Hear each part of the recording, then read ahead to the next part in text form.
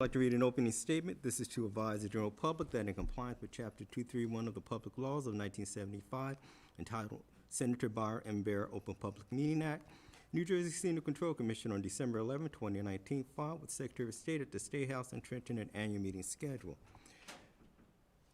The use of cell phones in the public room while the commission is in session is prohibited. Any member of the public who wishes to address the commission will be given the opportunity to do so before the commission adjourns for the day.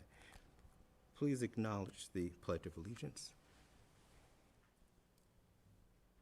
Allegiance to the flag of the United States of America and to the republic for which it stands, one nation, under God, indivisible, with liberty and justice for all.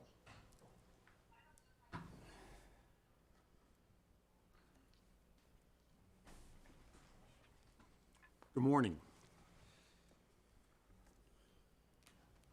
I would like to say to the thousands of our neighbors who work in this industry and in the vital hospitality jobs in our region, we know many of you are still suffering. We welcome back many of you and look forward to the day when all of the properties are again operating at full capacity. From Governor Murphy on down, the state and the city has worked hard to provide a safe environment for you to work and where guests can feel safe taking advantage of leisure activities once again, and will continue to do so. I am pleased to be able to chair this meeting from the Commission's offices in Atlantic City, and I welcome everyone who is joining us remotely today. As a measure to mitigate the spread of COVID-19 and to protect the health and safety of meeting participants, as well as members of the public interested in attending the meeting, the Commission is using remote collaboration technology for meeting participants. The public is able to listen telephonically by calling the telephone number and access number provided on the Commission's website, as well as through your YouTube channel. We will accept public comment via email. Public comments can be sent to public.comments@ccc.state.njus, beginning now and any time throughout the meeting, ending at the time of adjournment. This meeting is being transcribed as well as recorded, and the minutes will be available on our website in due course. To all callers, if you experience technical issues during the meeting, please disconnect and call back. There are 2 telephone numbers on our website you can call. If this does not resolve your issue, please send an email to public.comments@ccc.state.njus with your contact information, and someone from the Commission staff will contact you. To meeting participants, callers, I ask that you follow the instructions provided with the web link or audio call in code and place your phones on mute until your matter is called. Also, please identify yourself before speaking. Finally, I would like to thank the Commission staff for making this meeting possible today with the additional video component. I also want to thank the Division of Gaming Enforcement and all the meeting participants for their willingness to be flexible and adapt so this meeting could move forward today. Diana? Good morning, Mr. Chairman. Please answer when I call your name for the roll, please. Commissioner Cooper? Here. And Chairman Pelosi? Here. There was no closed session held this meeting. The first item on the agenda for your consideration is the ratification of the minutes of the June 10, 2020 meeting. Are there any questions for council? Hearing none, is there a motion? Mr. Chairman, I move to ratify the minutes of the June 10th, 2020 meeting. I'll second that motion. Any further discussion? Hearing none, all in favor say aye. Aye. Aye. Opposed? Ayes have it. Thank you. Item number 2 are applications for initial casino key employee licenses. They include 2A, William S. Costorgo, B, Kayla M. O'Connor, and C, Eileen G. O'Prey.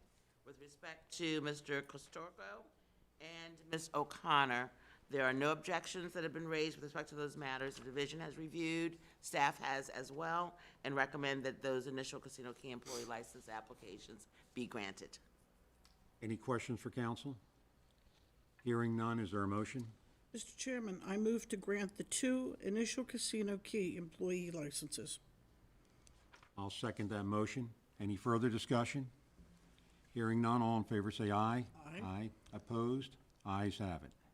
With respect to Ms. Leprey, an objection has been raised by the division. Staff has reviewed that matter and concurs, then recommend that it be remanded to the contested case process. Are there any questions for council? Hearing none, is there a motion? I move to remand for a hearing the initial casino key employee license application of Eileen G. Leprey. I'll second that motion. Any further discussion? Hearing none, all in favor say aye. Aye. Aye. Opposed? Ayes have it. Thank you. Item number 3 is consideration of the initial application of Andre E. Harvey for a casino key employee license. Senior Counsel Pipinelli is on the line to address that matter with you. Good morning, Chairman and Commissioner Cooper. Teresa Pimpinelli, Senior Counsel for the Commission of Hearing. For your consideration is the stipulation of settlement for the initial casino key employee license application of Andre Harvey. You have staff's memo on this matter. Jordan Hollander is appearing on behalf of the division. Good morning, Chairman and Commissioner Cooper. Jordan Hollander on behalf of the Division of Gaming Enforcement. The division would ask that the stipulation be submitted as approved. Thank you very much. Any questions for council? Hearing none, is there a motion? Mr. Chairman, I move to approve the stipulation of settlement between the division and applicant and grant the initial application of Andre E. Harvey for a casino key employee license, subject to compliance with the terms and conditions as provided for in the stipulation. I'll second that motion. Any further discussion? Hearing none, all in favor say aye. Aye. Opposed? Ayes have it. Item number 4 is consideration of the initial application of Edward Machinski for a casino key employee license. Again, Senior Counsel Pipinelli will be addressing that matter with you. Chairman and Commissioner Cooper, Teresa Pimpinelli here again. For your consideration is the stipulation of settlement for Edward Machinski's initial casino key employee license. You have staff's memo on this matter, and Jordan Hollander is appearing again on behalf of the division. Good morning, Chairman and Commissioner Cooper. Again, Jordan Hollander for the division. We have, as Senior Counsel Pimpinelli stated, we have reached a stipulation of settlement in this matter, and we would ask that the stipulation be approved as submitted. Thank you. Any questions for council? Hearing none, is there a motion? Mr. Chairman, I move to approve the stipulation of settlement between the division and applicant and grant the initial application of Edward Machinski for a casino key employee license, subject to compliance with the terms and conditions as provided for in the stipulation. I'll second that motion. Any further discussion? Hearing none, all in favor say aye. Aye. Aye. Opposed? Ayes have it. Item number 5 is consideration of the initial application of Matthew Madinski for a casino key employee license. Again, Senior Counsel Pipinelli will review that with you. Chairman and Commissioner, Teresa Pimpinelli here again. Before you is a stipulation of settlement for Mr. Madinski's initial casino key employee license application. Again, you have staff's memo on this matter. Jordan Hollander is again appearing on behalf of the division. Good morning, Chairman and Commissioner Cooper. Jordan Hollander for the division. Senior Counsel Pimpinelli has outlined we have reached a stipulation of settlement in this matter, and we would request that the stipulation be approved as submitted. Any questions for council? Hearing none, is there a motion?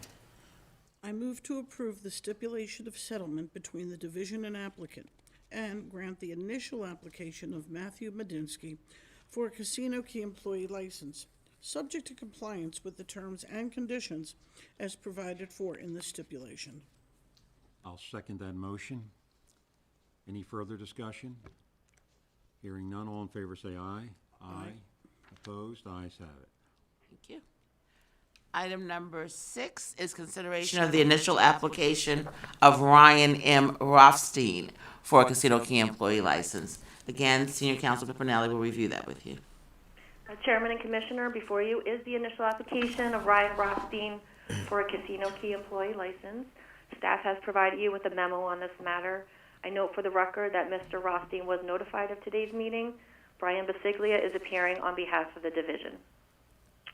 Good morning, Chairman and Commissioner. Brian C. Basiglia on behalf of the Division of Gaming Enforcement. Mr. Rothstein, as outlined in the memo, has failed to attend the last two scheduled conferences and generally shown no interest in the contested case process. Therefore, at this point, the Division must ask that his application be denied. Any questions for counsel? Hearing none, is there a motion? Mr. Chairman, I move to A, find Ryan and Rothstein disqualified pursuant to NJSA 5:12-80 B and D and NJSA 5:12-86 and NJSA 5:12-89, and B, deny his initial application for a casino key employee license. I'll second that motion. Any further discussion? Hearing none, all in favor say aye. Aye. Opposed? Ayes have it. Item number 7 is consideration of the initial application of Robert H. Patel Jr. for a casino key employee license. Again, that's Senior Counsel Pipinelli's matter to review with you. Chairman and Commissioner, for your consideration is a stipulation of settlement for Mr. Patillo's initial casino key employee license application. You have staff memo for this matter. Jordan Callender is appearing on behalf of the Division. Good morning, Chairman and Commissioner Cooper, Jordan Hollander for the Division. We have reached a stipulation of settlement in this matter. We would ask that the stipulation be approved as submitted. Thank you very much. Any questions for counsel? Hearing none, is there a motion? Mr. Chairman, I move to approve the stipulation of settlement between the Division and applicant and grant the initial application of Robert H. Patillo Jr. for a casino key employee license, subject to compliance with the terms and conditions as provided for in the stipulation. I'll second that motion. Any further discussion? Hearing none, all in favor say aye. Aye. Opposed? Ayes have it. Thank you. Item number 8 is consideration of initial application of Sadia Zaman, also known as Sadia Kahal, for a casino key employee license. Again, that's Senior Counsel Pipinelli. Chairman and Commissioner Cooper, Teresa Pimpinelli, Senior Counsel here. For your consideration is the initial application of Ms. Zaman for her initial casino key employee license. Staff has provided you with their memo for this matter. Brian Basiglia is appearing on behalf of the Division. Thank you. Commissioners, the Commission is in receipt of the Division's June 24th, 2020 supplemental letter report, which now recommends grant. The letter explained how Ms. Zaman addressed the issues that originally called the Division to bring her into the conference process, and the Division will answer any questions you may have. Thank you. Are there any questions for counsel? Hearing none, is there a motion? Mr. Chairman, I move to grant the initial application of Sadia Zaman for a casino key employee license. I'll second that. Any further discussion? Hearing none, all in favor say aye. Aye. Opposed? Ayes have it. Thank you. Item number 9 is the stipulation of settlement in the initial application of Joanna Martinez for a casino key employee license. Again, Senior Counsel Pipinelli. Hello again, Chairman and Commissioners. Teresa Pimpinelli, Senior Counsel here. For your consideration is the initial application of Joanna Martinez for a casino key employee license. Supplemental letter report was filed. You have staff memo for this matter. Brian Basiglia is appearing on behalf of the Division. Thank you. The Division has nothing further in this matter and would ask that the Commission approve the stipulation as submitted with the conditions contained therein. Thank you. Are there any questions for counsel? Hearing none, is there a motion? Mr. Chairman, I move to approve the stipulation of settlement between the Division and applicant and grant the initial application of Joanna Martinez for a casino key employee license, subject to compliance with the terms and conditions as provided for in the stipulation. I'll second that. Any further discussion? Hearing none, all in favor say aye. Aye. Opposed? Ayes have it. Thank you. Item number 10 is consideration of the initial application of Nelson Velez for a casino key employee license. Again, that's Senior Counsel Pipinelli's matter. Chairman and Commissioner Cooper, Teresa Pimpinelli, Senior Counsel here. Your last casino key employee license matter for the morning is that of Mr. Velez. His initial application for his casino key employee license, a supplemental letter report was filed. You have staff's memo for the matter, and Brian Basiglia is appearing on behalf of the division. Thank you. Yes, the division filed a supplemental letter report on June 24th, 2020, outlining how Mr. Velez had satisfied the tax issues that had led the division to bring him into the conference process. The new letter now recommends grant, and the division will answer any questions you may have. Thank you. Are there any questions for council? Hearing none, is there a motion? Mr. Chairman, I move to grant the initial application of Nelson Velez for a casino key employee license. I'll second that motion. Any additional discussion? Hearing none, all in favor say aye. Aye. Opposed, ayes have it. Item number 11 is the joint petition of Marina District Development Company, LLC, and MGM Resorts International requesting permission for Scott Wessel to assume the duties and exercise the powers of Senior Vice President, Technology and Digital Solutions of MGM Resorts International, pending his plenary qualification. Again, that's Senior Counsel Pimpinelli's matter. Chairman and Commissioner Cooper, Teresa Pimpinelli, Senior Counsel for the Commission of Hearing. For your consideration is the petition for temporary qualification of Scott Wessel. You have been provided with staff's memo. A draft resolution was circulated to the parties. I believe Pat Madamba is here on behalf of petitioners, and Tracy Richardson is here on behalf of the division. Good morning, Chair, member of the Commission, Pat Madamba, on behalf of Marina District Development Company, MGM, and Mr. Wessel. We reviewed the resolution, and it's acceptable in form and substance. Thank you very much. Good morning, Mr. Chairman and Commissioner Cooper, Tracy Richardson for the Division of Gaming Enforcement. You have our letter of July 10th with no objection to the temporary qualification of Mr. Wessel. We've also reviewed the draft resolution and have no objections. Thank you. Are there any questions for council? Hearing none, is there a motion? Mr. Chairman, I move to adopt the draft resolution and authorize Scott Wessel on a temporary basis and prior to his plenary qualification to assume the duties and exercise the powers of Senior Vice President, Technology and Digital Solutions of MGM Resorts International, subject to the conditions contained in NJSA 5:12-85.1C and NJAC 13:69C-2.7. I'll second that. This was a Any roll further call, Mr. discussion? Chairman. I forgot to note this is a roll call. Any further discussion? Hearing none, roll call, please. Commissioner Cooper? Yes. And Chairman Pelosi? Yes. Thank you. I would make mention that if you're not speaking, please put your phone or your mic on mute, please. We're getting some reverb.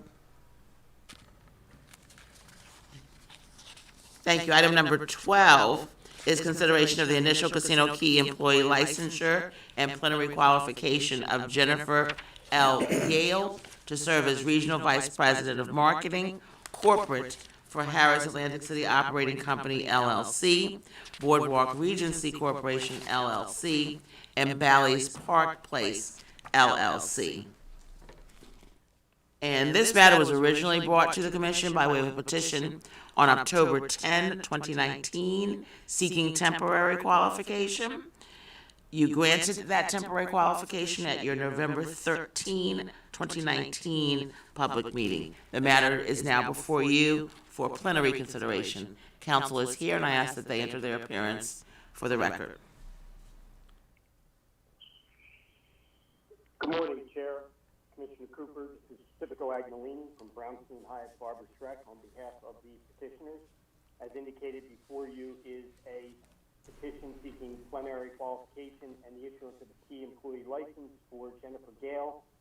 We have reviewed the resolution, have no comments, and would ask that the release request to be granted. Thank you.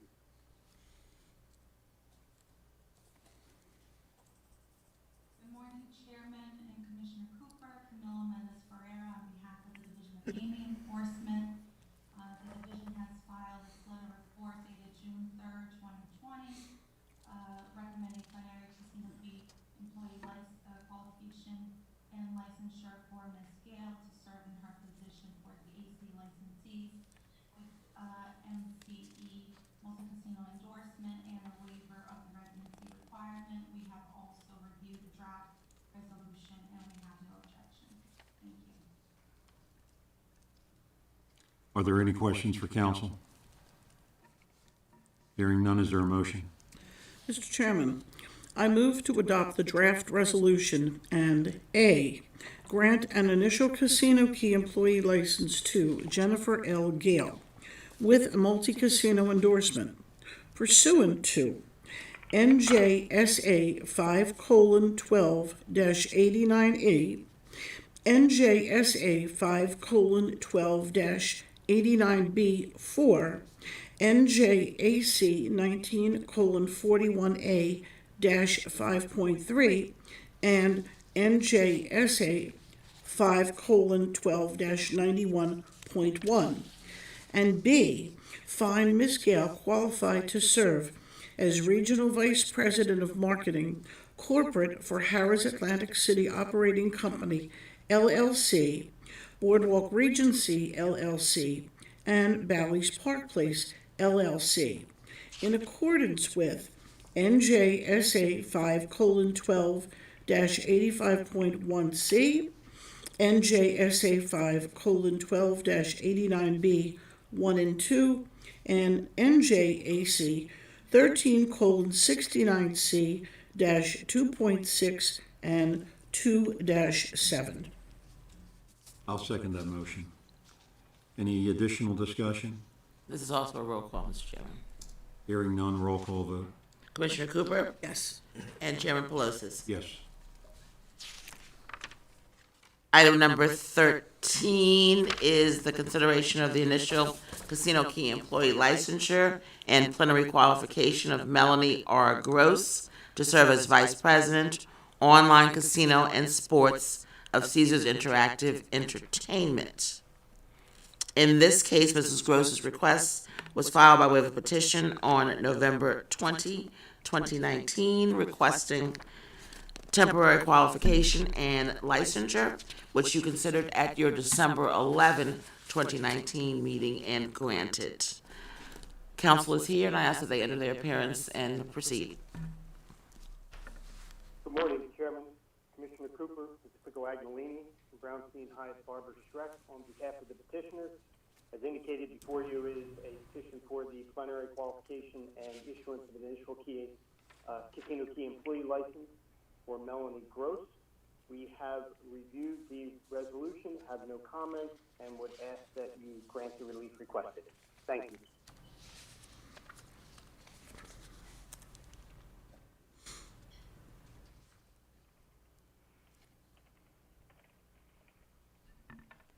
Camilla, we can't hear you. Unmic, unmute yourself.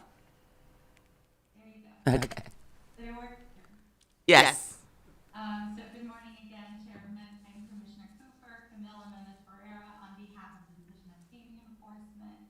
You have our letter report dated June 3rd, 2020, recommending the plenary casino key employee licensure and plenary qualification for Ms. Gross to serve as Vice President of Online Casino and Sports for CIE and CIE New Jersey. The division has also reviewed the draft resolution, and we have no objections at this time. Thank you. Any questions for council? Hearing none, is there a motion?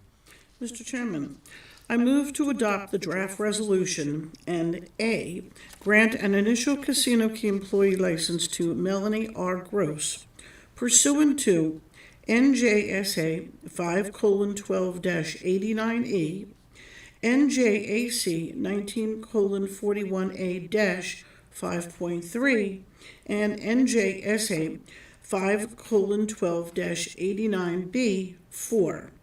And B, find Ms. Gross qualified to serve as Vice President of Online Casino and Sports for Caesars Interactive Entertainment, LLC, and Caesars Interactive Entertainment New Jersey, LLC, in accordance with NJSA 5:12-85.1C, NJSA 5:12-89B 1 and 2, and NJAC 13:69C-2.7. I'll second that motion. Any further discussion? Hearing none, roll call vote. Commissioner Cooper Yes. and Chairman Pelosi. Yes.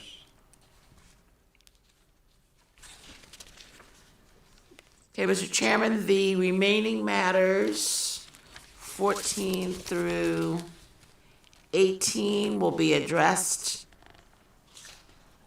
as a part of and after the hearing in the matter of the Caesars-Eldorado merger. So pursuant to discussions preceding this hearing, we are asking for a 20-minute recess to reset and prepare for those proceedings. So it's approximately 11 o'clock now. We'll reconvene at 11:20 today. So, thank you. Thank you.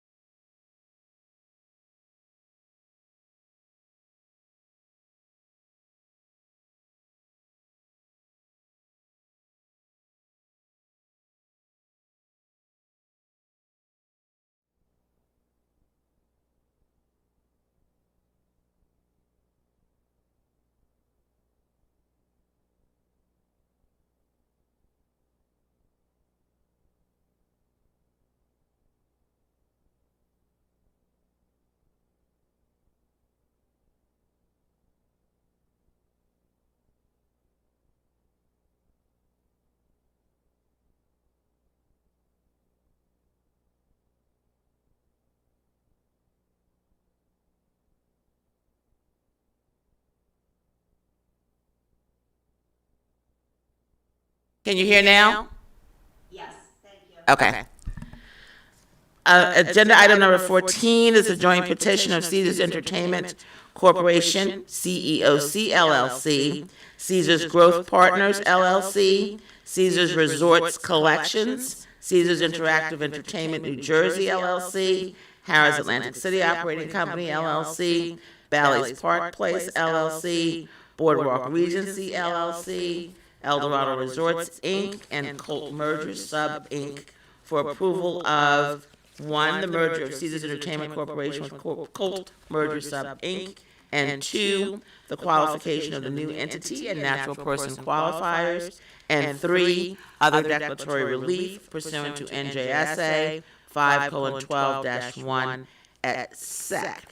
There will also be interrelated testimony with respect to that matter relative to agenda item 15, 16, 17, and 18, but I will call 16, 17, and 18 separately. I'm calling for the joint petition of Boardwalk Regency LLC, Bally's Park Place LLC, excuse me, Harrah's Atlantic City Operating Company LLC, Harrah's Atlantic City Propco LLC, Eldorado Resorts Inc., Vici Properties LP, Harrah's Atlantic City LLC, Caesars Atlantic City LLC, and Bally's Atlantic City LLC for a declaratory ruling pursuant to NJAC 19:40A 3.7, determining the licensing status of Harrah's Atlantic City LLC to serve as the landlord of Harrah's Atlantic City Operating Company LLC, approval of the sale of certain parcels of real property and the buildings and other improvements constructed thereon, approval of the lease as amended by and among Harrah's Atlantic City, Caesars Atlantic City LLC, and Bally's Atlantic City LLC as landlords, and Harrah's OpCo Boardwalk Regency LLC and Bally's Park Place LLC as tenants and for additional relief. Mr. Chairman? Thank you. Counsel, could you, please enter your name into the record for, in regards to this matter?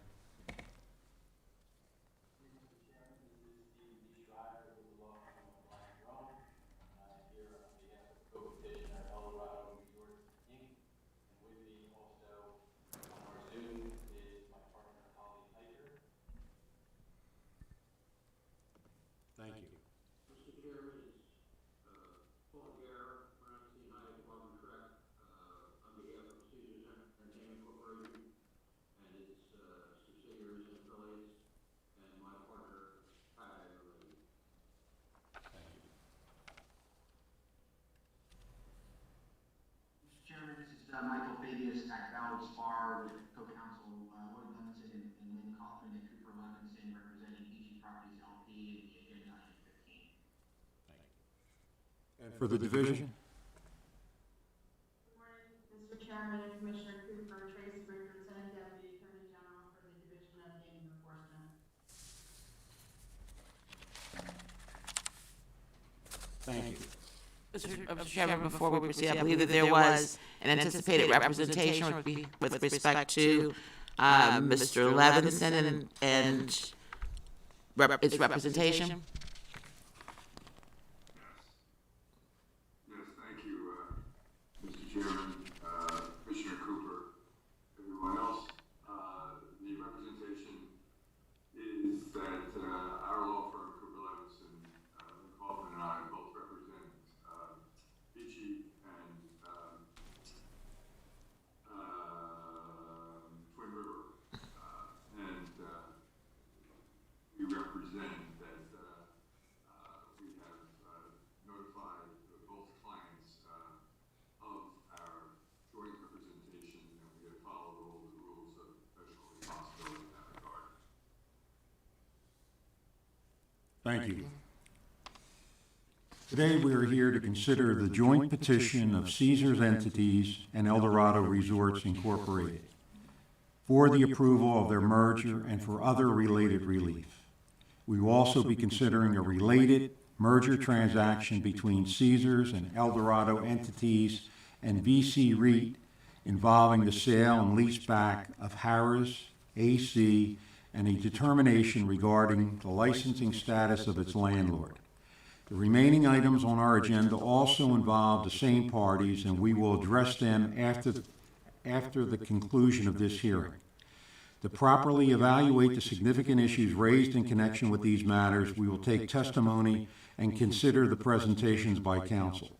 Before we begin, I understand there are several exhibits that have been pre-marked for identification. I understand that there are also some sealing requests pending for both, and those items are P5. Mr. Chairman, have Mr. Nance identify the items first to ensure that we all have clarity and we're all on the same page. Thank you, Darrell. Chair, Commissioners, the pre-marked exhibits are as follows. The Division of Gaming Enforcement submitted 4 exhibits. Pre-marked as D1 to D4. D1 is a report of the Division of Gaming Enforcement dated June 20, 2020 on the plenary qualification of Eldorado Resorts, Inc. as parent holding company of casino licensee Tropicana Atlantic City Corp., PRN 1351803. D2, Dr. Martin K. Perry, May 2020 report on undue economic concentration analysis related to the proposed merger of Eldorado and Caesars in Atlantic City, New Jersey. D3, public redacted executive report to Indiana Racing Commission. D4, Division of Gaming Enforcement recommended conditions.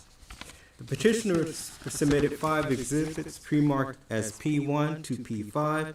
P1, Timothy Watts, September 6, 2019, economic analysis of the competitive effects of the proposed merger of Caesars Entertainment Corp. with Eldorado Resorts, Inc. on Atlantic City casino operations. P2, Dr. Timothy Watts, May 13, 2020, economic analysis of the competitive effects of the proposed merger of Caesars Entertainment Corp. with Eldorado Resorts, Inc. on Atlantic City casino operations. First Amendment to analysis of September 6, 2019. P3, New Jersey Casino Control Commission, exhibit to testimony of Timothy Watts, Ph.D. P4 is a slide presentation, and P5 is a trust agreement between Eldorado, Inc. and Nevada Corporation to be renamed Caesars Entertainment, Inc. and converted to a Delaware limited liability company. Caesars Resort Collections, LLC, a Delaware limited liability company, and John J. Farmer Jr. as trustees. These are the exhibits I have. Thank you. I understand that there are sealing requests pending for both P5 and D1 and D2. Does council want to be heard? Mr. Chairman, before we address the redaction request, may I just please correct the record regarding D1? I believe Mr. Nance referenced the plenary qualification report that the division filed regarding Eldorado Resorts when it acquired Tropicana. The exhibit for D1 is the division report on the merger relief petition, which is PRN 2481902. Thank you. We did that wrong. We did type that wrong. We did type that wrong.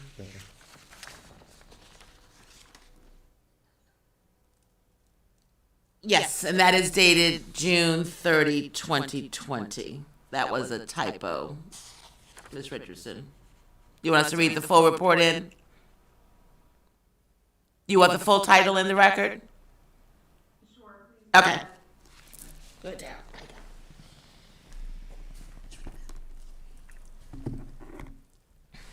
D1, report to the Casino Control Commission on the petition of Caesars Entertainment Corporation, CEOC LLC, Caesars Growth Partners LLC, Caesars Resort Collections LLC, Caesars Interactive Entertainment New Jersey LLC, Bally Park Place LLC, Boardwalk Regency LLC, Harris Atlantic City Operating Company LLC, Eldorado Resorts, Inc. and Cope Merger Sub, Inc. for approval of the mergers of Caesars Entertainment Corporation with Cope Merger Sub, Inc. and related relief, PRN 2481902.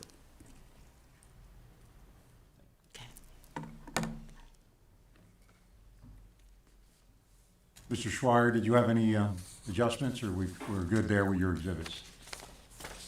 All of them we intend to introduce, Mr. Chairman. I will add that we filed a request to seal certain of those documents, and we've communicated with the division about that request. That request involves what is marked as D1, which is the division's report that we just spoke about, and also P5, which is the trust agreement. And as part of our request to seal, we indicated that the division has consented to the redactions that we requested with regard to those two, and we do not seek any redactions to any of the other documents that we are introducing in this proceeding. Thank you. Commissioners, are there any questions regarding the sealing request? For the division, Mr. Chairman. Oh, I'm sorry. Trace? Thank you, Mr. Chairman.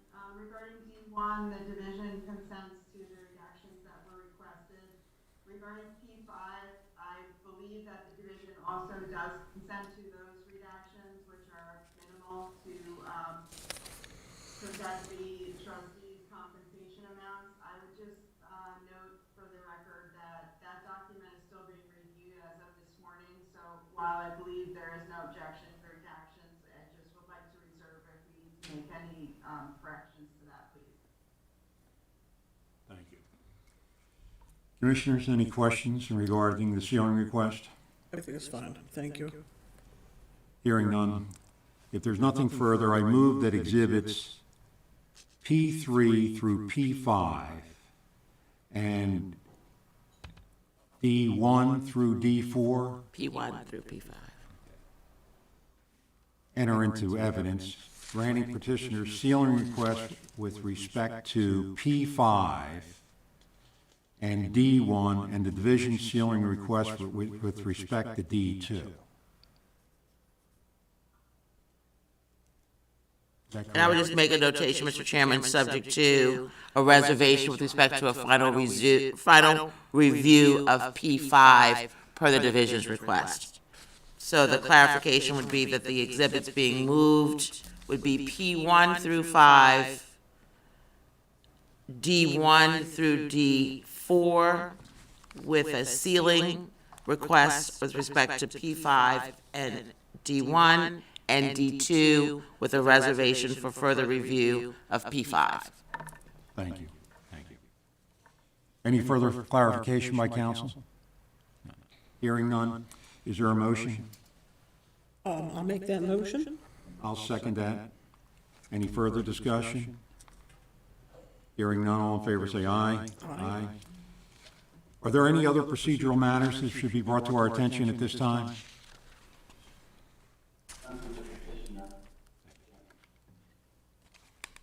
Hearing.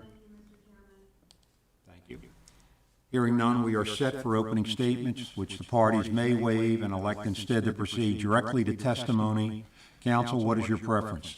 Mr. Schreier? I'd like to have a short opening statement, Mr. Chairman, so I will proceed with that if that's okay.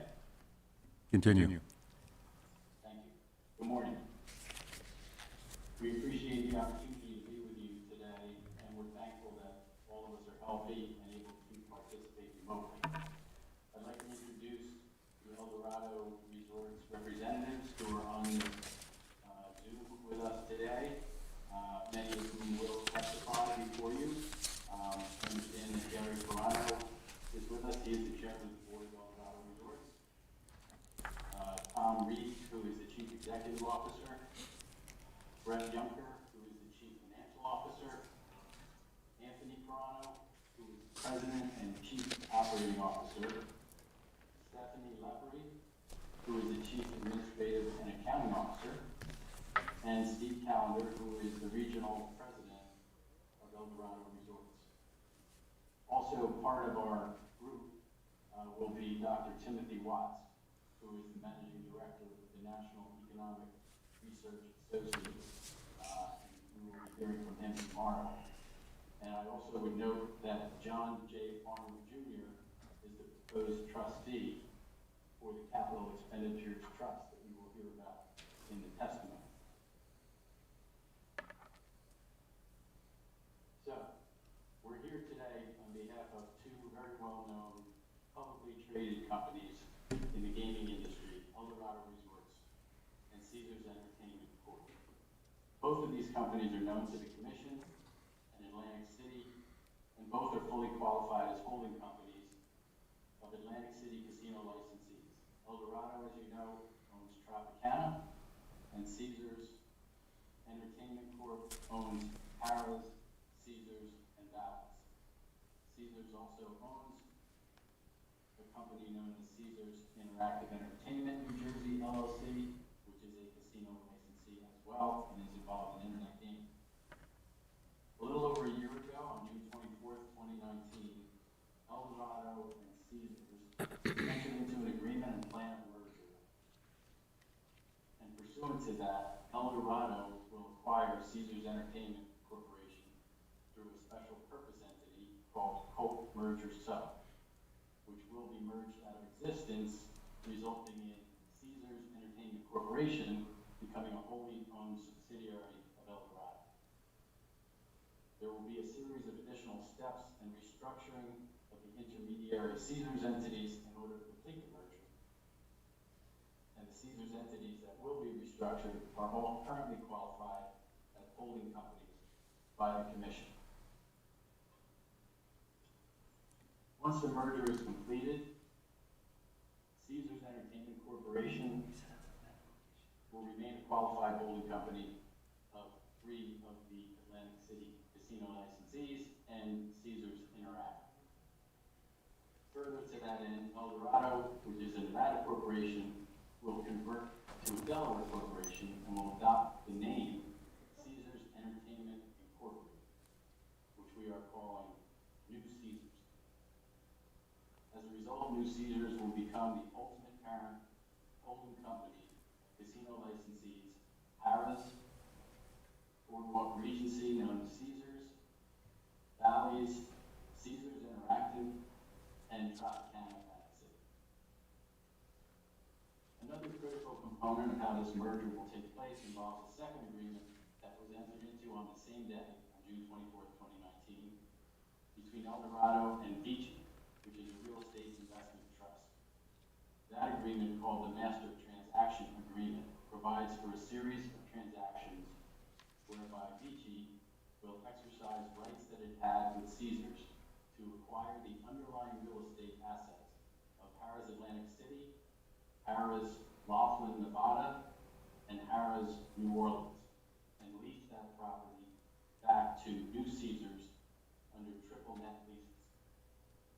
The master lease will be amended to add these properties, assuming that the Commission approves the sale and leaseback, and will contain exactly the same required provisions of the Act that pertain currently to Bally's and Caesars in Atlantic City, which were approved after the Caesars bankruptcy by this Commission. The purchase price for the Harrah's Atlantic City land is approximately $600 million. With the other lease modifications outlined in that master transaction agreement with Beachy and the proceeds from this sale of Harrah's, approximately $3.2 billion will be generated to fund the merger. As set forth in our petition, co-petitioners Caesars and Eldorado are before you today to seek approval of this merger. The parties have obtained approval of over 20 gaming boards since the deal was announced, and this is the last approval that they need to obtain. The Division of Gaming Enforcement has put in enormous time and effort and generated a substantial report on the transaction. We greatly appreciate their efforts and their insights, and we have tried very hard to address their issues and concerns raised in their report. We are in unusual times, and as you all know, there are still uncertainties in our future. But I submit to you that when you hear the testimony and review the evidence that we will present to you today, one thing will seem certain, which is that the combination of these two unique companies will create a stronger and more resilient company than we would be alone.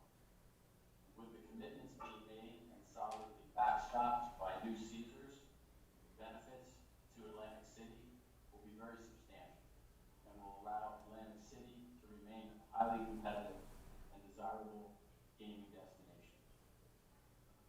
You have heard from Ms. Fauntleroy that there were 5 petitions pending and related to this transaction, and they're noted on your agenda as items 14 through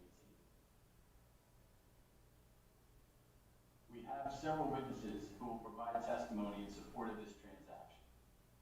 The goals of their testimony are fourfold. First, to explain the transaction itself and the details of that process.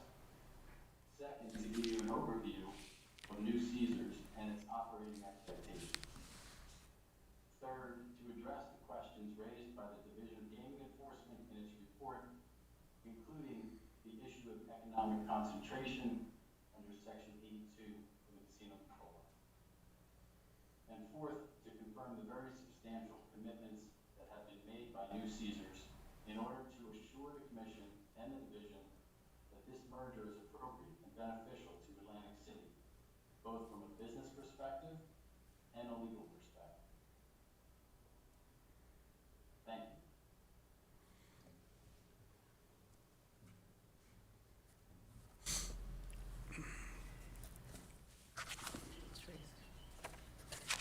You call Ms. Richardson. Ms. Richardson? Thank you, Chairman. As you said, today the Commission is considering the request of Eldorado Resorts Inc., which I'll refer to as either Eldorado or ERI, and Caesars Entertainment Corporation, referred to as Caesars or CEC, to approve a merger. ERI and CEC have also submitted requests for other relief, which may be needed in connection with or as a result of the merger if it is approved. The merger transactions, if you determine they should be approved, will result in the largest United States gaming company relative to the number of properties owned, operated, and managed. Since the merger was announced in late June 2019, the Division has undertaken extraordinary efforts to complete its investigation of these matters, resulting in a comprehensive 118-page report dated June 30th, 2020, which has been filed with the Commission and is now D1 in evidence. The Division also retained an expert, Dr. Martin K. Perry, to conduct an undue economic concentration analysis and complete a report. And Dr. Perry's May 27, 2020 report has also been filed with the Commission and is now D2 in evidence. Dr. Perry will further provide testimony regarding his report.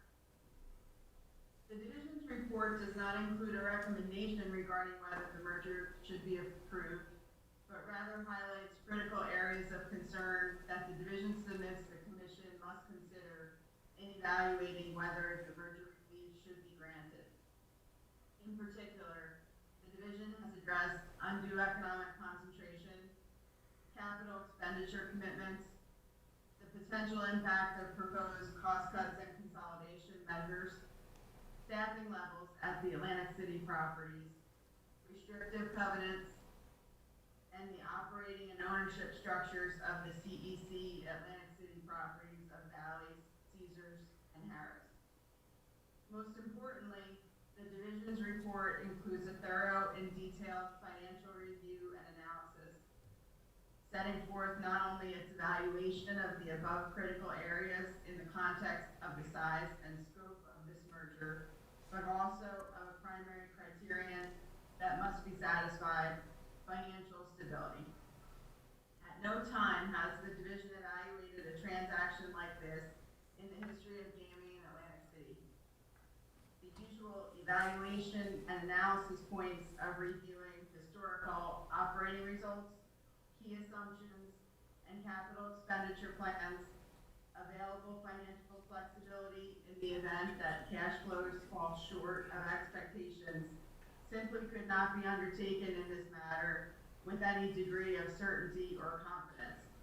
The current environment created circumstances surrounding the financial results of this proposed merger that cannot be accurately predicted at this time. On all of these noted critical areas, the Division looks toward testimony from Eldorado to address these matters. Pending the presentation of that testimony for the Commission's reference, division has prepared a list of conditions which have been marked in evidence as Exhibit D4.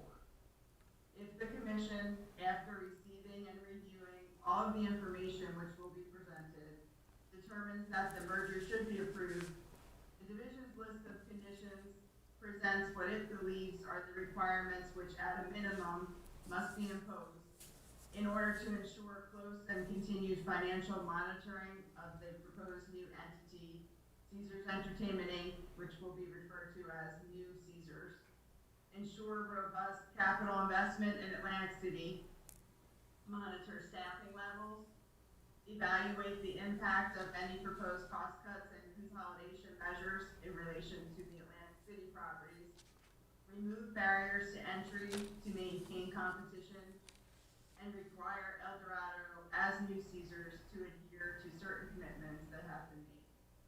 Thank you. Mr. Schreier, please call your first witness.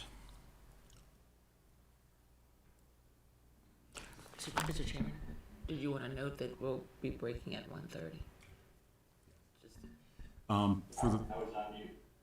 Apologies, Mr. Chairman. Eldorado will call Thomas Reeg. And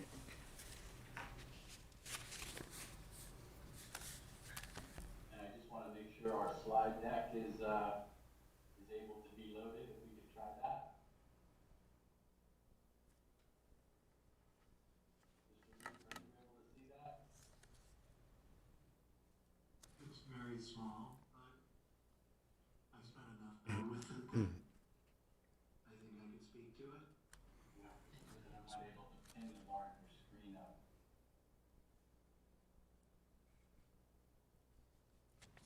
There we go.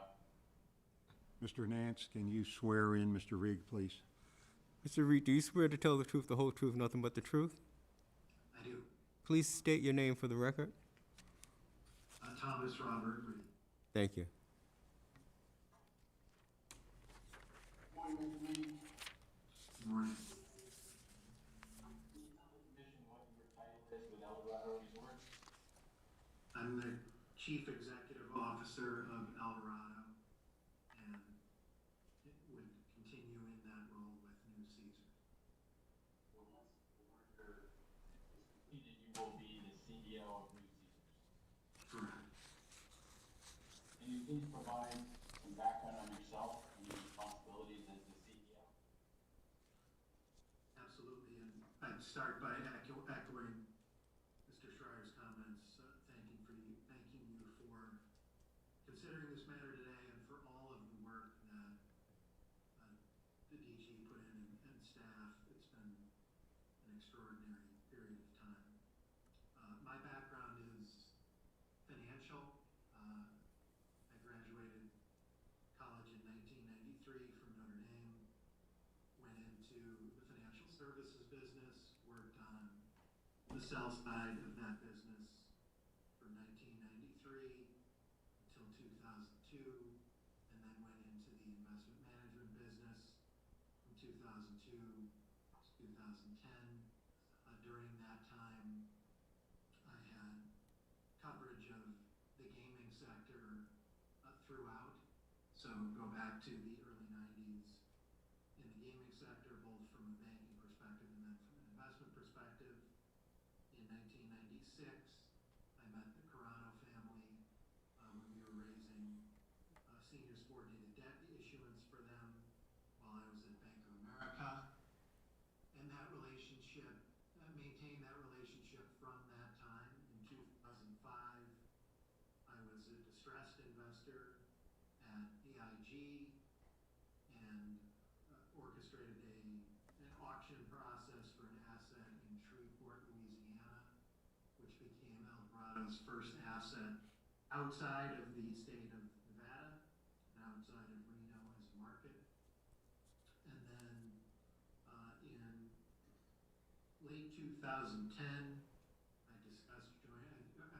post that Shreveport acquisition in 2007, I joined the board of the private Eldorado Resorts LLC, and I've been on that board through its iteration today and remain on the board of Eldorado.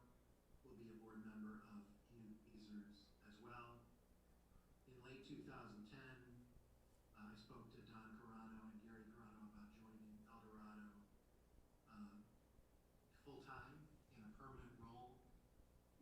strategic focus on driving the casino entity into the public markets. I joined as Senior Vice President of Strategic Development in early 2011.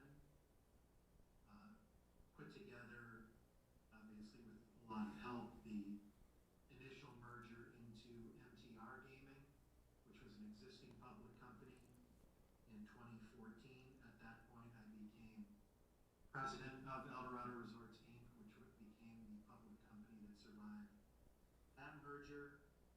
I then was working strategically on subsequent transactions that included the purchase of Isle of Capri Casinos Incorporated, the Grand Victoria asset from the Elgin Riverboat Partnership, the Tropicana Entertainment transaction, which brought us into Atlantic City, and then the Caesars transaction that's before the commission today. Thank you. In June of 2019, you appeared before the commission here pertaining to Eldorado receiving its plenary casino license qualification to be a holding company and own Tropicana Atlantic City. Soon thereafter, the company entered into agreements to merge with Caesars Entertainment. I'm wondering if you could please provide the commissioners with the background on that transaction. If you could flip the slide, thank you. Sure. So we, in June of 2018, or I'm sorry, in August of 2018, Caesars had reported a quarter that was not well received by the investment community. We had relationships with investors in Caesars that had expressed their dissatisfaction with the direction of Caesars and had encouraged us to reach out to the company and see if there was a transaction to be put together with Caesars. We knew multiple board members of Caesars and reached out through them to discuss a potential merger transaction. There were brief discussions at that point that were subsequently shelved when Caesars board told us that they were not interested in pursuing a transaction at that time. Subsequent to that, there were press reports of Carl Icahn accumulating a position in Caesars. We had done the Tropicana Entertainment transaction with Mr. Icahn. At a dinner post that transaction with Mr. Icahn, we had briefly discussed the possibility of Caesars ultimately being merged into Eldorado. It was really just a passing conversation at that point. Once the press reports became public of Mr. Icahn's position, we reached out to Mr. Icahn and his group to discuss a potential merger, reiterate our interest in a transaction.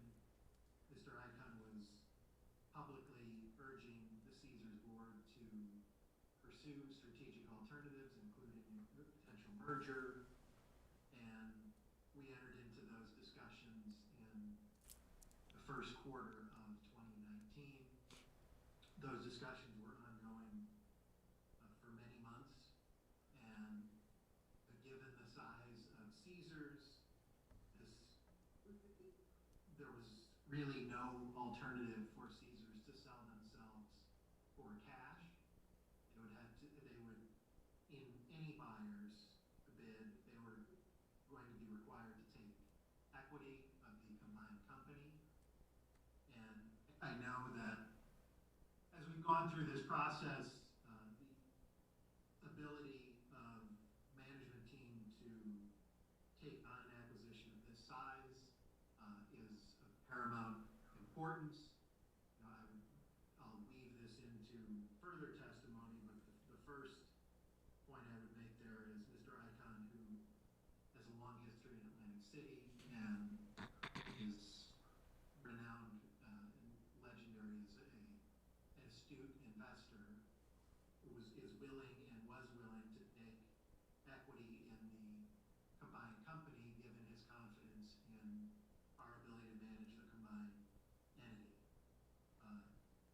those transaction discussions concluded in the middle of June of last year, as you said, shortly after I was in front of, we were in front of Atlantic City for our licensing. And on June 24th, we announced the transactions before the commission today.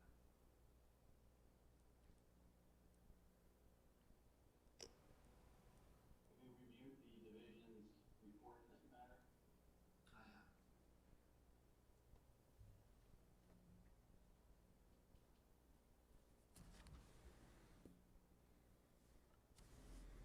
Can you tell the commissioners, if we could flip the slide, please, what made this deal attractive? You know, Rob? Right, from the outside, we have been, that's done, as I've said, a number of transactions, and we believe that the casino business is best managed in a decentralized fashion, where the operating teams closest to your customers are making most of the operating decisions based on a framework that you set out for them, rather than a command and control structure from a centralized organization that in many cases is thousands of miles away from the customer. So that has been a theme of what we have done over the years in terms of putting companies together. Caesars had developed over the last several years the opposite structure, a highly centralized structure based in Nevada that, in our view, led to inefficiencies in operations, excess cost in the business that are kind of what I would call traditional focus of M&A. The unique piece of Caesars is they have a history as a legendary brand in the business in a number of areas, but kind of the gold standard in the past from a brand standpoint. The fact that they were potentially available in the Caesars Rewards program for customer retention and development is unmatched in the business. We had long admired it from afar. All of us in this sector have Players Club programs that link properties throughout their system. We are among them. Nobody in this business has the cross-market play that Caesars has generated and demonstrated over the years. So those were the key pieces that were appealing to us in the transaction and remain appealing to us today. And as part of that transaction, how did you view Atlantic City fitting into that rationale? Well, as the commission notes, we came into Atlantic City at a time when others were questioning, is this a market that you'd like to come into, given all of the competition that opened on the Eastern Seaboard? But we look to the history and the strength of Atlantic City as positives, and we've had a positive experience with Tropicana since we've opened, despite the additional competition added by Hard Rock and the reopening of Ocean. We've been able to hold our own through that, and we think that we know that when we acquire Caesars, in addition to the positive attributes that I was talking about earlier and the fantastic management talent that we're going to add throughout the company, we acquire their negatives as well. And the performance in Atlantic City, we were viewing from afar, was not keeping up with the rest of the market. We think there is opportunity, and we're willing to invest capital that will be discussed in greater detail later to bring these properties back to where they need to be from a competitive standpoint. But Atlantic City is going to be a significant piece of this combined company. You know, on an EBITDA basis, Atlantic City should be north of $200 million of EBITDA in a company that will do, you know, approaching $4 billion, but that's across over 50 properties across the country. So New Jersey will be an important market for us, and we're excited to become more involved through this acquisition. Mr. Reeg, when this deal was announced in June, things were a bit different than they are today. How do you see the transaction today in light of some of the events that are occurring with the pandemic, for example? Is it still an attractive proposition? That was a key question for us in the over the last several months. This crisis has been, I don't have to tell members of the commission that this crisis has been extraordinary. But from a business standpoint, this has been the most trying time to run a casino company in the over 25 years that I've been involved around this business. We were making decisions that you never dreamed you would make. If you know, when you talk about the size of this company, you know, this combined company has closed and then reopened more than 50 properties over the past 3 months. We furloughed close to 95% of employees during those closings. We made decisions on how you would treat employees in terms of pay that while they were out of work, bringing them back, dealing with benefits. And at the same time, we were close to closing this acquisition. We were likely a month from being in front of most of the commissions that we've been in front of recently to reach final approvals as COVID spread across the country. And it was clear to us at that time that all of the opportunity that we saw within Caesars when we underwrote the transaction was still there. And it became a question of, can you get to that point? And the key to that was, can you bridge that financially? And how long is that bridge? When we put forth our April 30th projections that are a part of the record now, we were, as it turned out, conservative relative to what has happened since reopening. But it was important to us to put numbers in that reflected a scenario that was clearly a test, but represented what could happen as we went through reopening. We're pleased to report that we've outperformed those numbers.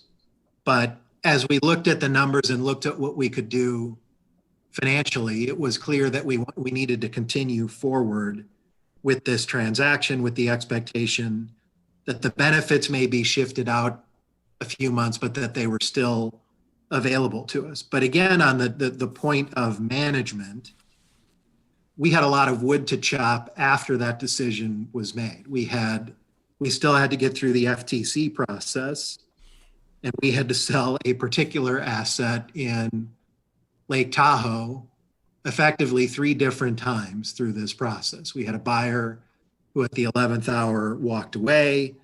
We had another buyer that the FTC raised doubts about, and we ultimately moved to Twin River as a buyer of that asset. That transaction was struck when there was not a casino open in this country. So to sell an asset in that time was an extraordinary effort by this management team. We then had to start to reopen these properties. We had to reopen more than 50 properties across the 2 companies. We were doing this when we're dealing with COVID from a business perspective, and there are members of this senior management team that were dealing with COVID in their homes at this time. So this was an extraordinary lift on both sides. We then had to go to the financial markets, and we had put forward financial structure in June of 2019 that obviously did not contemplate a 3-month shutdown between signing and closing. We were able, through the efforts of the entire management team, but particular efforts of Mr. Juncker, who the commission will hear from shortly, to raise over $8 billion of financing in a period of time where assets had been open for a handful of weeks. And to put us in a financial position that looks very similar to what was presented to this commission and presented to the investment community in June of 19. And then finally, we had to reopen these properties across the country with varying restrictions, develop a health and safety program with the help of medical experts that were on our payroll on both sides.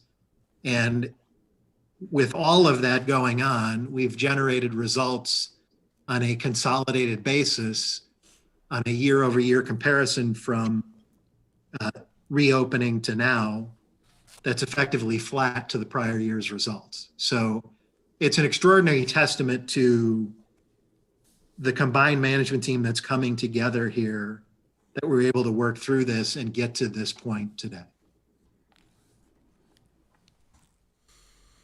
Yes, so as was noted, this is the largest gaming company transaction in history. Could you describe for the commission the basic terms of the transaction? Yes, so we are acquiring Caesars for a combination of cash and stock, $8.40 per share in cash, the remainder in stock. There has been some ticking fee, that has accrued in the interim that will be paid in cash in closing as well. The combined, excuse me one moment. I'm going to pull this up on my screen so I can see the numbers in front of me. I apologize.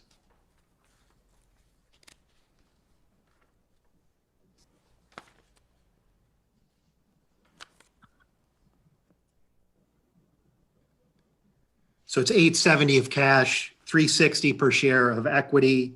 The aggregate cash consideration is approximately $7.5 billion. $3.2 billion of that cash is part of the master transaction agreement in connection with, it is in connection with the Vici master transaction agreement. We will issue over 77 million shares of stock to Caesars investors. That's over $3 billion of equity value, coupled with our $800 million equity offering that was priced and closed in June. That's nearly $4 billion of equity coming into this transaction. That's the largest equity issuance in connection with any previous gaming merger by a wide margin. Brett and I come from the fixed income background in investing and banking. We understand the importance of balance sheet, and there's going to be a great deal of discussion of that in the testimony. And there is understandably a great deal of focus in the DGE report there. But we feel that we've built a balance sheet that has just proven it can withstand a crisis, but is built to withstand a further crisis, should one arise. Eldorado is expected to own approximately 56% of the merged company, and we will change our name, as was disclosed before, to Caesars Entertainment, which is a clear indication of our view of the power of the Caesars brand. Mr. Reeg, so as of today, where is the company in quest for closing and approvals of this transaction? You can flip the slide, please. Yes, from an approval standpoint, we received Nevada approval last week, Indiana Gaming Commission approval last week as well, and Indiana Horse Racing Commission this past Monday, so that the only required regulatory approval that remains in front of us is the hearings this week in front of the New Jersey Casino Control Commission. All of the financing is in place, all of the cash, both the cash on our side and the cash that Vici will fund as part of the transaction is currently in escrow. The leadership team and the new board of directors are confirmed. There will be 6 board members from Eldorado, 5 members from the Caesars side. Operating integration that Anthony will go through is well ahead of prior transactions. That's a silver lining of the extra time that we've had, is we've had a lot of time to put together plans to hit the ground running on day one. As I've said, cash flows are well in excess of what was presented to the board, to the commission and the DGE on April 30th. We have agreement in place, or Caesars has agreement in place to sell Bally's to Twin River. Twin River is working through the regulatory process in New Jersey, and we're hopeful that will close by year end. And Ms. Richardson spoke of the conditions that were noted in the DGE report, and we are prepared to agree to all of the conditions that are listed in that report. Mr. Reeg, if I could just refer you back to the corporate leadership team. If we can flip these slides to the back 2 pages, 38 and 39, for the commission to review. Can you just briefly describe what this structure looks like and how it was created for New Caesars? Yes, as in our prior acquisitions, we expect to find significant management talent in the target company, and Caesars was no exception. In fact, they are exceptional in that area.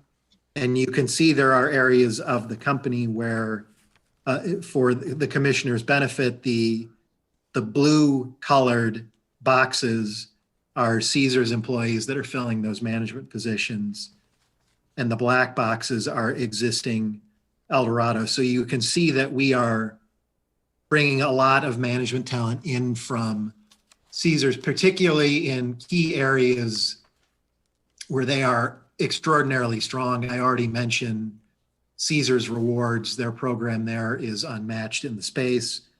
We're bringing that team into our organization. Caesars has a very well-developed compliance and AML function that we are going to go with as we move forward as a combined company.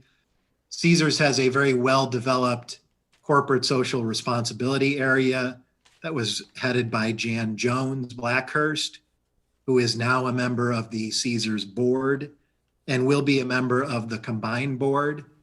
And Jan will chair a new corporate social responsibility committee at the board level. Ms. Leprey's testimony will go into greater detail here.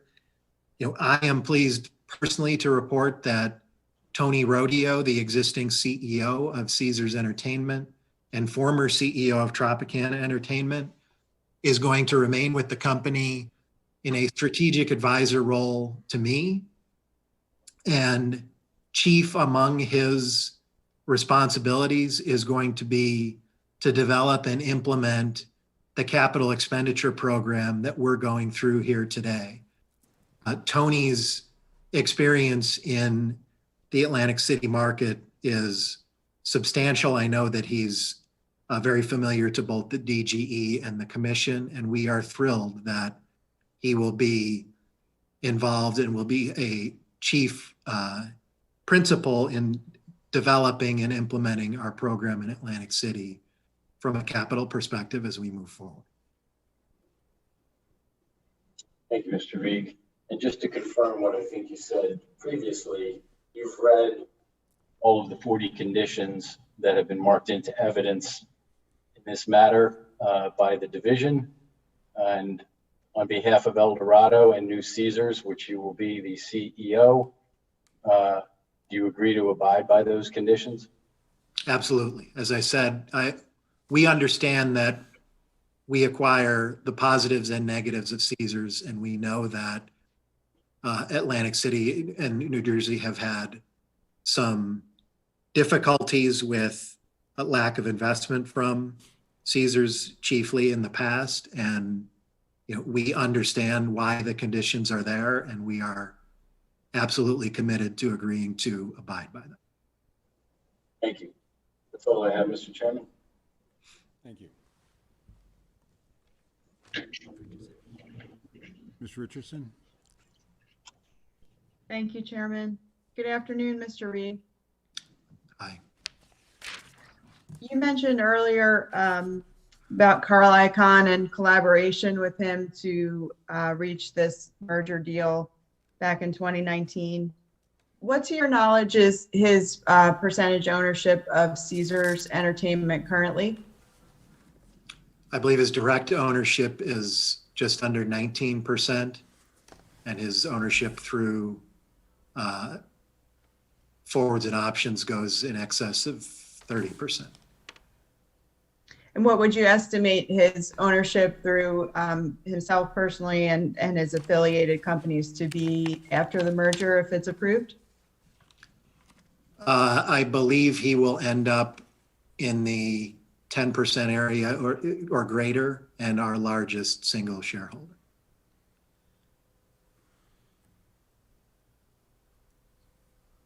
When you were discussing the organization of the combined company, you mentioned specifically Caesars AML program, which the division is familiar with. And you said also that that program is intended to be kept by New Caesars if it is a combined company? Correct. And the division did consider that program, and still does, to be robust and very staffed in an important area. So essentially, are you saying that you intend to keep the program as it exists under Caesars? Yes.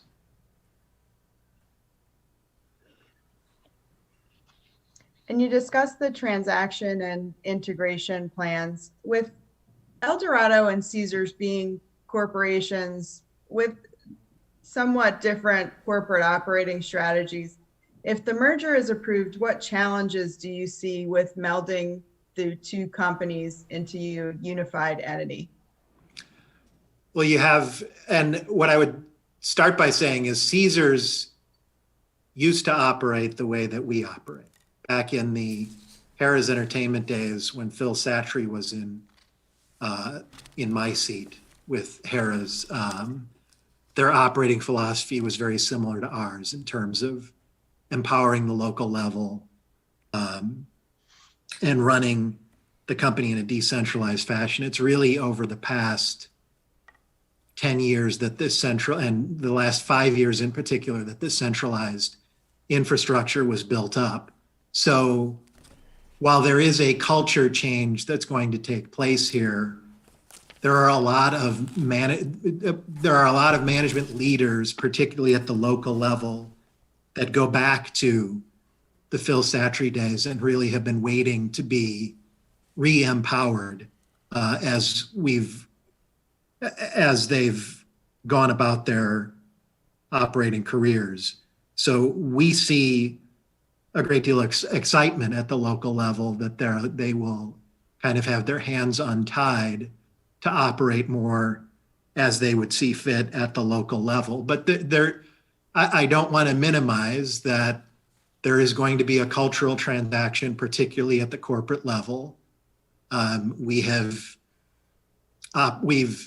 during this process, particularly because of what happened with the pandemic and the merger agreements that we've had to live under from an operating perspective, we've gotten a crystal clear view into the bureaucracy that exists within Caesars, and to dismantle that is not going to be a simple day one, just snap your fingers. It's going to be an education process, and this is how we do business. And this is what we have done in prior acquisitions. This is certainly a larger acquisition, but we have buy-in from the senior leadership team on both sides.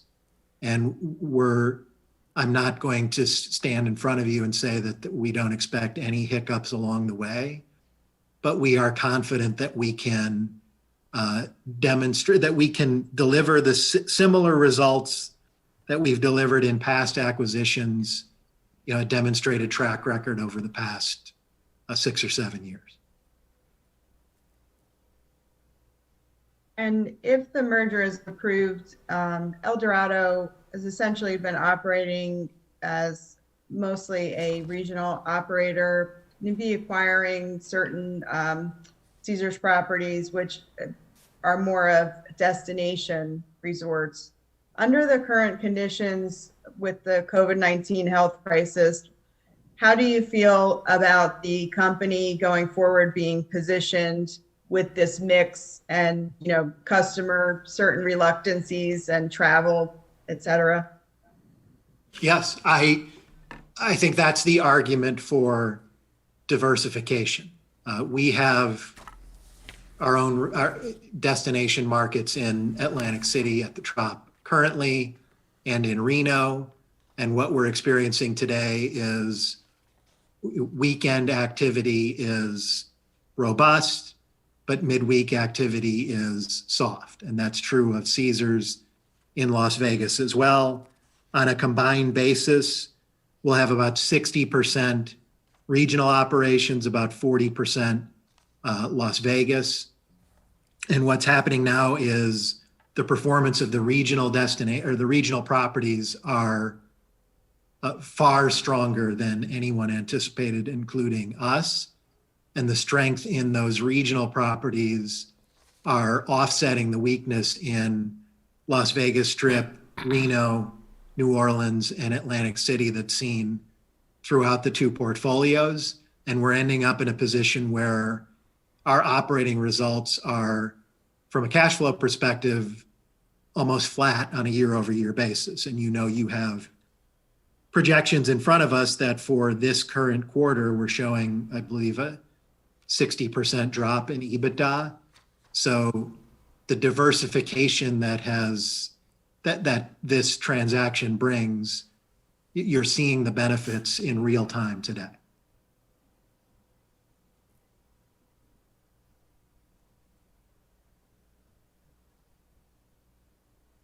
And turning topics here, you're aware that subsidiaries of CEC are parties to a master lease with subsidiaries of Vici Properties, Inc. Is that correct? Correct. And Vici Properties is a real estate investment trust, or a REIT as it's commonly known? That's correct. And Bally's and Caesars in Atlantic City are subject to that lease and under the REIT arrangement? Correct. And are you aware that this commission approved the bankruptcy restructuring and the REIT arrangement when Caesars Entertainment Operating Company completed its reorganization? I am aware.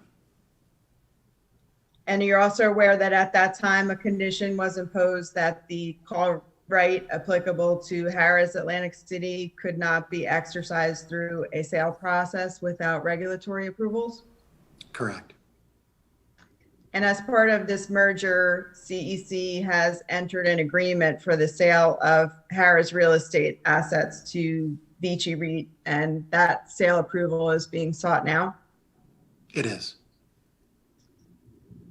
And there's a value of $600 million in proceeds that's attributable to Harrah's Atlantic City in connection with the overall sale of other 3 Harrah's properties, real estate assets to Vici. Is that correct?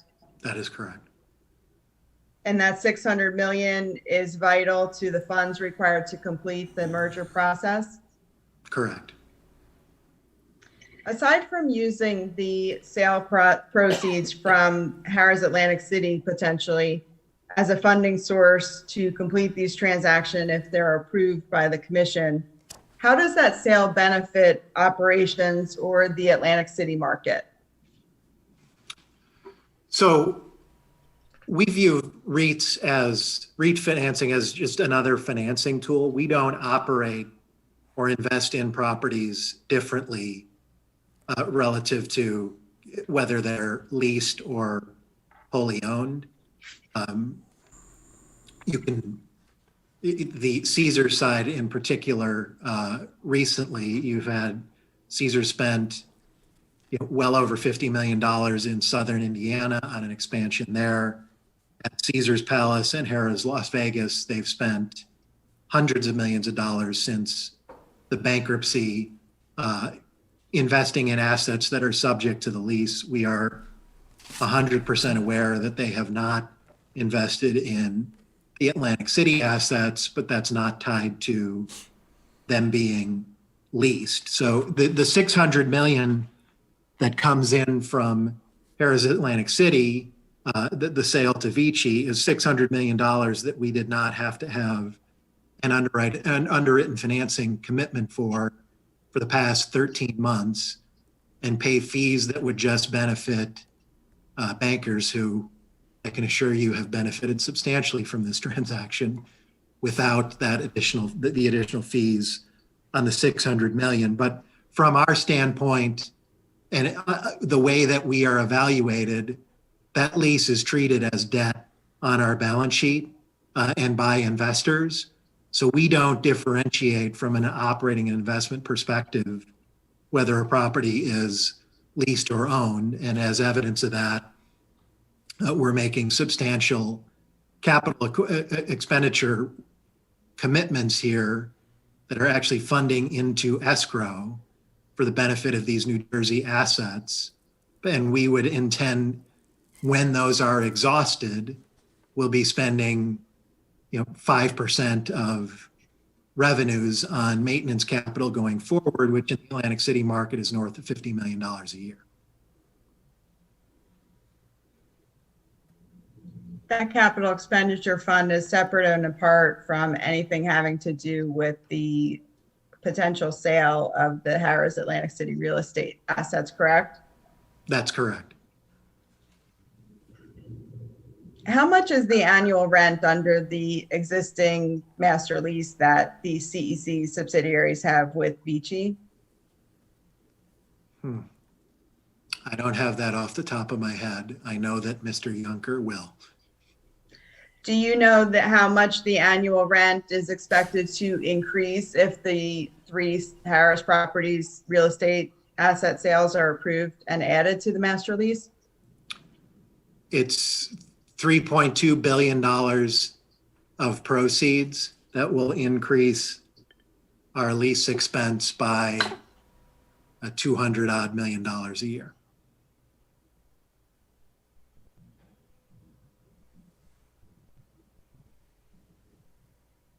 And are you aware of what the annual capital expenditure requirements will be under the amended lease if those new properties are included? I don't have that off the top of my head, but it's substantial. It's more than the Capex requirements in the Vici lease are higher than the Capex requirements in the GLPI lease, as an example. But if we spend the typical 5% of maintenance that we spend across all of our properties, we would meet the capital expenditure requirements.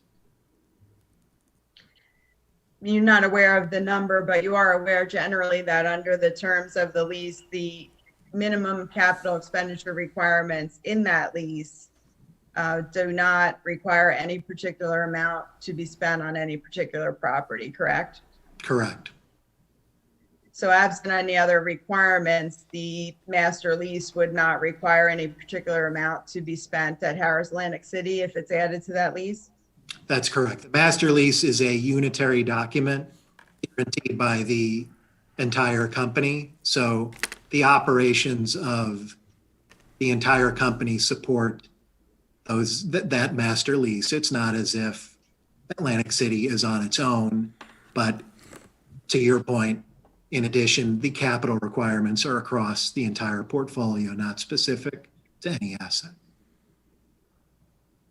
So to your statement then, for that matter, Bally's Atlantic City and Caesars Atlantic City similarly don't have specific directed capital expenditure requirements that are through the lease, correct? And there's also a request pending to amend the master lease between CEC and Vici before the commission. Is that correct? Correct. What's the nature of the proposed amendment? So it's there's multiple pieces, and Mr. Yunker can get into more specifics, but we bring Harrah's Atlantic City, Tropicana Laughlin, Harrah's New Orleans into that master lease. Those are the call option assets that are a piece of this. There are other more technical changes, but that's the biggest piece of the amendment. And outside of the Harris transactions, there is also a request to the commission to amend that lease for immediate relief. Is that correct? Correct. And what is that for?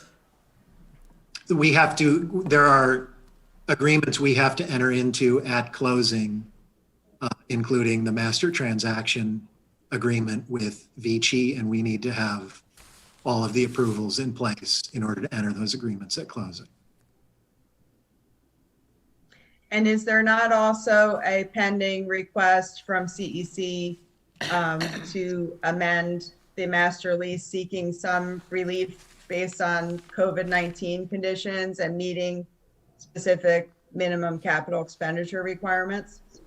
There's been a recalculation of, or an amendment that allows for a recalculation of the 3-year rolling Capex requirement because of the COVID situation over the past 3 months. Can you explain that proposed amendment for the commission? It effectively, there's a minimum annual requirement and there's a 3-year rolling requirement in the lease.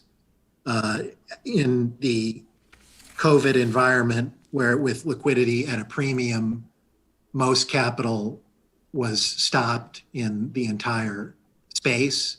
And so there's an easing of the requirement in terms of how the 3-year calculation is done. You basically get a mulligan as a golf term, where you're not penalized for the freeze during COVID.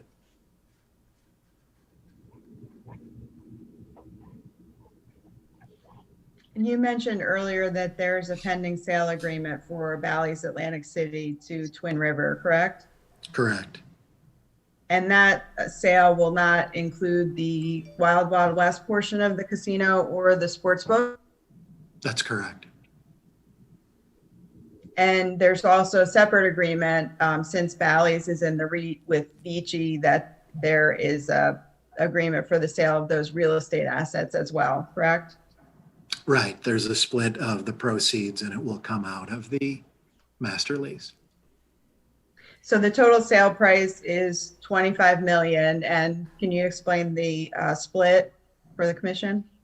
The Vici will get the vast majority of the proceeds, as the value is deemed to be primarily real estate operations, not casino operations. I would tell the commission that that transaction was in process on the Caesars side, and it was entered into and executed by Caesars. So we were not directly involved in those negotiations. We ultimately had to approve the transaction, but we were not a party to it being put together. And understanding that Eldorado did not negotiate that deal, but Caesars is to receive approximately $6 million from that sale. What's your view on the disposition of that property where there's really a minimal gain to Caesars? I think it allows us to focus on Caesars, Harrah's, and Tropicana, and direct our capital to where if you spread it across an additional property, it would likely not have the same impact. We were mindful that there were concentration concerns from the DGE, and that we had an opportunity to reduce our concentration in the market, focus our efforts on the assets that we most wanted to invest in. And so we think it was a good outcome for New Caesars and for the state.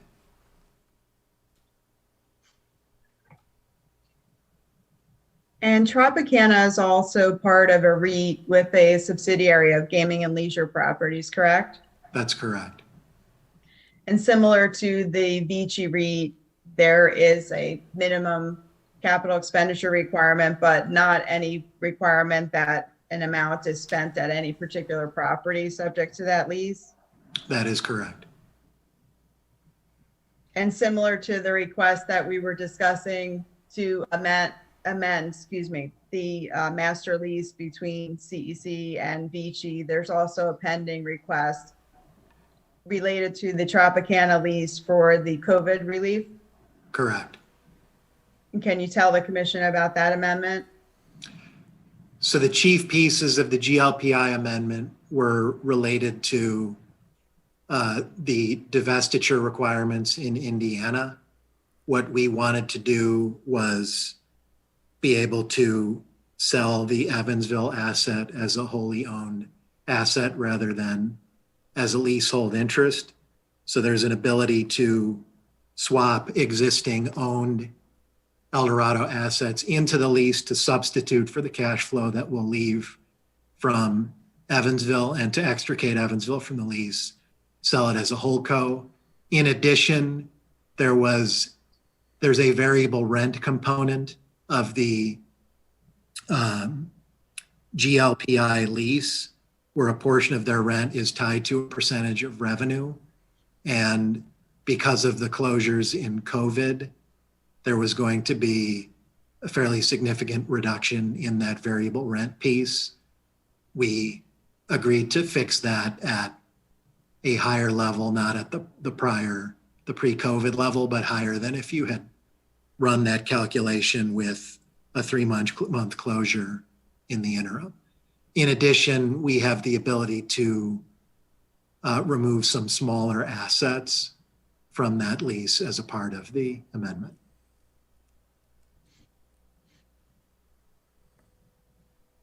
And does that proposed amendment seek relief similar to the Vici amendment for COVID relief related to capital expenditure requirements under the lease? I believe so, but it's a different there isn't the 3-year rolling average requirement there. So it's more of a waiver until we get to, or once we got to the crisis, and should be back to normal quickly. And as you're aware, and you've addressed earlier, the divisions raised serious concerns about the need for capital expenditures or Capex at the CEC Atlantic City properties, correct? Correct. And you mentioned this as well, but after several discussions with the division, Eldorado has committed to establish a pre-funded account of $400 million to be held in trust for capital expenditures in Atlantic City over a 3-year period. That's correct. And given the pending sale of Bally's, if that sale is not completed, an additional $125 million will be added to that trust to spend on Bally's Atlantic City. Correct. And that Capex trust account will be subject to a trust agreement Yes. and supervised by a trustee. Correct. It was mentioned that John Farmer is going to be that trustee. You're aware of that? I am.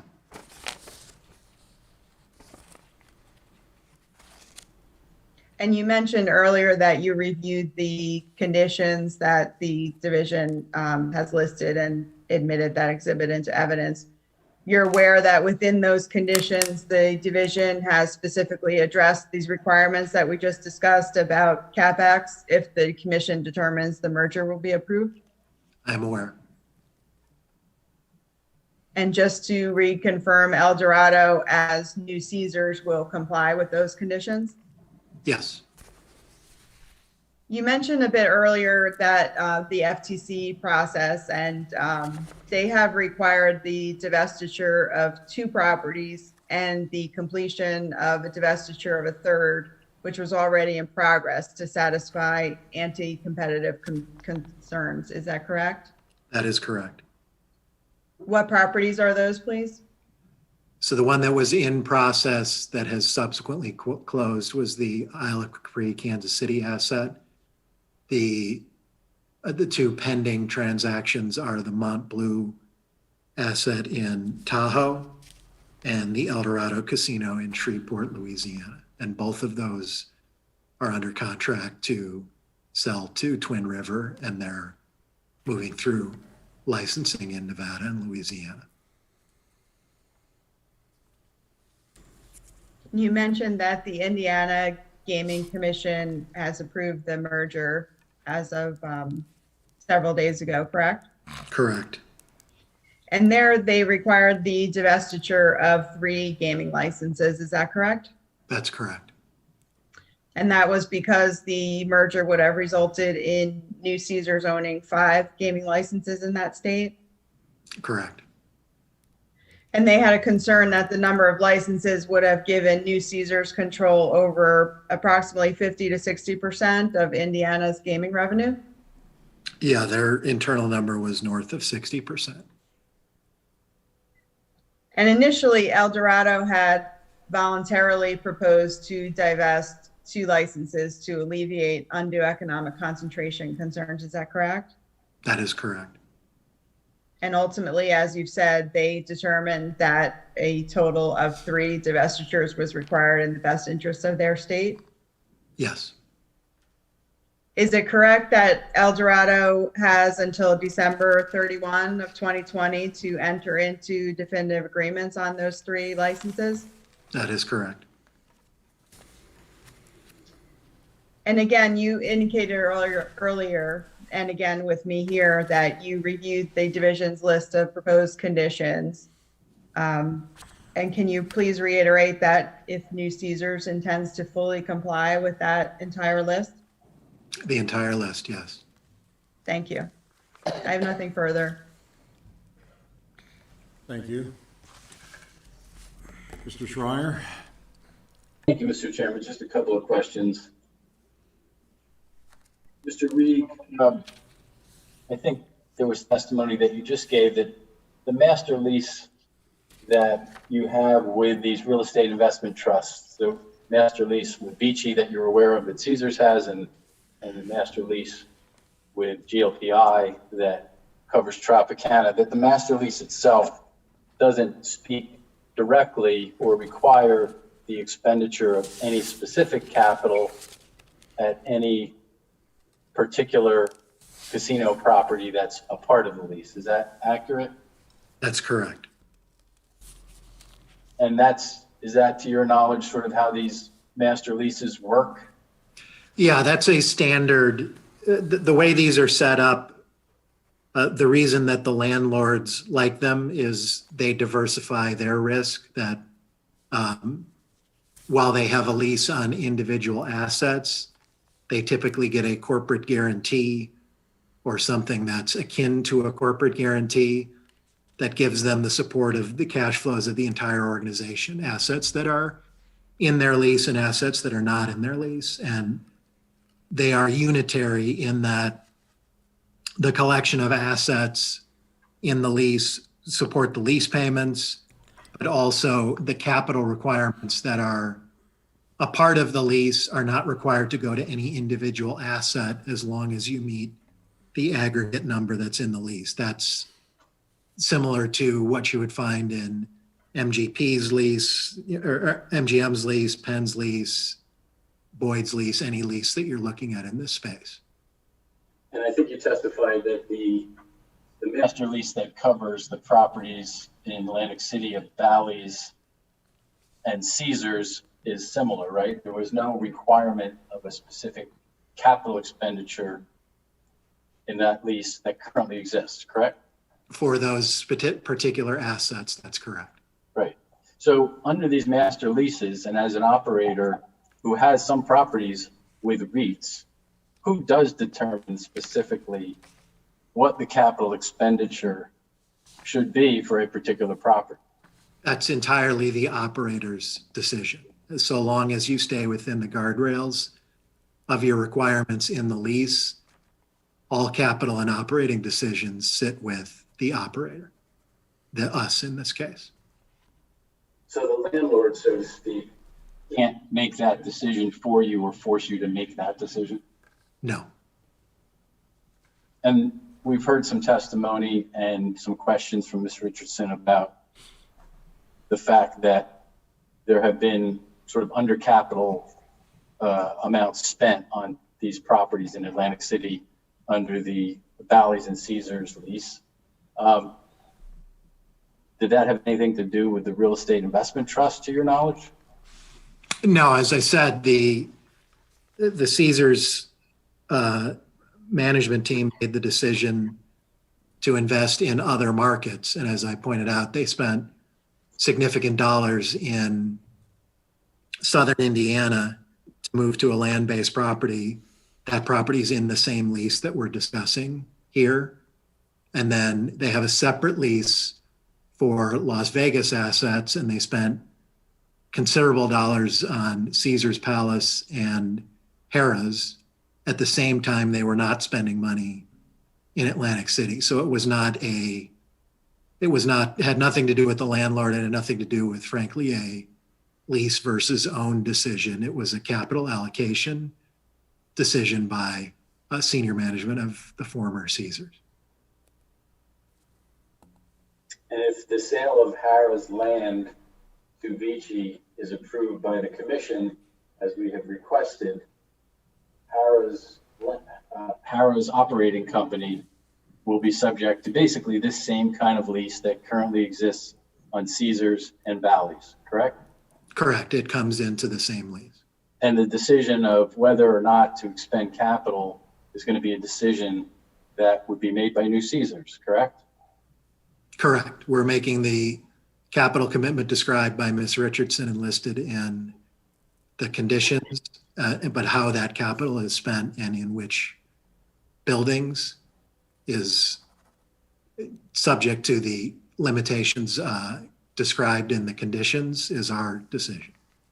So under the proposed conditions that you've agreed to, the sale of the Harrah's property to Vici will result, notwithstanding whatever the terms of the lease are regarding capital expenditure, will result in a $400 million fund that you will expend in conjunction with approvals for that capital budget with the Division of Gaming Enforcement, right? That's correct. If you look at that $400 million, it's fairly close to the $600 million we'll receive for the sale of the real estate. So most of that will come right back into Atlantic City. Okay, so you'll get $600 million, but we promised to put $400 million and potentially $525 million if Bally's is not sold timely into a fund to be used to improve those properties. That is correct. Thank you. That's all I have. Ms. Richardson? Thank you, Chairman. Just a couple of questions. Mr. Reeg, you indicated to me and to Mr. Schreier that decisions regarding capital expenditures are made by the operator alone, not the landlord. Correct. And we've also discussed the $400 million fund that Eldorado has committed to set up in the event that the commission approves the transaction and also incorporates the division's proposed conditions. Correct.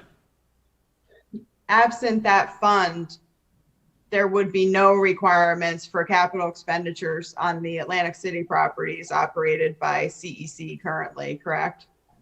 That is correct. No individual requirements. It would be the aggregate requirement under the lease. And as we've discussed, the lease doesn't require any particular amounts to be devoted to this market or any property in particular, correct? Correct. And generally, the operator will make decisions based on Capex when analyzing a return on investment, correct? That's correct. So following that theory, if you have a property that has not been adequately maintained and its performance has suffered as a result, would not the return on investment analysis just perpetuate those issues?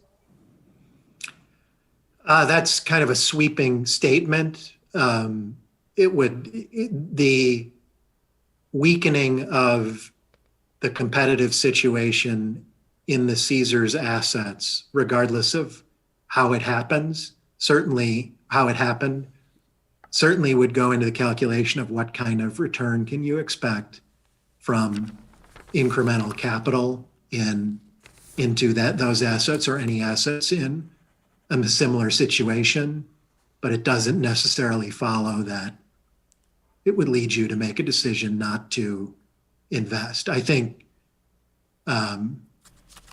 in terms of how Caesars got to where it is today, I think there was a scarcity of capital that existed in that company, obviously, heading into the bankruptcy and even coming out, that is nothing like what this company looks like coming out of this. So I think part of it was there was a limit on capital dollars in total that worked out to the detriment of Atlantic City when Caesars prioritized where they would spend the money. Thank you. I have nothing further. Thank you. Commissioner Cooper, do you have any questions for Mr. Reeg? Yes, I do. Yes, I do. Thank you, Chairman. Good morning, Mr. Reeg. And Good morning. Good morning. Thank you for being here, participating in this with us, all of us. I do have a couple questions for you. When anybody mentions the word COVID, coronavirus, the world has been impacted. In, let's say, the past 4 months, let's say, what financial, and again, we've got all the documents. I've read all the documents. How has this coronavirus, the COVID, impacted Eldorado, Caesars, this project, this merger? I know, and again, I've read, I've heard, but in your words, specifically, layman, and with no disrespect, layman's words, how is it effective? What's happened? What's been put on hold? And part two to that, I know we're looking at big numbers, even bringing it down to a very, I'm going to say, general level, let's say, marketing, promotions, employees, conventions, entertainment. I'm going the whole spectrum. How has this COVID affected you? Sure. Thank you. To put it simply, on a personal level, I'm one of the households that dealt with COVID personally through this process. So that was an additional twist that I didn't need. But from a professional perspective, a business perspective, and to put it simply, we were operating 50 plus properties across this company, this combined company, on March 1st. By March 19th, we were operating 0. So each of those individual properties is a series of decisions of, this was all in real time. What do you do to protect your customers, your employees? What is the state going to do? The states were acting on different timelines with different requirements. And so it was like being a fireman with 55 fires starting at the same time. And so you were running from one to another to put them out. So now you get to the point of, okay, we've closed all of our assets. Your next decision is, how do you treat your employees? I grew up in a household where my father was a union carpenter. And I remember the pain of being laid off and worrying about well, how will you pay for this? How will you pay for that when you have children at home? That was seared into me at a young age. So you're making that decision now for people that are just like you were. And it's agonizing. We paid our employees for over a month on the Eldorado side, with no revenue coming in the door. We have extended our payment of benefits on both sides through August 31st, whether you're furloughed or not. But you reach the end of that point. You wanted to get to, can I bridge my employees to where the federal government, the aid from the federal government will then be their lifeline. And that was very important to us on sides. And I think a responsibility of companies that were in position to do that, like both of us were. You should be looking to support your employees through that. And thankfully we were able to do that. But then we've got to furlough 95% of employees on both sides, which was just gut wrenching. And so there was a day where, I think it was May 11th on our side, where you've got to tell 95% of your people that they're not coming to work and not getting paid anymore. We're continuing to cover your benefits.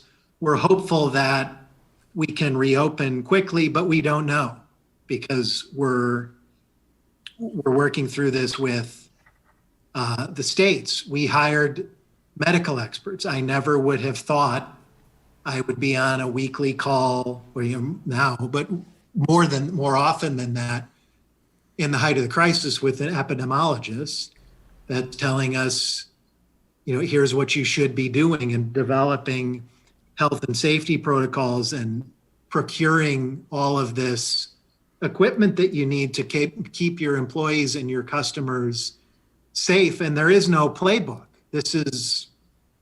You're figuring this out one decision at a time as this is moving forward. And now you're moving to, and leaving aside this deal. This is just operating the companies. So, to put it in layman's terms, we burned $1 billion of cash in the second quarter. So $1 billion of cash was gone. So now we've got to fill the hole in this transaction and hope that the financial markets open and are receptive to us. And thankfully, property started to open. But then your thought is, again, can we implement this in a safe fashion? We have lost employees to COVID. Caesars has lost employees to COVID. It's awful. And you want to protect your employees. So we opened subject to state regulations across the board, which were all over the map. And we required our employees to have temperatures taken as they came into the properties and wear masks. But then you realize, as you start operating, that how does that work for our employees where they're wearing masks, but the customers are not? So on both sides, we made a decision to, regardless of whether a state required it or not, to any customer, employee, vendor on the property has to wear a mask. We thought that was the best way to ensure safety with employees and customers. But now it's about bringing people back. And as you know, in New Jersey, we have limitations on, we can't offer food and beverage, we can't offer alcohol on the floor. We can only utilize 25% of our capacity, and all of that has impact on how many employees you bring back. I'm pleased to report that despite those limitations, we're over 50% of employees back in New Jersey, but we want that number to keep climbing, but we understand it can only climb as the public health situation gets better. So that was a very long answer, but No. an extraordinary 4 months, and it continues to be extraordinary time. It's a very scary time. It's uncertain, it's fragile, and just how you elaborated has given me some reassurance. Mr. Chairman, I'm going to ask another question. Yes, please. Okay. Going to another topic, so to speak. You mentioned early on that Caesars is very well known for their cross-marketing, and I agree with you 100%. They are well known for that. Once the merger, God willing, takes place, I'm going to say roughly, do you have an amount of names and numbers, let's say, that you will have in your database with all your properties? And are you able to share anything with us today, let's say, what you will be doing with the merger, let's say with regard to customer retention, customer development, because as we know, you're going to have this huge database. What can we expect?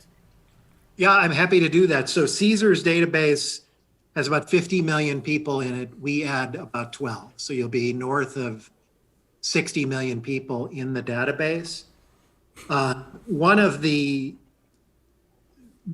When we announced the transaction and as we went to meet the local leadership teams and they presented their properties to us, what was striking to us is the amount of business that feeds from properties into the Caesars network. I would tell you that it was routine to hear properties that were exporting 50, 75, $100 million into other Caesars assets in their system. We bring markets that Caesars did not have exposure to. We bring the Denver market, we bring the South Florida market, we bring the Houston market, Columbus, Ohio, St. Louis, big markets that are not in the system. Caesars operates, and we think that in our portfolio, we think that the addition of Caesars Rewards will lead to incremental play in our existing portfolio. In our synergy number, we put a 5% revenue lift on the Eldorado side, which is about half of what Caesars has historically experienced in prior acquisitions or divestitures. And then we also, which is not in our numbers, we expect destination markets to benefit from those incremental players coming to the system and getting into our programs and going to use their points. And for New Jersey in particular, Caesars operates plane programs where they charter planes that operate in New Jersey on a seasonal basis. They operate in Laughlin and New Orleans and Lake Tahoe as well. We think that entire program can be expanded. We have more customers to feed into it, so we can have more planes coming to Atlantic City as a destination market primarily for east of the Mississippi, but that's a lot of properties that will feed into Atlantic City as their destination. So we're quite excited about the possibilities as we put these programs together. Sounds awesome. One final question, and this might be a little bit on a personal note to you, let's say. I've heard your testimony this morning about all your properties. I've read the documents about all the properties. And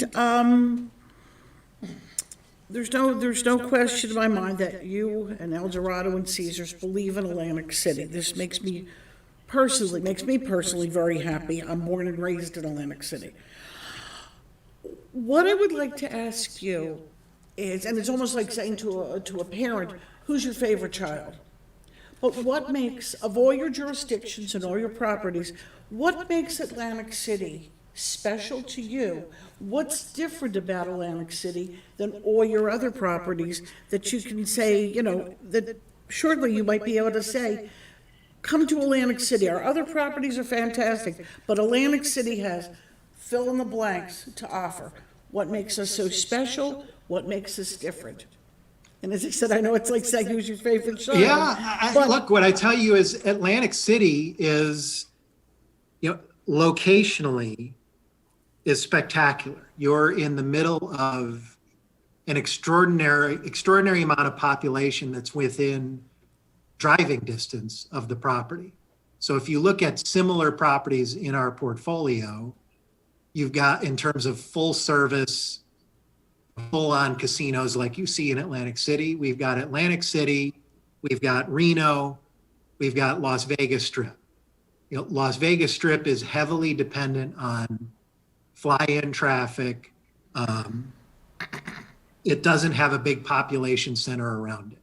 Reno has the drive-to from the Bay Area, but relies on a lot of fly-in as well. Atlantic City, where it sits, is in the middle of a gigantic population center, and it's our job to make our properties attractive enough for people to get in the car or get on that charter plane to want to use their points in Atlantic City. And it's a shame that the Caesars properties have been allowed to deteriorate competitively, because we have seen in the Tropicana what happens if you make the investment to pursue this market. As we said to you when we were in front of you for our Tropicana licensing, we view this as an opportunity. I think we've shown you with what we've done with the Tropicana that if you make the appropriate investments, you know, the combination of the beach and the entertainment and the food and beverage and the collection of properties that are within, you know, a 5-minute cab ride at the most of each other is unique on the Eastern Seaboard. And if the assets are such that the necessary investment has been made, we are quite certain that they can compete with, you know, all of the additional capacity that's come into the Eastern Seaboard. We wouldn't be doing this transaction if we weren't a believer in Atlantic City, because it's so important to Caesars as it sits today. What you just said, you're a believer in Atlantic City. And that makes me, as I said, makes me very, very happy. And I'm going to thank you for your answers, Mr. Chairman. Thank you so much again. Thank you. Mr. Chairman? Thank you, Commissioner Cooper. Mr. Reeg, in the division's report, it says that you're projecting Synergies to save approximately $900 million over 3 years. What kind of synergies are going to capture that kind of money? So the first 100 million is the incremental play that I described to Commissioner Cooper in my prior answer. So that's the first 100. There's big pieces are the centralized corporate decision-making at Caesars has led to a lot of concentration of employment in that centralized group. A lot of those changes have started to be made by Caesars prior to the transaction, but that's a couple $100 million. We have a different philosophy on slot lease expense than Caesars. Caesars used quite a bit of it. That's pretty expensive. It tends to be a substitute for capital investment for buying slot machines, but we think there's 50 million of savings there, a lot of which Caesars has already started to realize. You've got purchasing savings across the organization. Just as you get bigger, you find you can buy things better that benefits every property. That's another $50 million plus. You've got IT became just a beast under Caesars. It kind of grew like a weed without much supervision. It was a place where it was kind of nirvana for an IT person. You could just chase any butterfly that you liked. So just to be focused on what the business needs to operate and focus on IT requests from the bottoms up rather than the top down. That's a big piece. The most recent piece is $400 million that we've seen in a post-COVID environment, as I discussed, this has flipped from a synergy analysis of you've got these full complements on both sides and what are you going to cut? Now it becomes more of a what do you bring back? And there are pieces of the business that from a regulatory perspective or an economic perspective, I think are unlikely to come back anytime soon. Buffets being a primary example where customers are reaching into the same tray of food to take back to their table.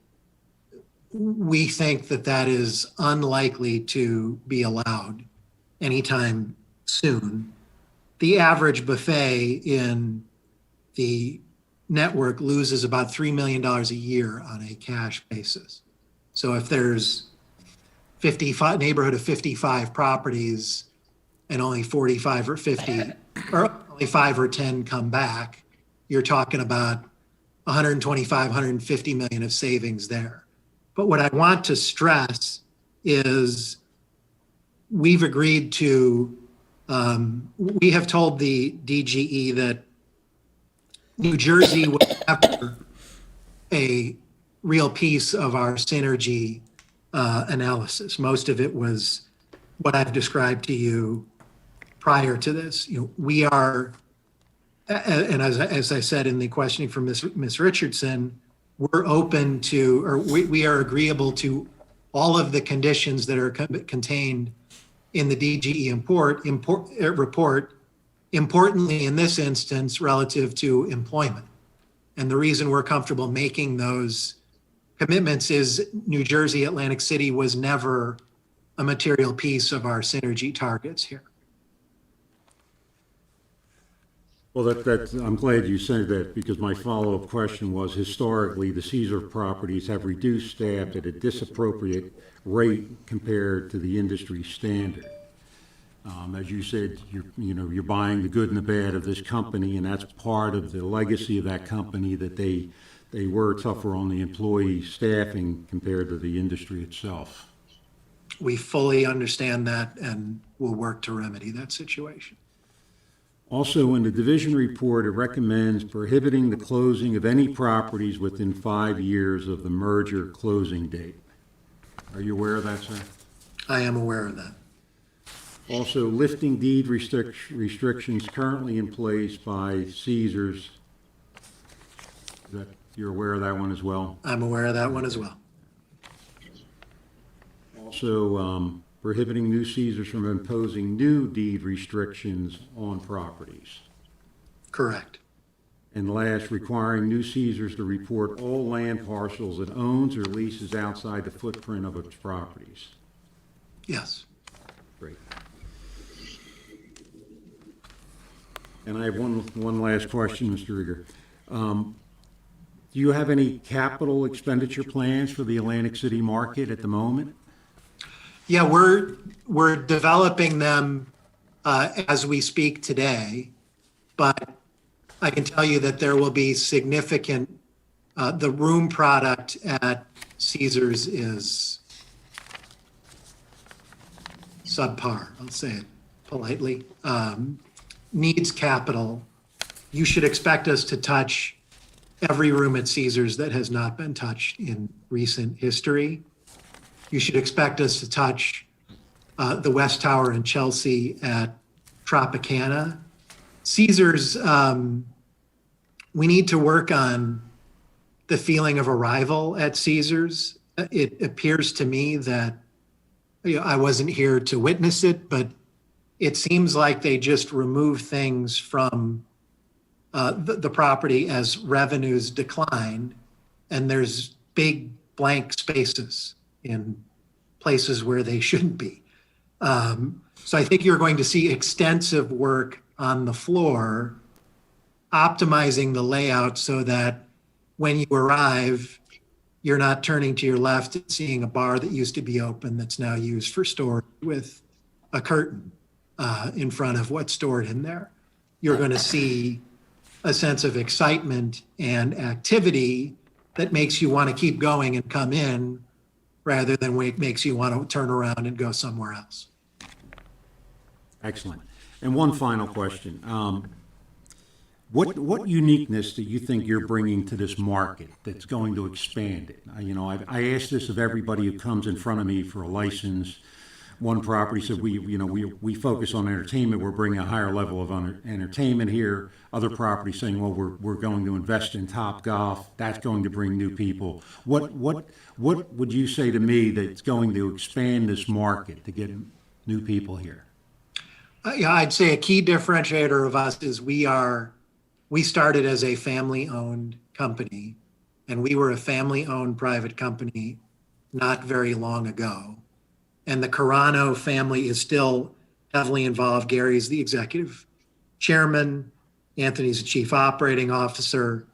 We are committed to that family-style service and the relationship with customers and employees at a personal level at the senior levels of local leadership, where it still feels like a family-owned business. It doesn't feel like a giant corporation, even though it clearly is now going to be a giant corporation. The capital that we're going to invest here is going to revitalize properties that have been historically leaders in this market. I remember as an analyst covering these properties in the 90s, and the level of business that Caesars and Harrah's did at that point versus what they do today is sad. And we can bring we can put the investment capital in to revitalize these properties, but you've also got a leadership team at the local level led by Steve Callender, who you'll hear from later, who are lifetime Atlantic City career guys and know the customers and, are excited to interact with them. When we were closed, I joked with Steve when Ohio is a part of his region as well, and it looked like Ohio was going to open before New Jersey. I joke with Steve, I bet you're excited enough to just leave your house and run straight to Ohio. But I mean, that level of enthusiasm and customer engagement combined with this capital that's coming in should be a great combination for this market to rebuild properties that have a proud history in the market and can get back toward those levels. Thank you.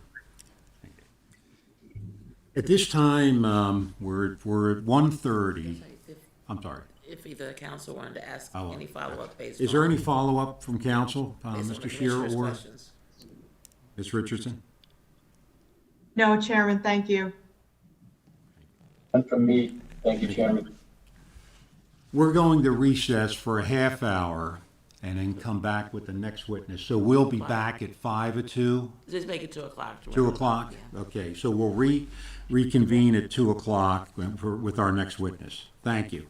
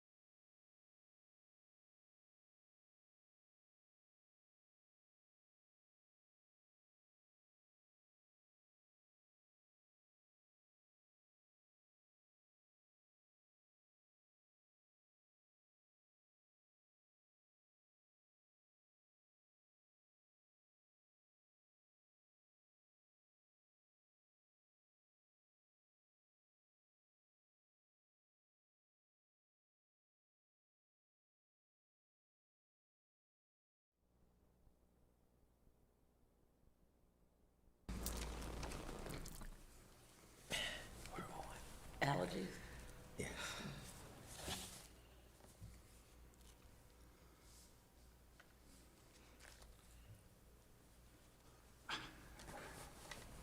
The court reporter is on.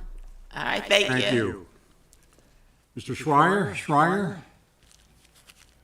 your next witness? Make sure the division is on, Mr. Chairman. Okay. There's the division. Tracy's on, okay. Here. Good. Thank you. Okay. And there's Steve Schreier. Mr. Schreier, your next witness, please. Just want to make sure everybody that we need is on. Hang on one moment. Can I ask that the slide deck be put up again, please?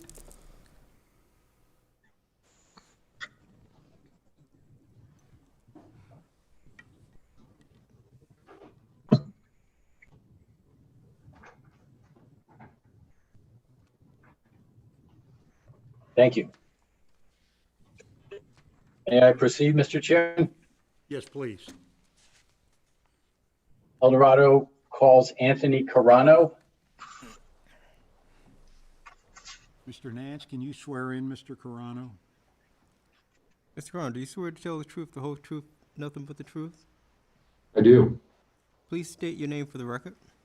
Anthony Louis Carano. Thank you. Good afternoon, Mr. Carano.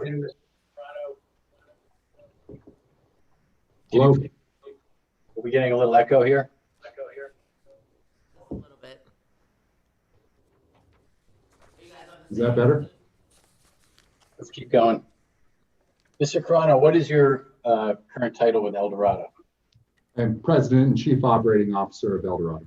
Can you please provide some background to the commission about yourself and your employment, your education history? Certainly. So I grew up in the gaming business. My grandfather founded this company in 1972. I grew up working throughout our properties. Once I turned 21, I moved to the casino floor. I began as a slot mechanic at the Eldorado in Reno. Moved through the cage, dealt the games, and worked throughout the casino. I then went to law school and practiced law for around 5 years before moving back to our gaming company. I became our general counsel in 2014 when we acquired MTR Gaming and turned public. And then in 2015, I added operations to my responsibilities and was named Chief Operating Officer in 2018. How long have you been President and Chief Operating Officer? President and Chief Operating Officer since 2018. Can you tell the commission what your role is in that capacity?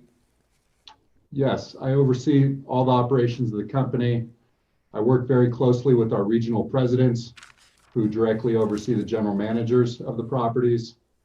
In addition to the regional presidents, I have responsibilities over marketing, sales, entertainment, and revenue management. And in each of those positions, we have incredible talent, men and women from both Caesars and Eldorado for the new Caesars company. And how does that team report to you? Do you have regular meetings, or how do you work with your management team at the various properties? Yeah, we're on.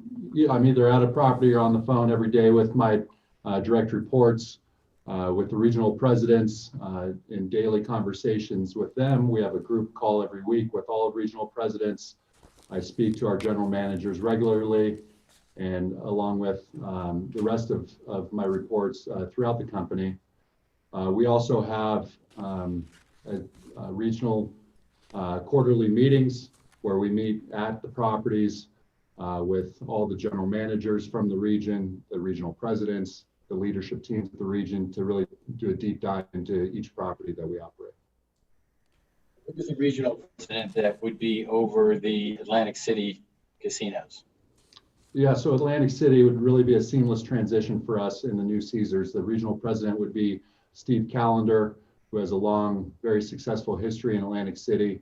And as Tom spoke to, just an incredible energy and passion for the business and for Atlantic City in particular.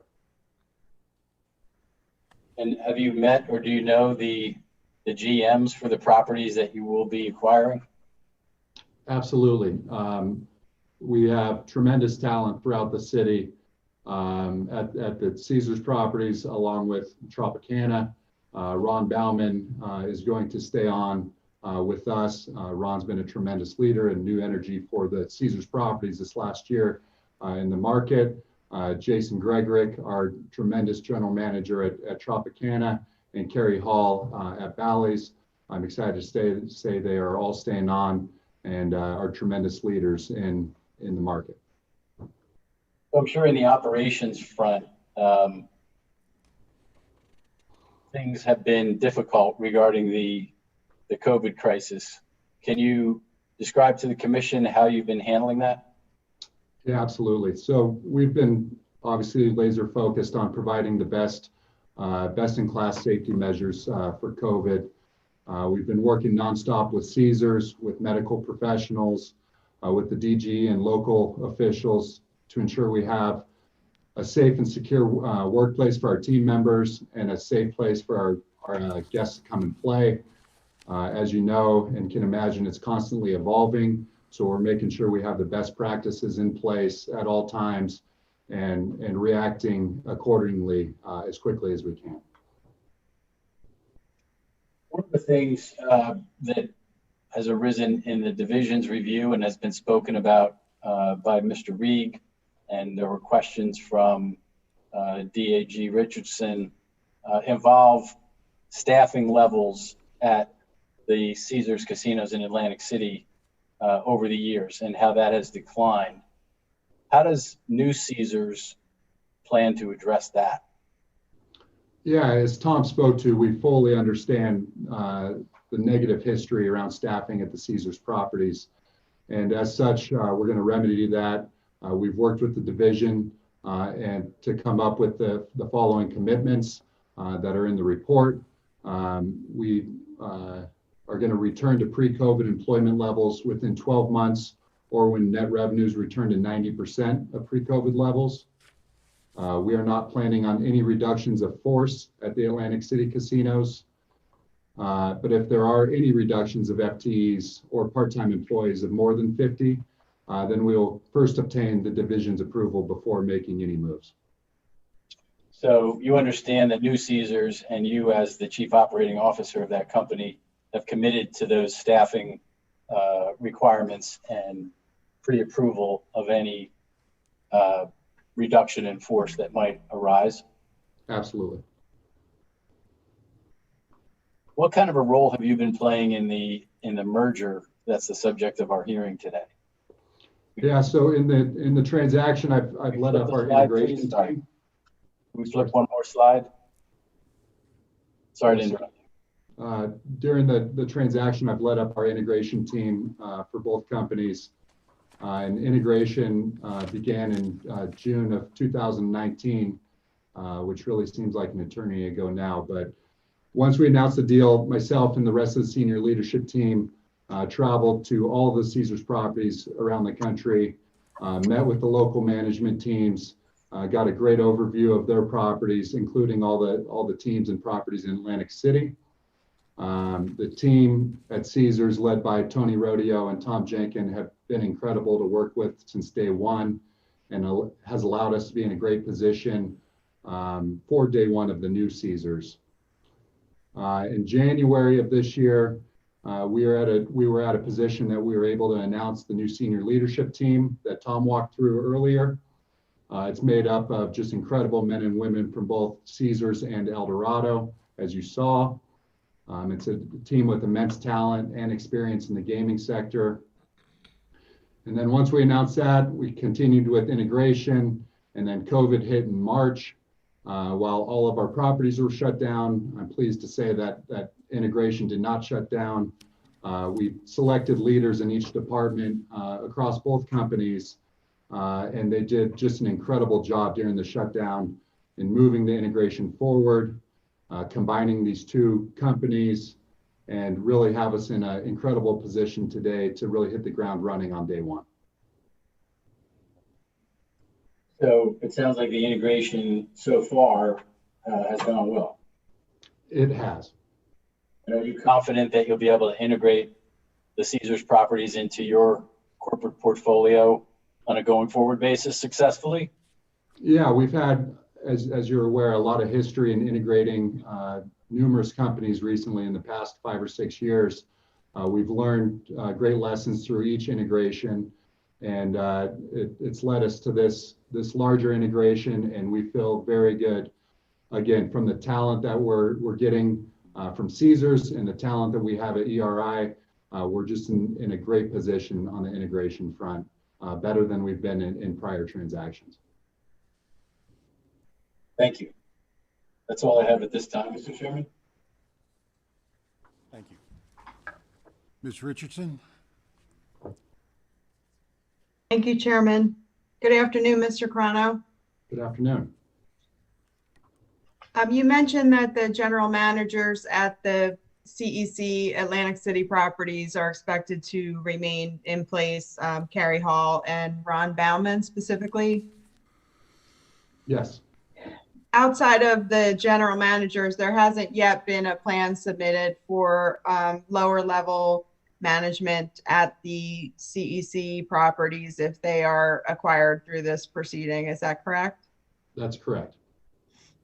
You've already referenced with Mr. Schreier that you've reviewed our proposed conditions that we've provided to the commission. And if the merger is approved, are you aware of the proposed requirement that new Caesars would be required to submit an organizational plan to the division within 30 days of any closing for its review and approval? Yes. Do you recall following Eldorado's grant of interim casino authorization, or ICA, that there were some regulatory concerns addressed with you by the division? I do. And they were primarily related to a few areas, one of which was staffing change notifications. Yes. Another was proposed consolidations of functions for a help desk in Nevada. Yes. A third was the appointment of executives with Tropicana Atlantic City titles without having advanced discussion with the division as to credentials which might be required to acquire those titles. Yes. And also appointment of directors to the casino licensee entity of Tropicana Atlantic City. Yes.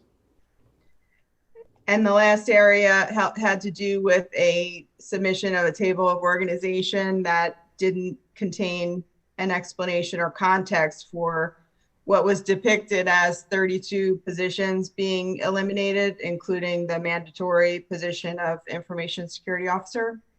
I do. So regarding those concerns, the division sent a letter to your attention. Is that correct? Correct.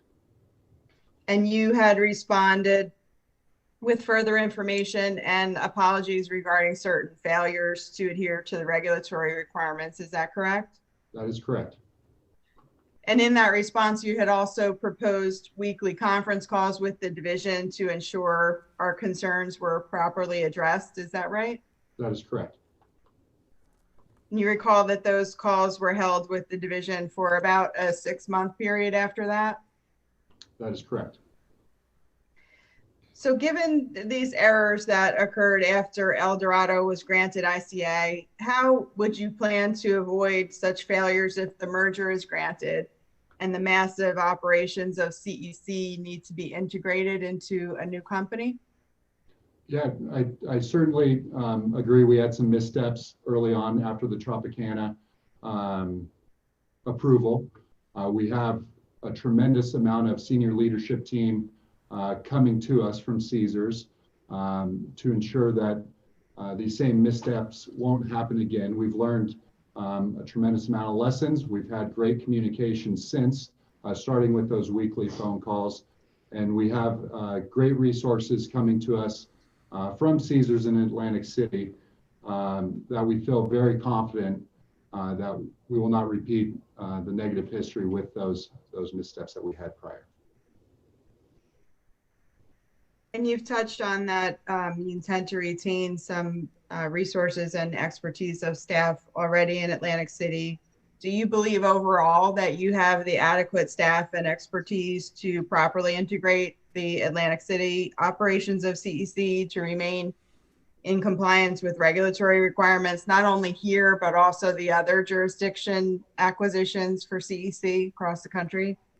Absolutely, and in particular in Atlantic City, we're very excited about the addition of Lynn Hughes from Caesars to help us in this regulatory environment.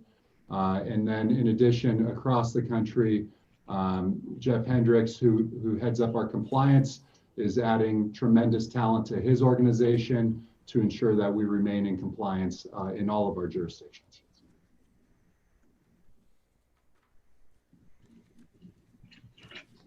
And it was mentioned earlier that Eldorado was recently before the Indiana regulatory authorities. That included the Indiana Horse Racing Commission, is that correct? That is correct. And in materials that were provided by that commission staff to its executive director, they had raised some concerns about Eldorado's management of racing operations, is that correct? That is correct. And in fact, they specifically commented that they found it difficult to come away with any optimism regarding ERI's history of managing their racing properties. That is correct.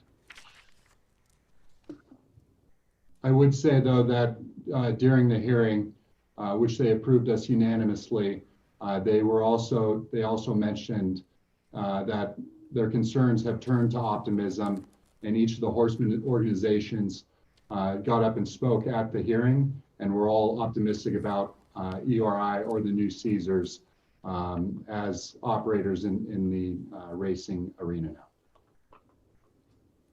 I understand then that they ultimately came to an approval, but during the process, it seemed that they had some bumps in the road, so to speak, that caused them to use terms such as they weren't clear that ERI offered capable leadership needed for the future of Indiana racing, and also that at times there was indications that ERI was even disinterested in horse racing since it entered that industry in 2014. Is that correct? That is, and I'd say, as we said at the meeting, we certainly made mistakes when we got into the racing industry. We were new to that industry, but it serves as a great example of how we react as a company. We learned from those mistakes very quickly. We staffed up. We hired Joe Morris, who's the Senior Vice President of Racing. He's done an incredible job.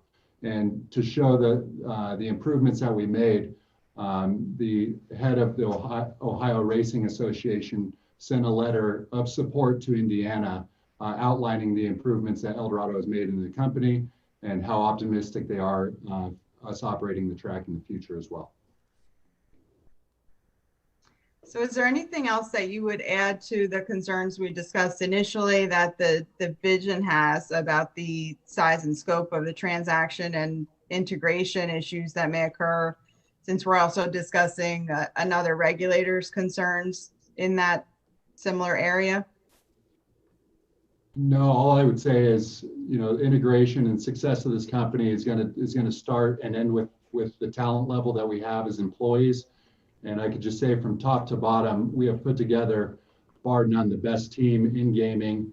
We have the absolute best frontline employees who are going to have a renowned sense of pride in the company that they work for. As Tom said, it's a family-run business. We treat it as such. We care about our team members as such. And the service levels that they're going to give to the customers in Atlantic City and all over the country is going to be superb, and is going to be the differentiator for us as a company and the success that we're going to have.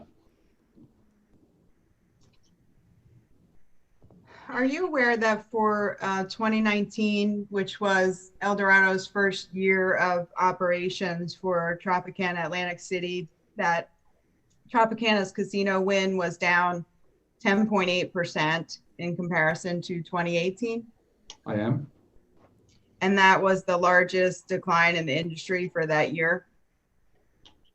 I am. And I believe, we had two new entrants into the market, and particularly on the boardwalk, We believe a lot of people wanted to go try the new companies in town.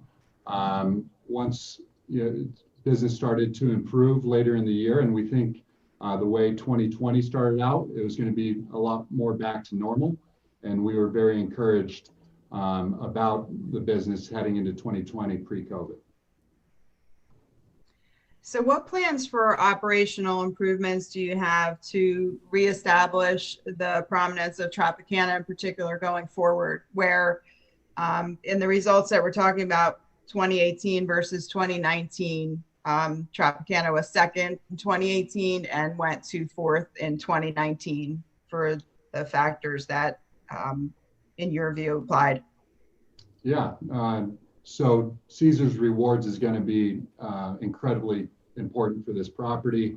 We've done a great job at the property, investing in it, and it's going to allow Caesars Rewards members from all over the country to come see another property in Atlantic City. We've recently added a lot of technology on the gaming floor with a pulse arena, with different systems to really improve the customer experience. We've added a beautiful new sports book.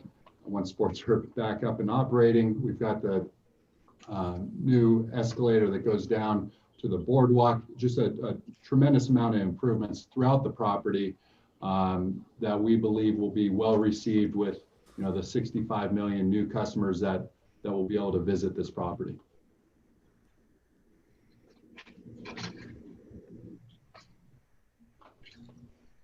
Mr. Reeg touched on this a little bit in his testimony, but what operational improvements do you think are required at the Caesars Atlantic City properties if Eldorado is granted approval for the merger? Yeah, we take a little bit different approach in operations. We're very in the weeds in operations. As Tom said, we give the power back to the local operators. With that said, we've set the framework for them. Myself and the rest of our senior leadership team is very involved, looking at all the numbers throughout the organization. So there's going to be a renewed sense of attention to detail. There's going to be a great focus on marketing throughout the organization, getting the best customers from around the country to Caesars and to the other properties throughout the city. And then again, it's empowering Steve and his leadership team in Atlantic City, who knows what's going on the ground. No one knows what's going on in Atlantic City better than Steve, along with his management team. And it's empowering them, giving them the resources, giving them the capital, which has been discussed, to have the best properties in Atlantic City. And that's where the success is really going to come from. And you've discussed with Mr. Schreier, as part of your testimony, the employment and staffing level issues that have been encountered at the CEC Atlantic City properties, correct? Correct. And you've mentioned that you were aware of the drastic reductions in staffing levels that had occurred at those properties. Correct. Would you agree that employment levels are important regarding operating performance and maintenance of a first-class facility? Absolutely. And you've already confirmed that you reviewed the division's proposed conditions and particularly the condition related to this area? Yes.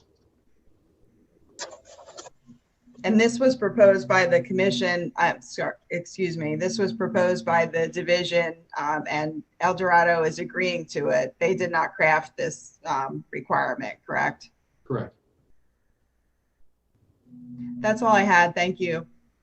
Thank you. Mr. Schreier? I have nothing further, Mr. Chairman. Mr. Cooper, do you have any questions? Yes, I do. Right. Good afternoon, Mr. Carano, and I'm looking here. Thank you again for being here today or participating with us. A couple questions for you.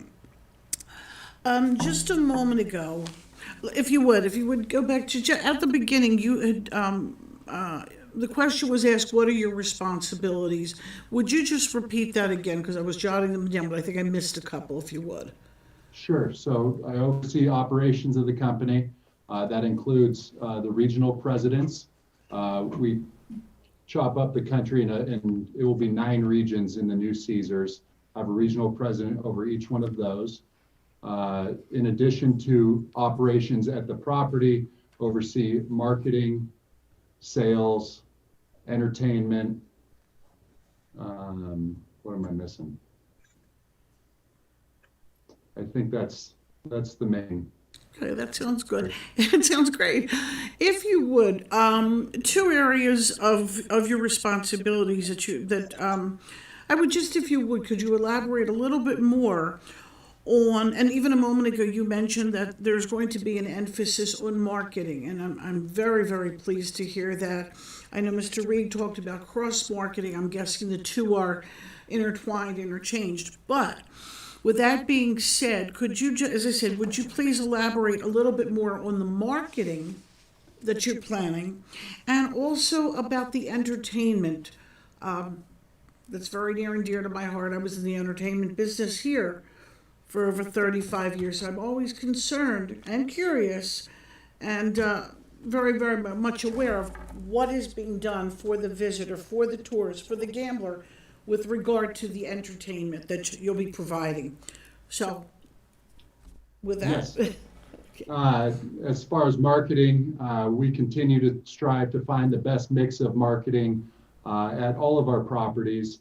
It's different for each customer that comes in the door. The reason why they come and visit us in Atlantic City differs for each person. Some people, it's the great service, the great food, entertainment, as you mentioned. Others, it's a free hotel room or free play on the slot floor. So we have a tremendous amount of data, and one area that we're extremely excited about with Caesars is the data analytics team that we're getting. And so we are going to have a tremendous amount of data to really understand what best to send in offers to customers. It's not increasing every area, it's not decreasing every area, it's finding the mix that is going to entice that person to make a trip to Atlantic City. So it's improving on all of those areas. In terms of entertainment, I'm very excited about that area as well. From Caesars, Jason Gatsworth is the president of entertainment. He reports to me. As you are aware, Caesars is founded on entertainment. They have incredible talent throughout the organization and talent that comes and plays at all their properties. And Atlantic City will be no different. We've got, as an industry, we've got to find more ways than just the casino floor to bring customers to Atlantic City. And that will be a major part of our focus with Tony Rodeo and with the rest of the team when we come up with our capital plan is finding ways to invest in these properties to increase the visitation, and entertainment is certainly one of those large areas that we can do that with.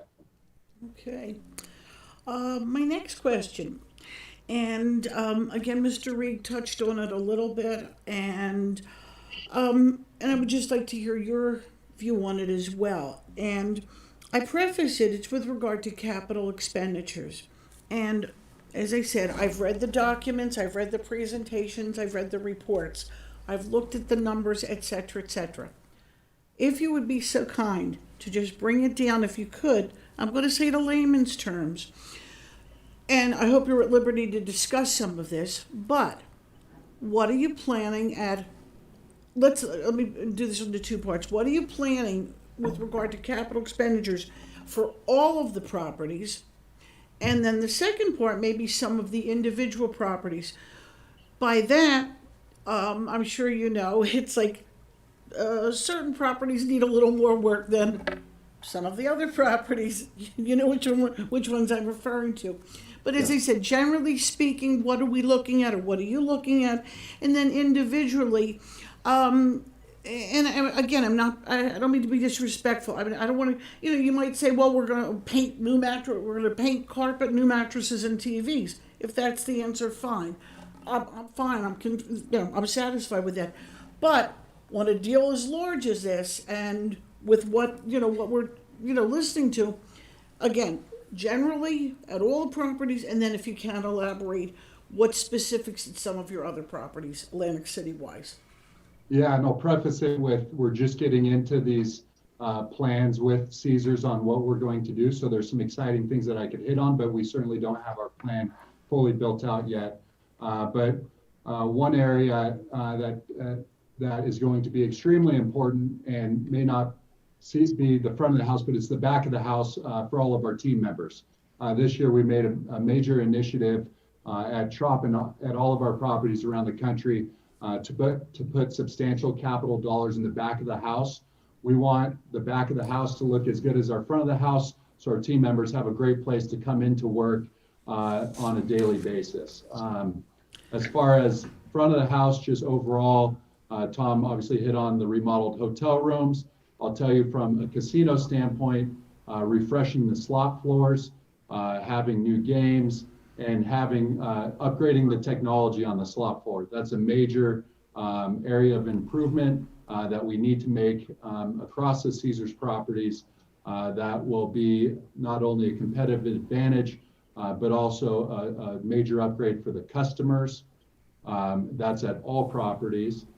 We've started that at CHOP and we'll continue that at the Caesars properties. We will look at all the non-gaming amenities. Harris has done a nice job in the Caesars portfolio with restaurants. We've remodeled some restaurants at Tropicana recently. We'll continue to look at non-gaming offerings, again, to drive increased visitation to the city, whether it be restaurants, entertainment venues, new bars. There's a lot of opportunity there to take advantage of the beautiful beaches and sceneries and views that we have at all the properties. So we're excited about that. And again, hotel rooms, it's important for us to have the nicest hotel rooms in the market. We're going to remodel all the hotel rooms that haven't been remodeled recently, again, to give us that competitive advantage. That sounds very, very nice. I have one final question for you. And actually, looking back to when you gave your opening remarks, I was very, you explained that this is your family, that your beginnings with your father and brothers and grandfathers, and what was it, 1970? 1972. 72. So this is, well, it's a good 48, 50 years. And I think that's beautiful. Beautiful, the family operation. I love it. But moving up, if you would, to 2018, when I'm going to say the name Eldorado first appeared in Atlantic City, and it was a name that, quite honestly, I wasn't familiar with. When you acquired when you acquired Tropicana in 2018, and you were beginning to branch into larger markets. In less than a year after acquiring the Tropicana, you entered into a merger agreement with the plan to becoming the biggest gaming company in the world. I ask this question and I emphasize this is with no disrespect, but given your short period of time in Atlantic City with you and your family, we're really just like getting ready to know you as an operator and owner. Can you convince me, reassure me? And I said, convince me and reassure me. Actually, let me change that. Convince us, reassure us that you and your company and all the parts, that you are ready to handle the magnitude of this commitment and merger. Absolutely, and we're humbled by the opportunity. And I could tell you, as I said earlier, it all starts with the team that we have. We have put together an incredible team of talented men and women from across the country, and in particularly in Atlantic City. We have industry veterans that are leading the team in Atlantic City, led by Steve Callender. As Tom said, Atlantic City is a major focus of ours. It's a major importance to our new company. And as such, we'll have a tremendous amount of eyes and dedication to the city. But it comes down to the team, the resources we're putting towards it, our commitment to spend the capital that we have committed to you today, and to keeping these properties fresh and vibrant to attract the new visitation. And it's just the incredible amount of talent, the service level, the service by our frontline employees that has us so excited and so confident that we will be very successful for years to come in the city. I want to thank you very, very much. You convinced me and you gave me some reassurance. But thank you, serious. I say, of course, seriously. I appreciate your answers. Thank you very, very much. Thank you, Commissioner. Thank you, Commissioner Cooper. Sir, did Eldorado or Caesars access the Federal CARES Act during this COVID emergency? I do not believe so. Okay. My next question is the Caesars data bank in regards to customers. Did that lose value with the COVID now that we're looking at 25% occupancy in the buildings? So we're looking more at quality rather than quantity of customers? You know, maybe in the short run, we are limited to the 25%, but I can tell you where we don't have the 25% restrictions, business has been incredible. So I think the database it's been incredible from a Caesars and an Eldorado standpoint. So the power of the database is apparent to us, even in these trying times. What is your guesstimate? How long do you think it will take the industry to bounce back from this COVID-19 situation? That's a difficult question. It was very encouraging news on the vaccine front this morning. I think that's an important part. Once we get past this medical, once we get past this area that we're in right now, I think there's going to be incredible pent-up demand for people wanting to get out and enjoy themselves and make a trip to Atlantic City and stay in a hotel and see entertainment that they haven't been able to see by that time for over a year. So I think there's going to be incredible pent-up demand, and I think the industry, as it has in prior crises, will recover very quickly. Excellent. Thank you. Council, do you have any follow-up, Steve or Mr. Schreier? Thank you, Mr. Chairman. Mr. Carano, I think you were asked about the CARES Act and whether that would, the question that the chairman had was whether that had been accessed. Is that correct? That is correct, and I'd like to revise my statement and maybe ask Ms. Leprey when she's questioned to address that. Okay. Yeah, I know there was some activity regarding it. Are you the best person to answer that question? I believe Ms. Leprey would be the best person. Okay. All right. With that, Mr. Chairman, I have nothing further. Thank you. That's Ms. Richardson. Ms. Richardson? Nothing else from the division, Chairman. Thank you. Thank you. Thank you, and we'll call the next witness. Very good. Eldorado will call Brett Yunker. Good afternoon. Mr. Nance, will you swear in Mr. Yonker, please? Are you swear to tell the truth, the whole truth, nothing but the truth? Yes, I do. Please state your name for the record. Brett Yunker. Thank you. May I proceed? Yes. Thank you. Good afternoon, Mr. Yunker. Afternoon. What is your current title with Eldorado? I'm the Chief Financial Officer of Eldorado Resorts. Can you please provide some background to the commissioners on yourself, your employment, your history, your education?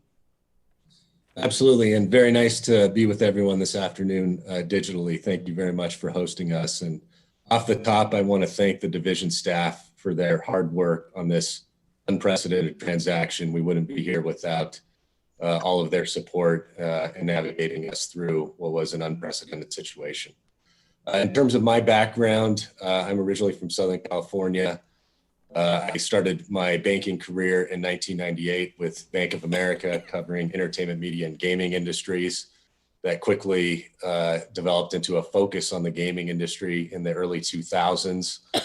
So I got to work on a wide variety of transactions across the corporate and tribal gaming space throughout the 2000s, including some headline consolidation transactions, not unlike this one. And so I had a front row seat to what went down during the great financial crisis with this industry. That helped shape the financing that we executed as part of this merger, which we'll talk about. And I think that also helped us get through this unprecedented time.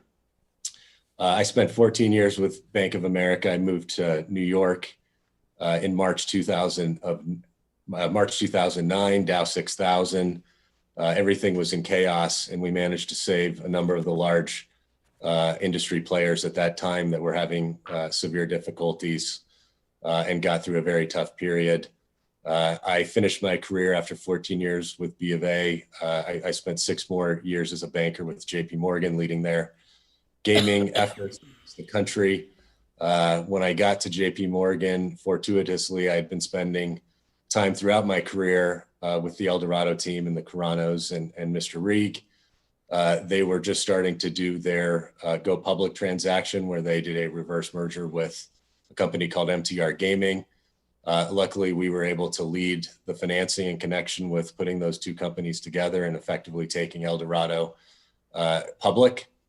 Since that time, obviously, it's been very active with Eldorado in terms of a series of acquisitions, both individual assets and companies, including Isle of Capri and the Tropicana acquisition that we've talked about. I was always intrigued about working with them. Obviously, a great growth story in the industry. As a banker, you know, what was different from 10 years ago was Eldorado and the Carano family would use equity in transactions. During the 2000s, they were always cash-fueled acquisitions. This was different, where the Caranos continued to say they're happy to get diluted as long as they're growing a company strategically and creating value. So that's what's been going on with the Eldorado story to this point. When Gary became executive chairman in late 2018 and Tom was elevated to CEO, that left the CFO role vacant. I was happy to get that phone call from Tom. I know a lot of people were interested in joining the team, and it was a perfect fit for me. It got me back to the West Coast from New York. We had a great 10 years there, but I'm now based in Nevada. And my first day on the job was with Eldorado was May 2nd of last year. So as you can imagine, from day one, I was very busy. Eldorado and Caesars at that time were deep into diligence and negotiations around this merger. So I spent the balance of the first 2 months up to June 24th, diligencing the company and really arranging the financing that we'll talk about in much more detail, $7.2 billion of committed financing from our bank group and $3.2 billion from Vici. In terms of the go-forward organization, we've got a chart at the very back of the presentation that shows who will be reporting to me. It's some great leaders across design and construction, procurement, sourcing, strategic business services and IT, strategic analytics, finance, IR, and treasury, and tax. It's a great team of leaders from both Eldorado and Caesars, 50-50. And we can't wait to get going, assuming we get approval for the merger. Thank you. Is that slide 39? Yep. Very good. Thank you. That's what you're referring to, Mr. Juncker? Yes, I am. Good. And what role have you been playing regarding the merger that is the subject of our hearing today? Yeah, in terms of role for the merger, again, financing up front was a very heavy lift, and we designed it with downside scenarios in mind, which we'll talk about. We've spent a lot of time going across the country, visiting all the properties, meeting the leadership teams there across all functions, and spending a lot of time in Las Vegas with the corporate teams, thinking through how best to integrate both the Las Vegas corporate infrastructure that exists at Caesars today, alongside our Reno corporate infrastructure at Eldorado. We've been working with the Division of Gaming Enforcement's financial unit on this merger. Yep. We've obviously been through a series of approvals across the country, and I've spent a great deal of time with the division staff, particularly Mr. Glom, who's the financial expert in terms of reviewing this transaction, analyzing the models, and getting that into this terrific report that was assembled that has an extreme amount of detail around the merger. Regarding the financial information and the forecasts that are outlined in the report of the Division of Gaming Enforcement, do you have input into those? Yes, I did. And who prepared the forecasts that were outlined there? We prepare them at a consolidated level. We do rely to some degree on the property level management teams to assemble their bottoms up projections for the properties, but we consolidate them at a corporate level. We turn to back to slide 7, please.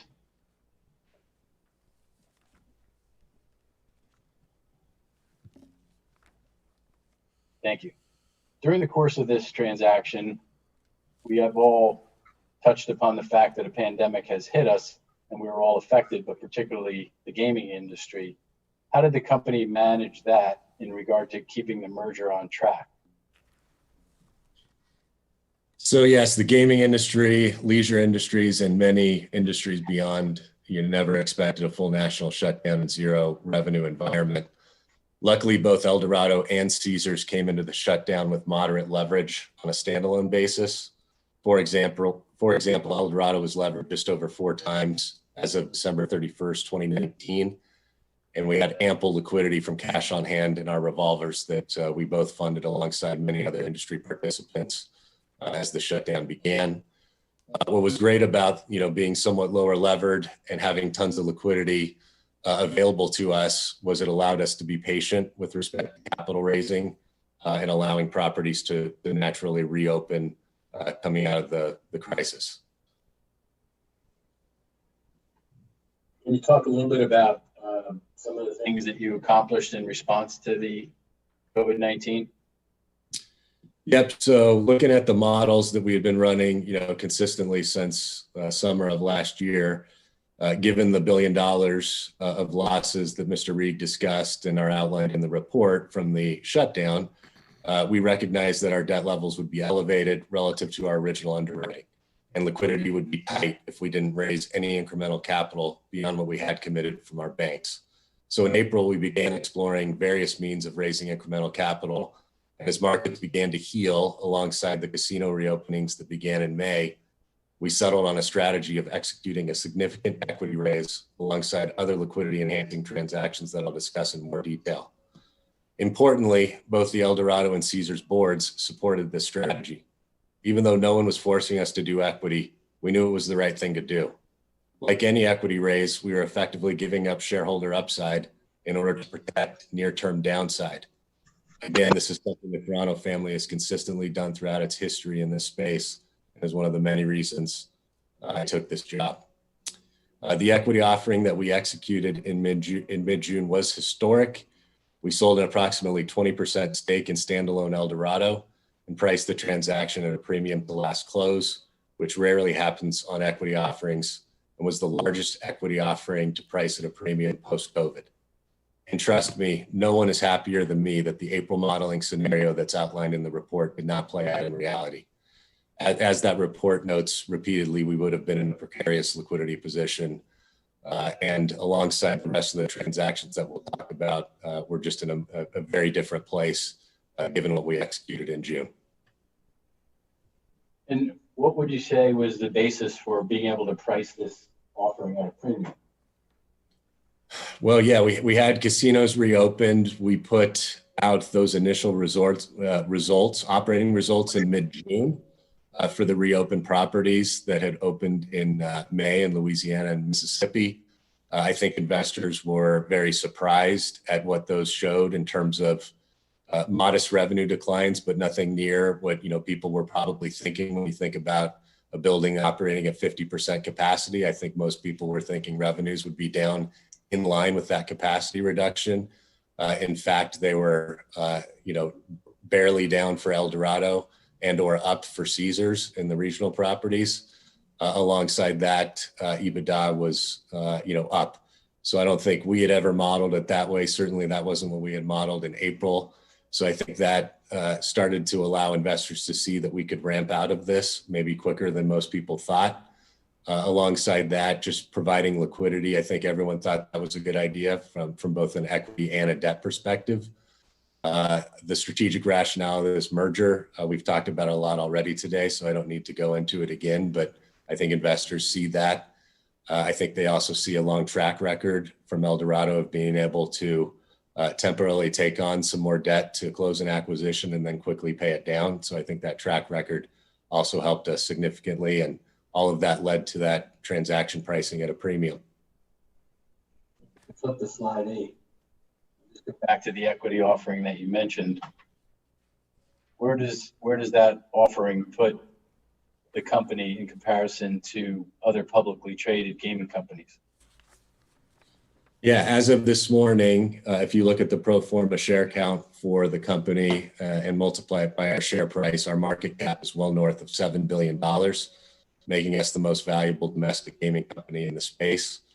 Equity investors think long-term, and this graph simply points to their confidence in our ability to navigate our balance sheet through to the other side of this health crisis. Can we flip to slide 9, please?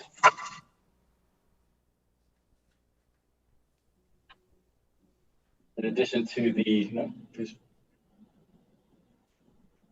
push ahead if you would, 2 slides. Yeah, I'm happy to hit number 9 here quickly. Just a couple highlights. On the heels of the equity offering, we executed part 2 of our financing plan, which was to place $7.2 billion of committed financing into the debt capital markets and upsize in order to ensure we had full access to our revolving credit facilities, plus additional cash on hand. Given Eldorado's willingness to execute equity coupled with that track record of deleveraging, we again encountered extremely high demand for our offering, which allowed us to price the new debt at just over 6%, which was right in line with our original pricing expectations from last summer. So that allowed us to upsize the debt by $800 million and provide additional liquidity. Alongside that, we also announced a $500 million transaction with Vici, centered on Las Vegas-based assets, and an incremental $210 million of revolving credit facility commitments from our bank group. So in totality, as you look at the report from April, the April model, and the report was delivered in June, it does a great job summarizing what's called the subsequent events, which are these transactions that I just walked through. In totality, the equity, incremental debt, Vici transactions, and revolving commitments totaled $2.3 billion of incremental liquidity across these transactions, leaving us with approximately $4 billion of total liquidity, which is outlined in table format on slide 10. And the issue of liquidity was one of the topics that the division raised questions about in their report initially. Is that correct? Yes. If we go to slide 10, what does that slide depict? So yeah, this is where we expect to close in terms of liquidity with cash and revolvers available to us at $3.3 billion. We've got these Vici transactions and incremental revolver commitments, which are subject to regulatory approval. We expect to get those done hopefully by the end of the third quarter, taking us to $4 billion. One further note we've talked about already today that, as everyone's aware, we've agreed to divest 3 assets in Indiana in order to lessen market concentration. So we expect these sales to be executed in the coming months and announced, and those will just further enhance our liquidity position as you get into 2021. So now that you've completed the financing, and I've heard that the funds are in escrow, can you describe what the total capital structure will look like? If we could flip to slide 11, please. Yep, slide 11. This chart ties together our final financing package, which is largely in line with what we underwrote last summer in terms of where we land on a net debt basis. We'll be just inside of $13 billion of traditional total net debt. That's just a bit higher than last summer, but highly manageable in light of our pro forma liquidity situation and most importantly, the runway to the first debt maturity, which would be in December of 2024. So we have 4 years to work through integration, manage through near-term volatility stemming from the health crisis, deleverage our business, and optimize our asset base as we've done in many precedent transactions. So the fact that your earliest debt maturity doesn't arise for 4 years, what does that give you in terms of sort of the runway that you're talking about? Gives us a lot of flexibility. Again, 10 years ago, with different transactions in this space and others, we learned a lesson that having debt maturities right in front of you after you close a merger is not a good idea. So we saw this as a great opportunity by putting these companies together and debt structures together to not have a maturity until December of 2024 and have well over $4 billion of liquidity on hand means that the operating expectations, which we all know are going to be volatile, it takes some of the heat off of having to stick the landing on every single projection, given there's no debt maturity until the end of 24. Thank you. Can we flip to slide 12, please? So the company provided updated forecasts to the Division of Gaming Enforcement at the end of April. Is that correct? Yes. And how has the company's performance been compared to those forecasts? We've heard a little bit about that, but I think that's your bailiwick. So could you explain that in a little more detail? Absolutely. I think everyone will see that we announced preliminary results for the reopened properties for both Eldorado and Caesars through June 30th this morning. Very happy to report that the regional properties for Eldorado and Caesars are performing really well on both revenue and EBITDA, and way beyond any expectation that we had when we were doing the April 30th model. The destination properties, largely Las Vegas oriented, are soft for all the reasons we've talked about. Tom talked about earlier this morning. But even as soft as they are, with revenue down 30, 40, 50% and EBITDA in line with those declines, we had modeled 60% plus declines on EBITDA for the third quarter. So despite that softness in those destination properties, we're actually still performing ahead of those. If you look specifically at just comparing the 2Q EBITDA performance in the April 30th model against where we're coming in on a preliminary basis for both companies, we're roughly $100 million ahead just for 2Q alone. So we're very cautiously optimistic that we can carry this through and effectively be free cash flow positive over the next 12 months. Can we flip to the next slide, please?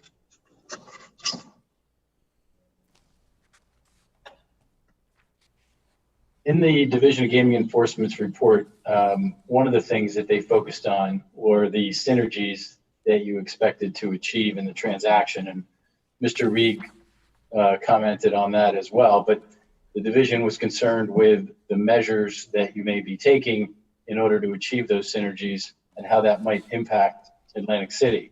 Can you address that?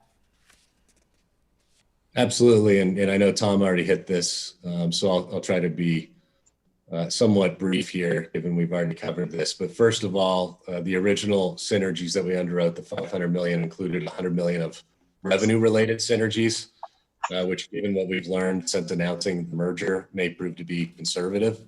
That being said, we won't know for certain, how we're doing against this $100 million revenue synergies until we start seeing the results of plugging Eldorado properties into the Caesars Rewards network post-closing of the merger.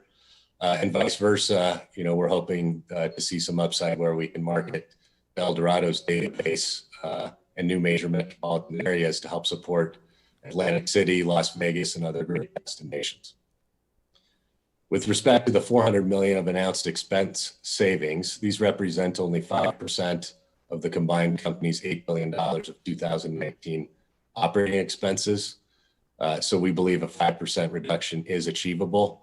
And the focus has always been on achieving the vast majority of those savings at the corporate level through payroll and non-payroll reductions across the combined enterprise. Mr. Tony Rodeo, he became the new CEO alongside when we were doing our initial diligence in early of 2019. He saw many of the same opportunities that we did during that time. And to that end, his operating philosophy and actions taken pre and post the merger have resulted in significant expense reductions to date, which were evidenced in January and February of 2020 when Caesars reported record monthly results. With respect to Atlantic City, we're well aware of the cost reductions that have taken place over the past 12 years, and the division's report highlights those in many areas. As such, it has not been a focus for us in terms of generating material cost savings for the merged entity. When we engaged specifically with the division in terms of employment conditions, we quickly came to an agreement as to how to ensure employment levels return to pre-crisis levels, and we are eager to see where they go from there once our capital investments begin to kick into gear. Thank you. Can we flip to slide 14, please? This is a recurring theme, of course, that we've heard so far in the testimony and from the division in its report, was the chronic lack of capital investment in the Caesars properties in Atlantic City. Can you briefly describe to the commission how you propose to address that? Yes, I can. We're well aware of the lack of investment that stemmed from ownership over the past decade plus. In consultation with our property level leaders in Atlantic City and discussions with the division, we formulated a major capital reinvestment plan for the Atlantic City properties, assuming our merger is approved. These encompass a $400 million investment over the first 3 years post-closing across Caesars, Harrah's, and Tropicana, with at least $150 million of that earmarked for Caesars. The investment will also be front-loaded and dollars put into escrow at closing of the merger. Beyond the 3-year investment horizon, we've also committed to invest at least 5% of our revenues annually into the Atlantic City properties. Thank you. Can we flip to slide 15, please?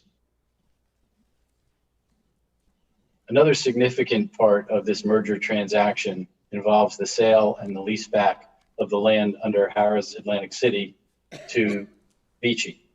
We've heard a bit about that, and the division has raised some concern about that, as did Professor Perry, that the ownership of casinos by real estate investment trusts may not encourage the expenditure of capital on the casino facility itself by the operator.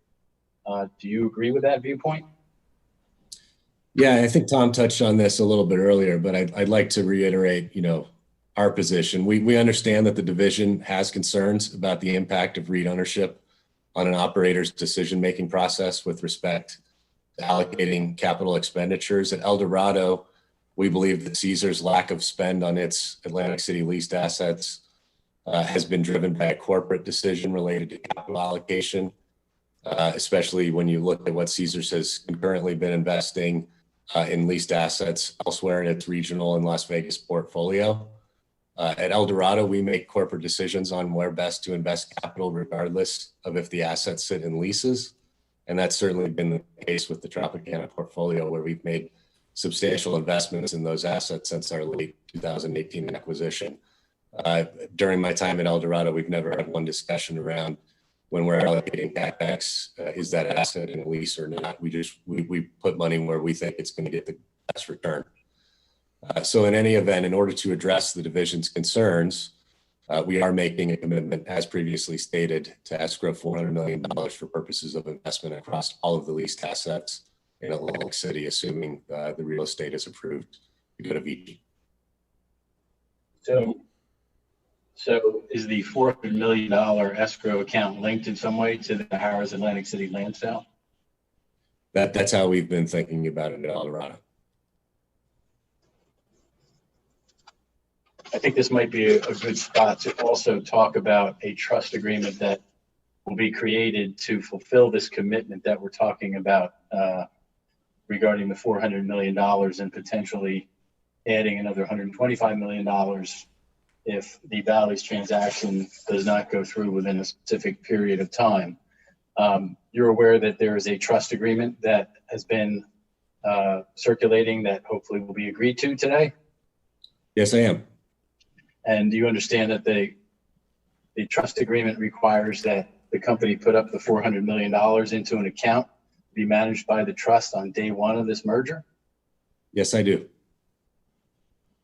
Do you understand that the trust will be managed by an independent trustee and not by new Caesars once those funds are placed into the account? Yes, I do. So once the trust is set up and your capital expenditure budget is submitted and approved by the division, do you understand that you'll have to execute on that budget and go to the trustee to get the funds to pay contractors as that work is performed? Yes, I do. And are you clear on the fact that this money that will be set aside is not money that's generally available to new Caesars for any other use? Absolutely. If you fail to fulfill your obligations and don't cure that failure to expend the Capex according to the terms of the trust, the trustee can execute the improvements and use the funds until you are permitted to restore your efforts to do so by the division and the commission. Do you understand that? I do.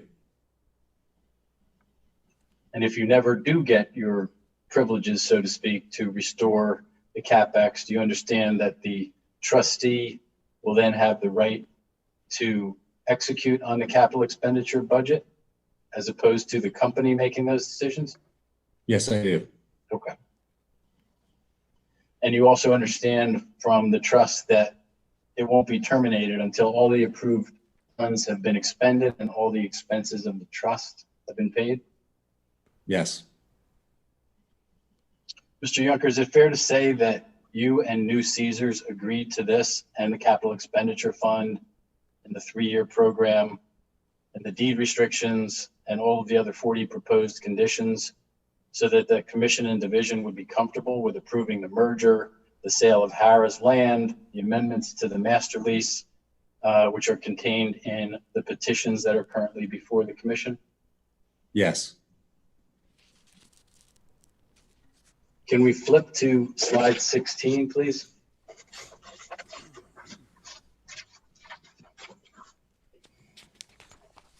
We just touched on it, but one area that the commission has to consider in its evaluation of this merger is what the impact of this transaction will have on economic concentration and competition in the city of Atlantic City among the casinos. Excuse me.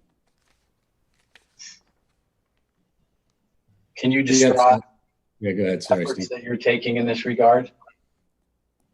Yes. In order to address the recommendations from the division's economic expert, we've agreed to the following conditions that we expect will foster competition and further development in Atlantic City, all of which are listed here on the slide.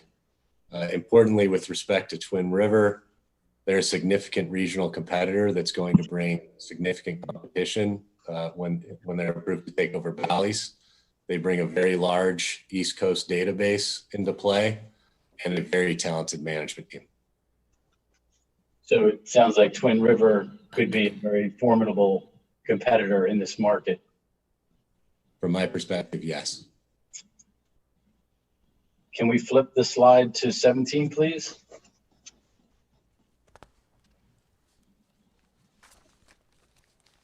Mr. Juncker, on slide 17, there is a chart that has been put together. Was that a chart that you put together? Yes. And it runs for 3 pages, 17, 18, and 19. And what it appears to address are the concerns that were raised by the division in its report and the company's response. What was the purpose of putting this chart together? Yeah, again, having spent a lot of time with the report and the division, during this review process, I just wanted to reiterate that we understand the concerns, summarize the actions that we are taking in order to get merger approval from the commission, and just wanted to put it all in one place so we have it summarized. So what this represents is a chart that you prepared that actually talks about each of the concerns, the company's response, and effectively how that response will be executed, potentially by agreement to certain conditions upon approval of the merger and the other petitions that are pending. That's correct. And I just want to ask you as well, you've read all the conditions that have been submitted to the commission by Eldorado, Caesars, and the division. There's about 40 of them, and they've been marked in evidence. On behalf of New Caesars, as the incoming CFO of that company, do you agree to abide by these conditions if this merger and the other petitions are approved? Yes, I'm familiar with all 40 and I support them. Thank you. I have nothing further. Thank you. Ms. Richardson? Thank you, Chairman. Good afternoon, Mr. Yunker. Good afternoon.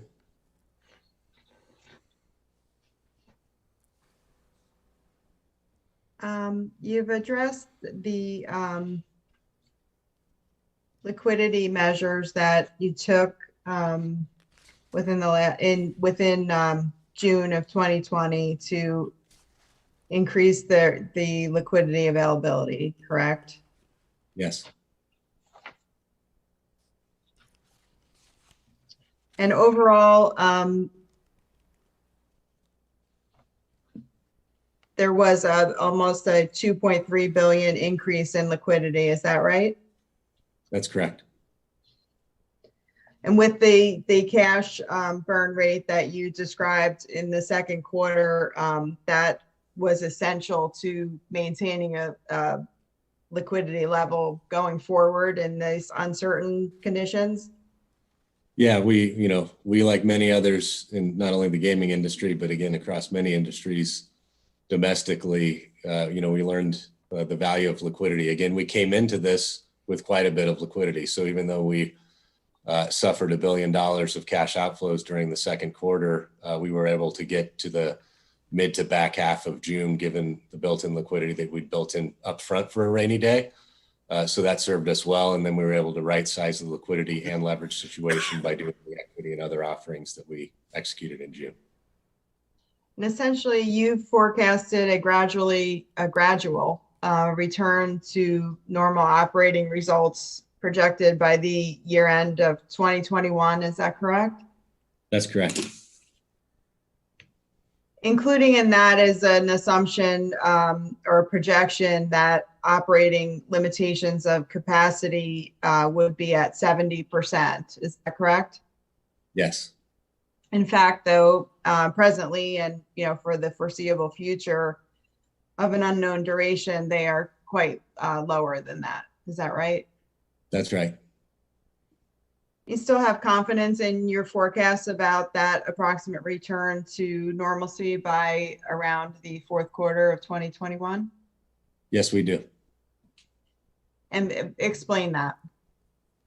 Yep. So again, I'll list some statistics that we put out publicly this morning for reopened properties.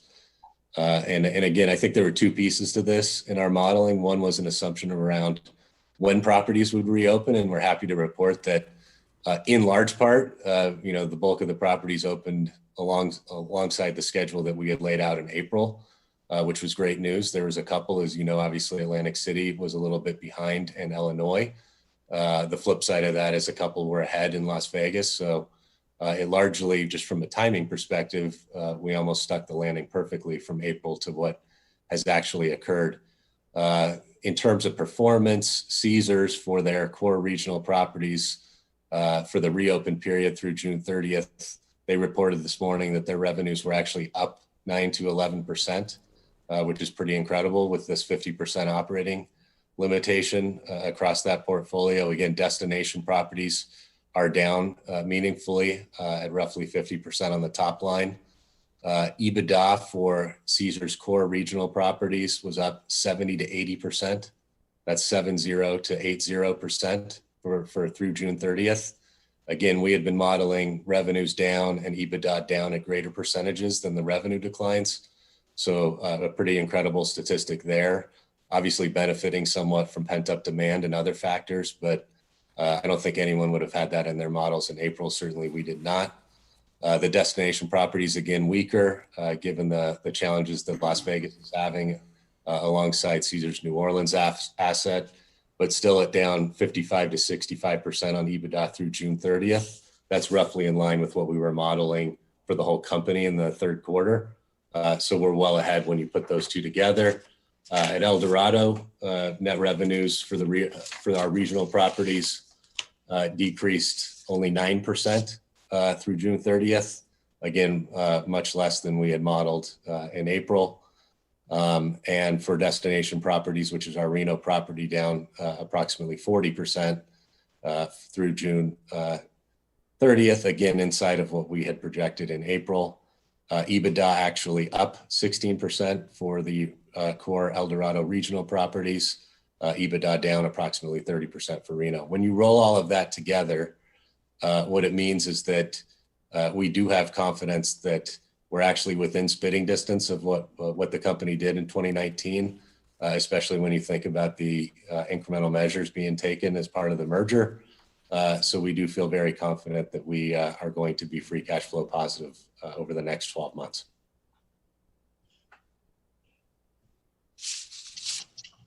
And in addition to the liquidity steps that you've already discussed that you took, that Eldorado took in June of 2020, what other options does Eldorado, which would be new Caesars if the merger is granted, if there are shortfalls from forecasted operating results? Yeah, great question. So yeah, we pulled 4 levers in June in terms of different options, across equity and debt capital markets, bank financing, and then the transaction with Vici where we actually sold some land. In addition to those options, we always have access to capital markets. There's some capital markets that we didn't access that remain available to us, notably the equity-linked market.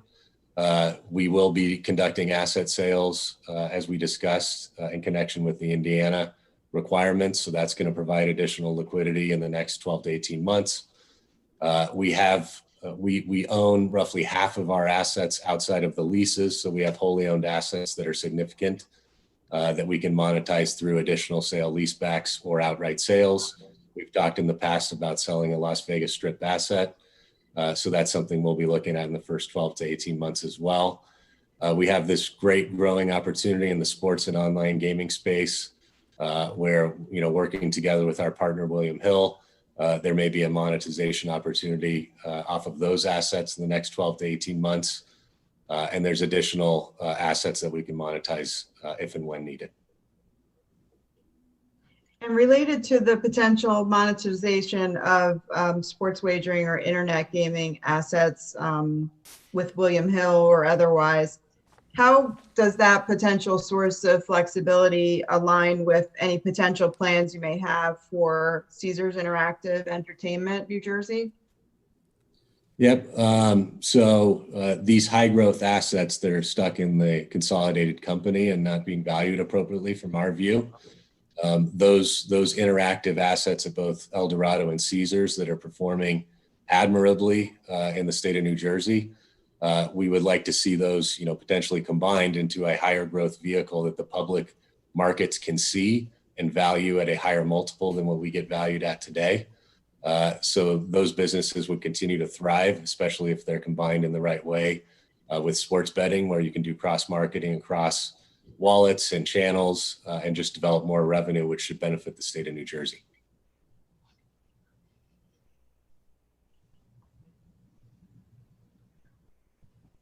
And this has been touched upon some previously, but you're aware that our report addresses how the CEC properties in Atlantic City have had dramatic reductions in EBITDA since 2008, while other casinos during that time period have realized positive increases during that time. You're aware of that?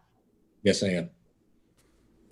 What plans, not previously mentioned, does Eldorado have for the CEC properties if the merger is approved to affect and impact operating results?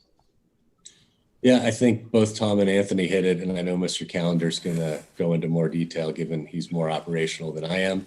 But obviously, from my perspective, reinvesting in these assets that have been starved of capital for the last 12 years, that's where I come into play as the CFO. So we've raised an abundance of capital to make that happen day one. And with regard to Harrah's Atlantic City, what's your view of why that casino's operational results had a decline over the last 10 years, while their Capex investment was at an industry-leading level? Honestly, I wasn't part of the Caesars management team operating those assets. I do think the Harrah's Atlantic City asset, benefited from the convention center and some room remodels and wasn't as starved as the other ones. The market in general for the last 12 years, has had a hard time just because of all the additional competition that's come in the Northeast. But individual property level trends over the last 10 to 12 years, I'd probably defer that a little bit to Steve Callender, just given his expertise in the market and everything he did to grow Tropicana during that time. And you've addressed somewhat with Mr. Schreier, Capex commitments, proposals from the division to have condition requirements to that effect. Specifically, Bally's and Caesars from 2008 through 2009 had the lowest total Capex of other properties in comparison to other properties that were open during that period. Is that correct? Yes. And viewing that data through 2019, that included from 2017 on after CEOC exited their bankruptcy reorganization. Is that correct? Yes. And because this is such a critical area of concern for the division, information about Eldorado's Capex plans for the CEC Atlantic City properties was requested early on after the merger was announced. Is that correct? Yes. And that would have been approximately August 2019? I believe that's correct. And in September 2019, ERI responded that since the FTC approval was pending, it was precluded from completing extensive operational reviews. But once they were so permitted, they would hold meetings and conduct those reviews to lead to specific Capex plans. Is that correct? Yes. The division advised you at that time that notwithstanding further in-depth reviews that would be done at a minimum, a preliminary plan was required at that point. Is that correct? Yes. And you responded to that request and included general areas of potential capital investment at the 3 Atlantic City properties operated by CEC. Is that right? We did. But notwithstanding that response, no specific commitment to projects was included in any responses to the division through January 2020, was it? That's correct. Again, in February 2020, the division reached out to you through Deputy Chief Chris Glom to discuss its Capex concerns, correct? Yes. And after that contact, you submitted your support for the initial CEC Capex plan, which they had been required to submit on a quarterly basis under their restructuring conditions. Is that correct? Yes. And you also indicated that Eldorado would commit to increasing the Capex budget for the CEC Atlantic City properties to $100 million per year in 2021 and 2022. Is that right? Yes. And Mr. Glom thereafter explained to you the issues with the quarterly Capex plan submissions by CEC, did he not? Yes, he did. And that explanation noted that there were continual deferrals of projects in those reports to future years, rendering it inadequate to support a near-term investment commitment. Is that correct? Yes. And following that explanation, you submitted Eldorado's commitment to $325 million for Capex at the CEC Atlantic City properties, and also included Tropicana in that figure for a 3-year period? Yes. And you also expressed a willingness to impose an escrow arrangement or upfront funding requirement for any Capex sums? Yes, I did. And then following additional discussions with the division, Eldorado ultimately committed to dedicate $400 million in Capex funds to be expended over a 3-year period. That's correct. And you've addressed this. I just want to touch upon again the breakdown of the particular arrangement. If the commission approves the merger, the division has proposed conditions to memorialize that condition. Is that correct? Yes. I'm sorry, I didn't mean condition. I meant commitment. No problem. Yes.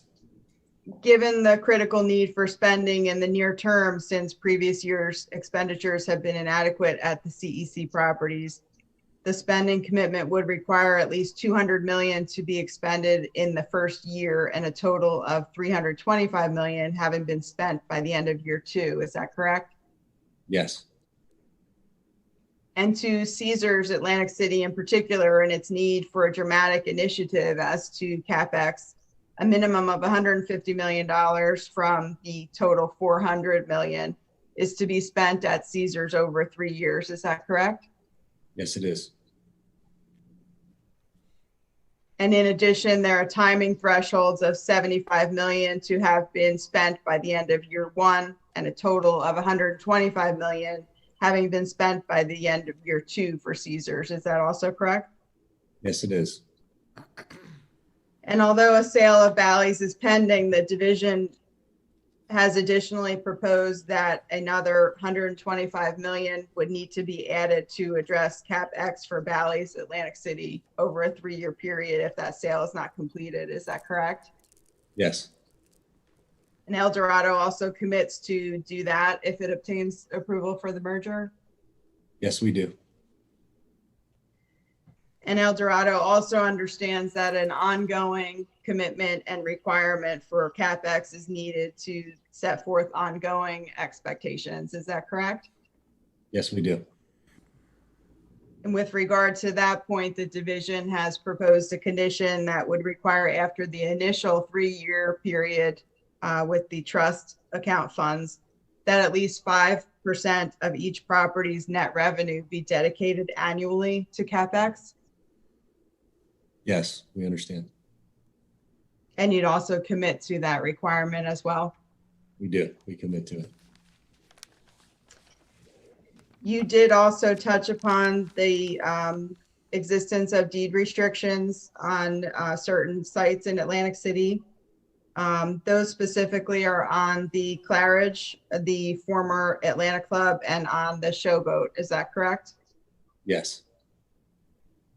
And although these present obvious barriers to entry for new operators in the market, which necessarily reduce competition, Eldorado advised the division in January 2020 that it had no intention of making any changes regarding the deed restrictions if the merger was approved. Isn't that correct? Yes. Then in later responses in February and April, you indicated that Eldorado would be willing to release the deed restrictions on the Atlanta Club property and on Showboat only. Is that correct? Yes. And you're aware that I believe you've confirmed this already, but I just would like to discuss it again. You're aware that the division, if the merger is approved, has proposed a condition that would require removal of all 3 deed restrictions. Yes, I am. And Eldorado is prepared to comply with that condition if it is imposed. Yes, we are. And overall, just to reconfirm, you have reviewed in total the conditions proposed by the division on its list that's been admitted into evidence today. Yes, I have. And New Caesars, if it's permitted to be the combined new entity, will fully comply with those conditions if this merger is approved? Yes, we will. Thank you. I have no other questions. Thank you, Mr. Richardson. Commissioner Cooper? Thank you. I have a couple of questions. Once again, Mr. Yunker, thank you for participating today. I'm actually going to go back to a question that I posed to Mr. Reeg, but I would like to ask it of you as well, particularly since you're the Chief Financial Officer, and that was a question with regard, and I know in bits and pieces we've been hearing COVID and how it's affected, the whole, just how it's affected. Is there anything that you would like to add with regard to the COVID, to the coronavirus, as the chief financial officer? And I suppose my original question, when everything happened in mid-March, where, the casino industry shut down, I know Mr. Reeg had mentioned that there was a loss of $1 billion. Part of me wanted to say, well, how do you recoup that? I mean, $1 billion. And he was explaining that it went from, all your properties open, then they were shutting. I know what we were going through here in Atlantic City. So what I would like to just ask you, as I said, as the CFO, can you discuss or add anything from your viewpoint about, the impact of the coronavirus, the COVID, on the upcoming merger, how it's affected, or, is there anything you'd like to add? Yeah, I think, from my perspective as the CFO and having been around this industry for so long, it was heartbreaking for the industry to, have to go through yet another crisis. It's been through 9/11, the great financial crisis, the terrible shooting in Las Vegas, and a lot of uncertainty, quite frankly, specific to Caesars employees.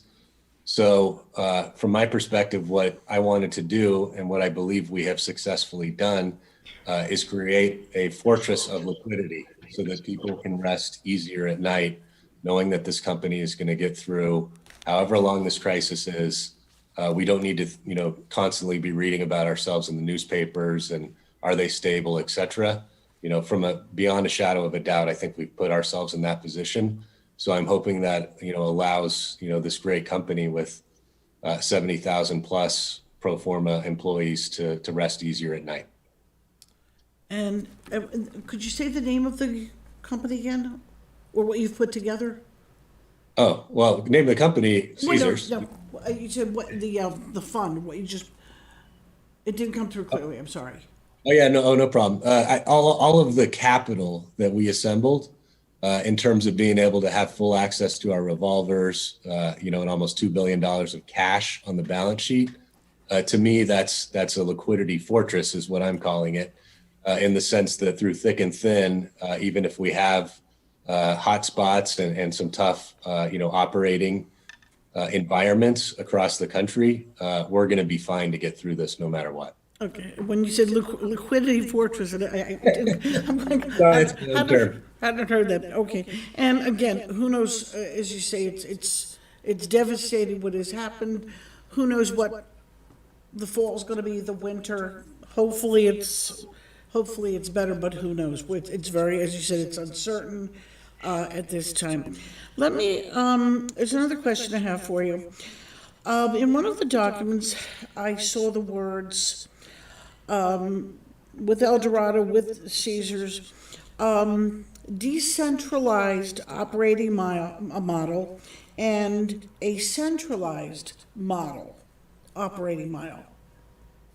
Decentralized and centralized. Could you elaborate on that and what those are? Yeah, I'll try to give one example. And again, I think Tom and Anthony have talked to this, and feel free to ask Mr. Callender as well about his experience with Eldorado. But, one example would just be where are marketing decisions made in terms of, customer offers? Is that a centralized function and done in Las Vegas, or is it done closer to the properties with the GMs and the local managers? So it's really just, that's one of many examples where is a decision being made centrally or is it being made at the property level? Okay. And let's say if the merger goes through, what will you be looking at? What type of model? We're trying to take the best of both worlds, both, what Caesars has excelled at historically in terms of, generating the database, keeping customers highly engaged. We think they do a great job using mobile technology and the Caesars app, revenue management functions, et cetera. We're preserving the best of those pieces that we saw through a year of due diligence. And we're taking the best of with Eldorado's, property level approach, where they can make decisions quicker, get mail offers out quicker, et cetera. So it's really marrying a blend of the best of both worlds from my perspective. Okay. Thank you very much. Thank you. Thank you, Commissioner Cooper. Mr. Yonker, I asked this question earlier. Did Eldorado or Caesars use any of the CARE Act funds? So we didn't access any loans. The airlines and some others, took direct money from the federal government. We didn't need to access any loan capital from the government. We did benefit from employee retention tax credits, where you received a tax credit in connection with paying people full wages while they were not working. And we also got a deferred payroll tax credit that is payable at the end of 2021. Excellent. I asked this question earlier, Mr. Rieger, too. The division in their document says that you're forecasting a synergy of a savings of approximately $900 million over the next 3 years. That seems very ambitious when I read this, and Mr. Rieger touched on a few efficiencies they were talking about. Maybe you could just elaborate a little more. That seemed like a lot of money to be able to capture in savings. Yep, and I don't have that specific table in front of me, but I think that 900 million aggregates across 3 years. So actually the annual amount is more like 400 million of synergies on an annual basis in that April model. In terms of where that comes from, again, Tom talked about it, a little under $200 million of corporate overhead savings from combining the companies, 75 million-ish of professional services. Mr. Rodeo had already taken out 10 million to date. The remaining 65 comes from audit, duplicative board of directors, outside counsel, and redundant IT. Another 50 million of slot lease expense, which again, Caesar's already taken a good chunk out to date for that piece. And then 50 million of enterprise-wide contracts, combining insurance programs, purchasing, et cetera.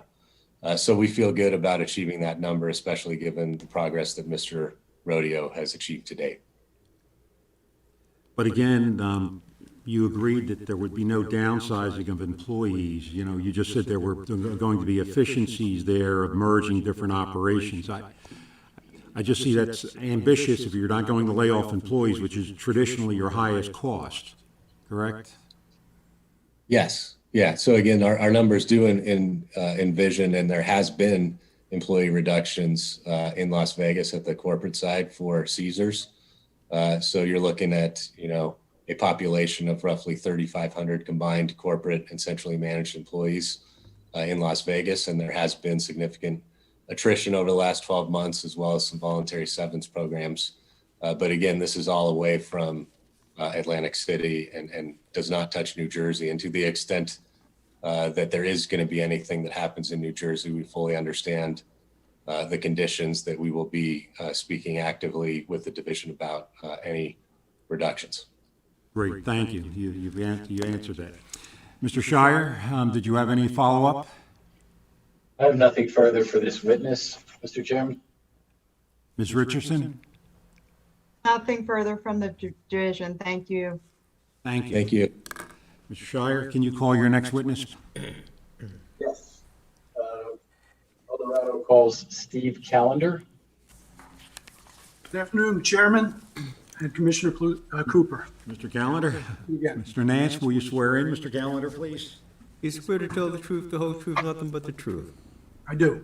Please state your name for the record. Stephen Callender. Thank you. Good afternoon, Mr. Callender. What's your current title with Eldorado? My current title is Senior Vice President of Operations for the East, but I'll transition into President territory when it changes.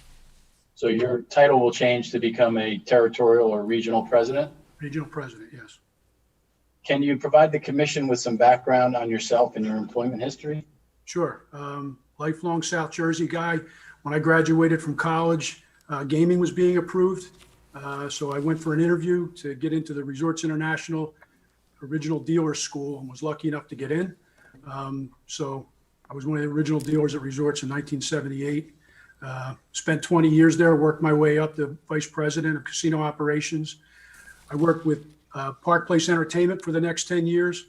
In fact, I was working for them when they bought Caesars. A year and a half later, Harris bought them, ironically. I went to work at resorts in 2006 for Tony Rodeo, running a property day-to-day operations. And I came to the Tropicana in 2010. Tony came in 2011. I became general manager in 2012, and I met the Eldorado guys in 2018. Do you also serve in any other capacity in Atlantic City or with the casino I'm industry? president of the Casino Association. How long have you done that? It's just finishing up my first year. Quite a year you've had. Yeah, it was quite a year to have that. I was on the phone with Director Rebuck most of the time with reopening protocols, and spent a lot of time with the team, getting things right. Right, right. What territory do you cover currently? I have the East Coast, which is Tropicana in Atlantic City and Scioto Downs in Columbus, Ohio. After the merger, Scioto Downs will become part of the Central Division. And will there be any other jurisdictions after the merger that you will be responsible for? The 4 properties in Atlantic City, Harris in Chester, Pennsylvania, and Horseshoe in Baltimore. And where will you physically be located in terms of your office? Atlantic City. So as a regional president of New Caesars, what will be your responsibilities on behalf of the company? Well, I'll be responsible for those 6 properties. And generally, I walk the properties every day.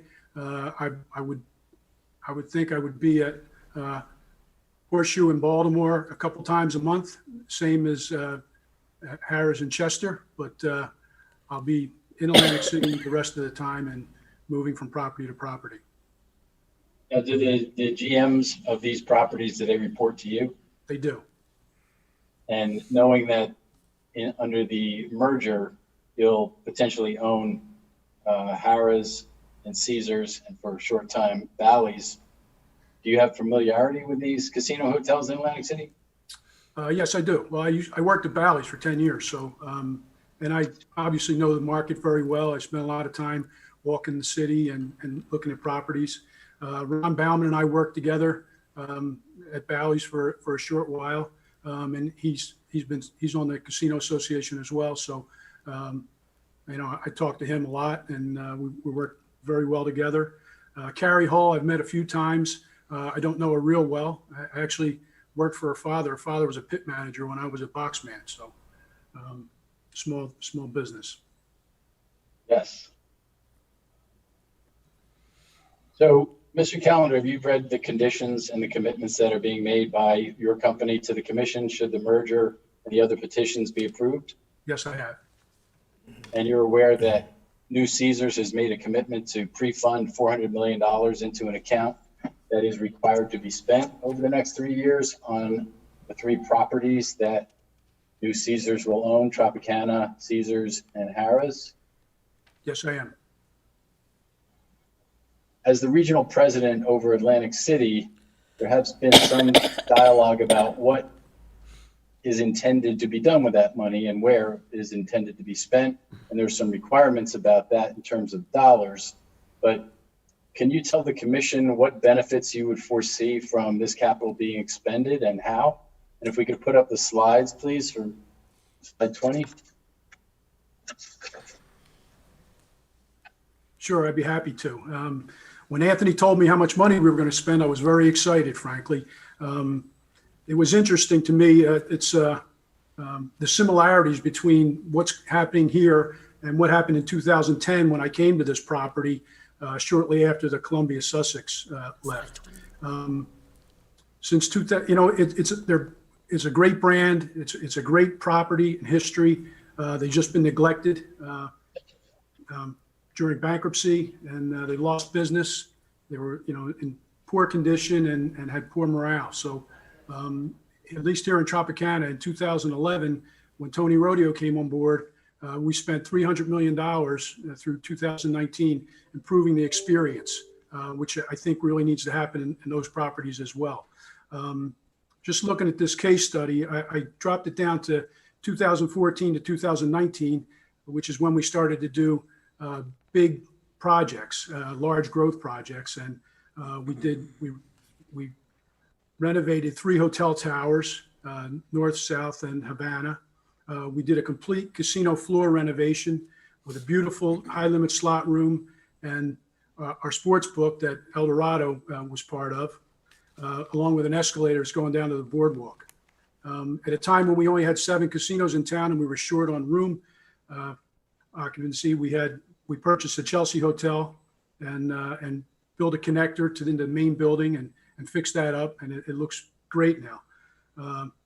We added non-gaming amenities and some underutilized space, including a state-of-the-art fitness center that was in an extra ballroom and an escape room, which came from back of the house space. New concepts such as Chicky and Pete's and Jose Garces. We refurbished all the food and beverage outlets, and it had a great result for us. If we flip the page to page 21, your example, the case study that you provided here to the commission, talks about how much money was spent at Tropicana and what was the outcome of those expenditures in your view? Well, as the Capex went up, our net revenues grew and our EBITDA grew quite a bit. When we started the projects, we were generally 7th or 8th in town each month in gaming revenue. And by 2017, we were a solid number 2 in town and behind Borgata only. And it was a great thing to have happen. The projects had a huge effect on team member morale, I think, more than anything else. People wanted to be proud of where they worked. And as we started to invest money in the property and fix it up, team members got more engaged, service levels got better, the customers were happier, they started to come more and play more, and it gave us, great momentum that we've carried all the way through. There are some pictures there from the capital expenditure case study that you're referring to regarding Tropicana recently. What are those photographs? Yeah, just the different projects that we've worked on. Our casino floor is probably the most modern casino floor in the city. We did a project just this year, our electronic table games at Pulse Arena, that's doing very well, particularly with the change in COVID and things that are happening. Our sports books in here and our high limit slot room, the Chelsea pool, and some restaurants. It's a great story. Yes. So furthering the story, and as we look toward the future, there have been questions, obviously, about what does New Caesars intend to do at the new properties that it will acquire with the capital expenditure fund that will be created. And obviously, we have to put together a budget for that has to be approved by the division as to what the capital expenditure would be. But have you looked into some of the areas that you think might be worthwhile in terms of capital expenditure at Caesars? Yeah, of course, and it needs a lot of work. Caesars needs a lot of work. So, and I think the key is the rooms. You have to start there. There's some renderings here to look at because they've already started to, do a little bit of research and work on that. But I don't think you can overlook the gaming floor and the sense of arrival that Tom and Anthony talked about a little bit. People want to be wowed when they come to these properties, and some non-gaming amenities would certainly help to drive traffic. We've had success here at Tropicana bringing customers in from Scioto Downs and Columbus and from Pompano on plans that we set up, and they love the property. So we want to be able to show off Caesars and Harrah's the same way. So I think the quicker we get in there and start working, the better we'll do. I'm glad Tony's going to be involved. I know Anthony's going to have a big role. So we'll do something robust in there and make it back to what it should be. And if we flip to slide 28, please, what's the plan for Harrah's? Harrah's is actually in better shape, obviously. I think that it's in better condition, but it still needs some work on its rooms. So their 2 towers are getting some room work there. They have the refreshing and the upgrading of the pool area That's their biggest non-gaming amenity. It's a great amenity. It's a little bit tired. They have nice retail there, but the building facade needs work. And the marketing wrap that's electronic skin on their tower where they message out is in really poor condition, and it needs to be upgraded and replaced. So I think that's something that needs to be done. And the slot product needs some upgrading as well. And we have some renderings from their rooms as well. I don't know if you heard, but Ms. Richardson had asked a question regarding Harrah's earlier, and I think her point was that, do you have an opinion on why Harrah's, even though there had been some significant capital expenditures made to the property over time, why that may not have correlated to an increase in revenues similar to what you showed for Tropicana being fairly significant? I think it's probably a marketing function of the marketing offers. And because decisions were being made in Las Vegas and not at the property, I think there's some angst in their leadership in how they take care of their guests. Thank you. So let's just flip to slide 31. Although we did look at all the improvements that have been made to Tropicana over the last few years, you still have some additional plans that you'd like to implement at Tropicana as well. Can you explain those? Sure. The opportunity to redo the West Tower and some of the rooms in the Chelsea will be a good advantage for us. We continue to invest on our casino floor. As I said, we put in the Pulse Arena this year, but we challenge the executive team here to have a wish list, if you will, in the event that some money comes up that we can do something with. So that team will be ready to go. We looked at some technology changes and a smart key system which would sync all our towers and locks, an energy conservation project which changes lights and motors and chillers and makes the property not as expensive to run and more regulated. So there's a lot of things we can do here, but the property is in great shape. Be involved in the preparation of the capital expenditure fund in terms of the kinds of things that the company will be looking to do? Yeah, I can't wait to get with Ron Bauman and Tony when he's in town to walk the properties and figure out exactly what order we want to do things and what we can piggyback on and start fixing things up. How has the reopening gone so far from your perspective in Atlantic City? Well, team members are certainly happy to be back to work. I wish there were more back, but so far so good. I think we're doing a great job of following our protocols across the city. We work really hard at it. The Division of Gaming Enforcement and Atlantic Care and Unite Here all helped us work together to put protocols in place that we knew we could handle and follow. And we're doing a good job with that. And hopefully we can expand a little bit more as people see that we're doing a good job with it. Thank you. That's all I have, Mr. Chairman. Thank you. Mr. Chairman, if I Yes. might, we have two options. If we want to proceed with Mr. Callender's cross-examination, I would ask for the court reporter for at least a 10-minute break, or we can break and resume tomorrow. That's what the two options are, but either way, we do need a break for the court reporter.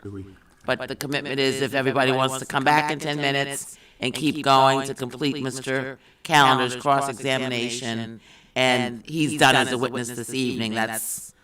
We'll do that then. We'll break for 10 minutes. It's 5. We'll resume back at 4:10. Does that work for the Does that work attorneys? for the other parties? Yes. Yeah. And just so you're aware, Mr. Chairman, in terms of the fact witnesses that we have, we only have one additional witness, and I don't think that she'll take that long, but I will leave to you, the schedule for today. Excellent. Thank you. Then we'll reconvene at 4:10. Thank you. Thank you.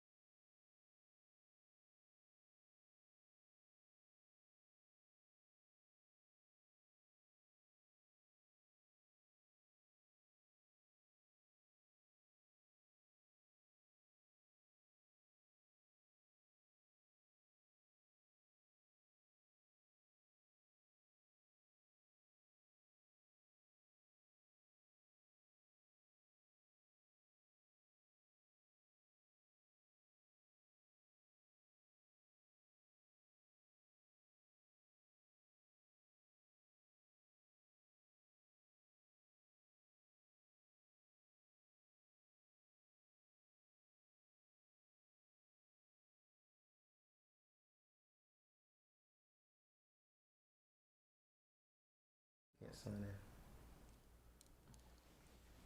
Okay. Okay. Bye. She's good. Is she back on? She's back on.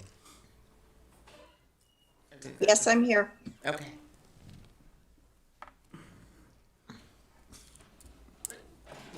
Thank you. I think we're ready to reconvene.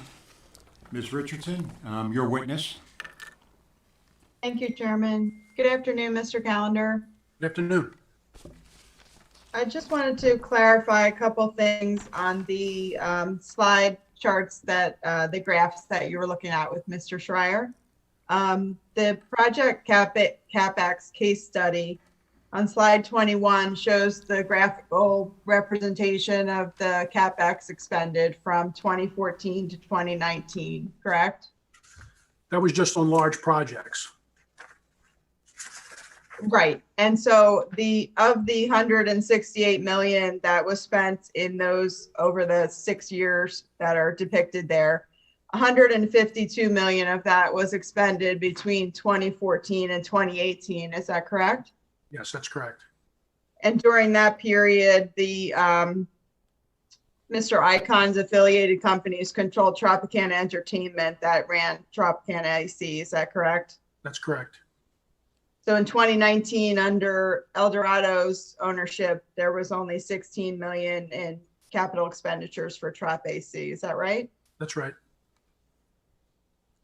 And on the same sheet with the net revenue and the EBITDA to depict the increases over the that time period, it necessarily wasn't a straight upshoot to the 2019 levels. Isn't it correct that in 2018, both net revenue and EBITDA were higher than they were in 2019? Yes, they were. And again, 2019 had those decreases, and that was the first full year of Eldorado's operations. I shouldn't say ownership, it's operations. Yes. Thank you. You mentioned the employees and that the staff is happy to be back to work under the recent reopening. What percentage would you say of employees at Tropicana are back to work right now? We're just a little under 50%. And do you know the percentage of employees back at the Caesars properties, either collectively or individually? I think collectively they're a little bit over 50%.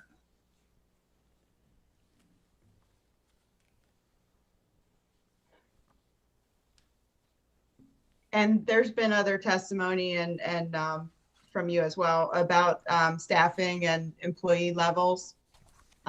You're aware of the condition that the division has recommended if the merger is approved that the staffing levels would be maintained to pre-COVID levels. Do you have anything additional to add regarding any staffing level or overall changes in staff that you envision at the Atlantic City properties if all 4 properties are integrated? No, not yet. I don't. I mean, I have to look at what happens and figure out the different properties. As we get more capacity and more amenities, we'll be able to bring more people back. And you've expressed excitement at the capital expenditure fund that would be available if the merger is approved and the condition is imposed, and being able to take measures to implement that. Just to be clear, that fund that'll be subject to a trust overseen by a trustee, that fund will be established only due to a division proposed condition if the commission elects to impose it. Is that correct? That's correct. And related to but as an operator, we want the properties to run as well as possible. And we think we can do a better job if we invest in it and pick up the morale of the employees and give guests something to look forward to. This is a very competitive market, and with Hard Rock and Ocean reopening, it's had an impact on everyone. Probably more of an impact on Tropicana than anyone because we had bought the database from Trump Taj Mahal when it closed. So a lot of those customers gravitated back towards there.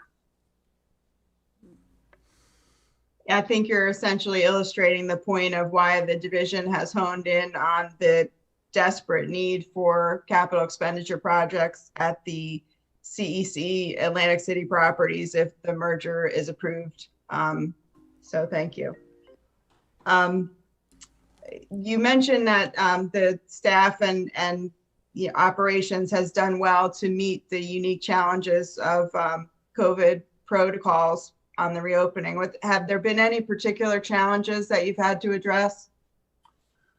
Frankly, it's gone very well. We have team members helping us, regular line level employees pointing out if someone's not following the rules, and even some of our guests are doing it and letting us know that somebody's, pulling their mask down when nobody's around. So we're addressing that, and but by and large, it's been very good. And Mr. Juncker spoke earlier to the disclosures today about certain expectations being exceeded upon reopening and having some initial results on that. Do you have anything to add particular to Tropicana Atlantic City since July 2nd?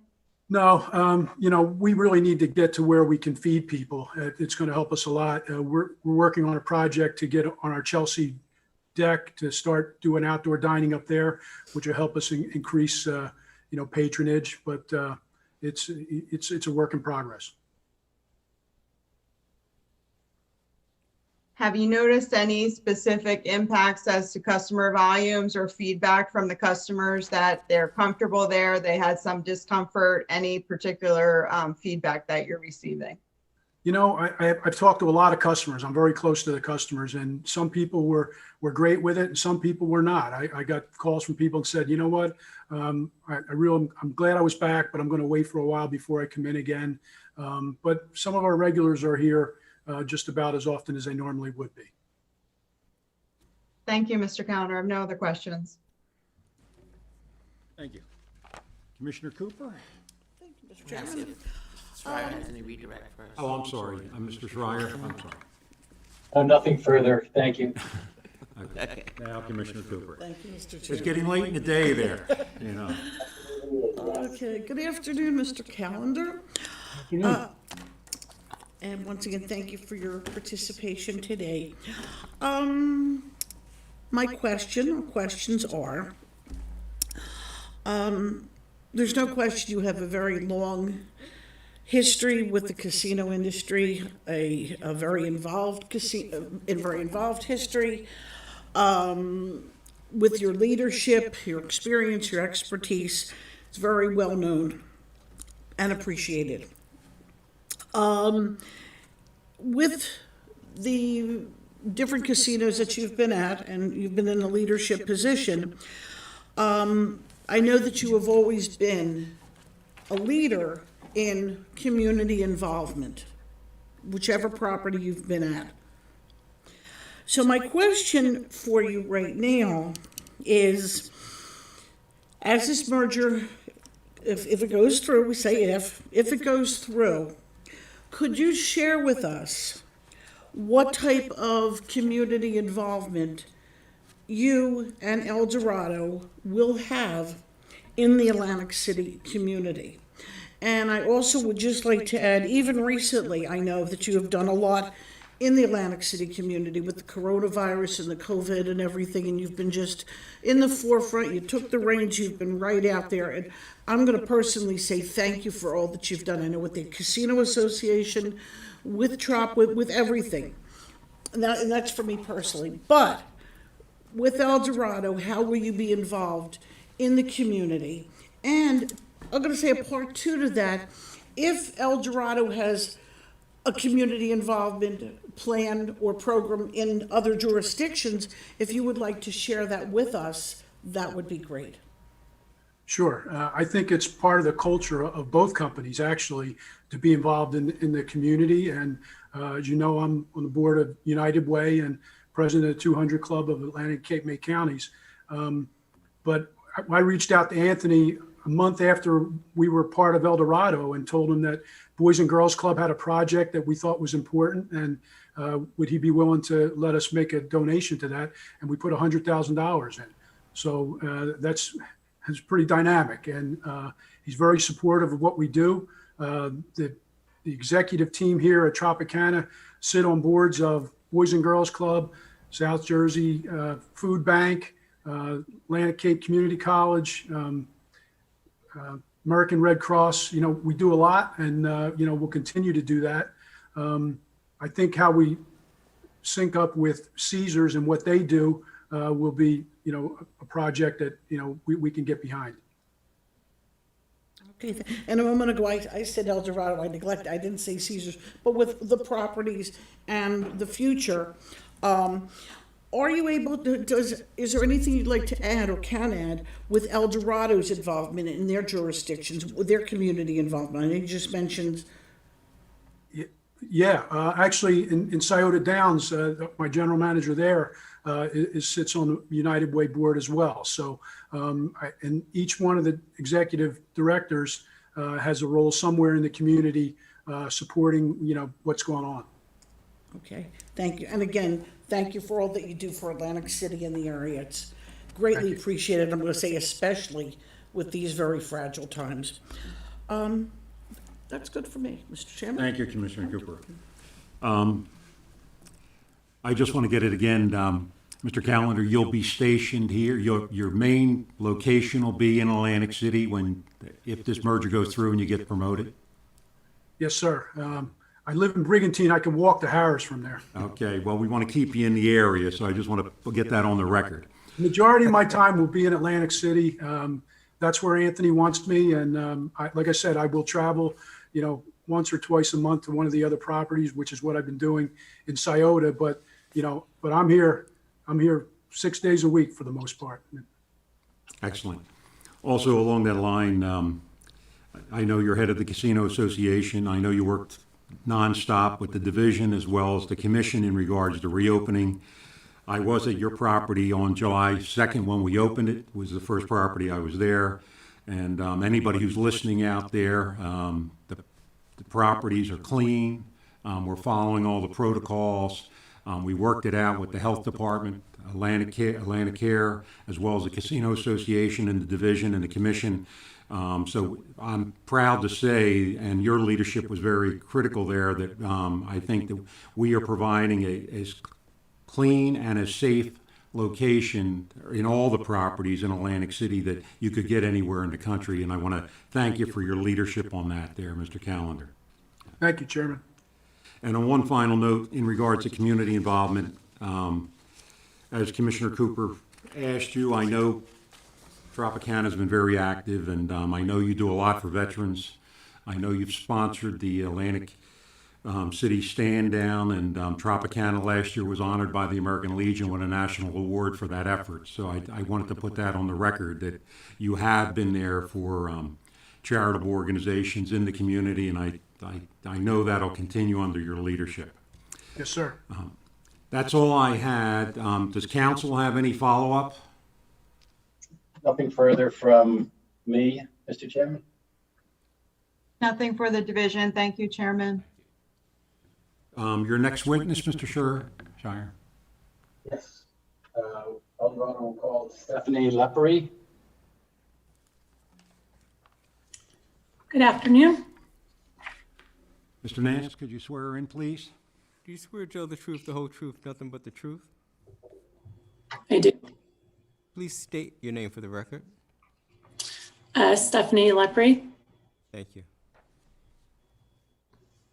Good afternoon, Ms. Leprey. Can you tell the commission what your current title is with Eldorado? I'm the Chief Administrative and Accounting Officer for Eldorado Resorts. And can you provide some background about your history with the company or your prior employment, education history? Sure. Born and raised in Reno. Went to University of Southern California and graduated in 1992. And then began my career straight out of college with Arthur Andersen in Las Vegas.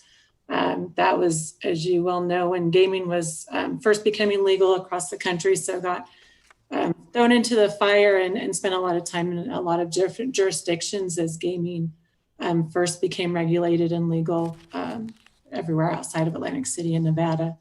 got my CPA there.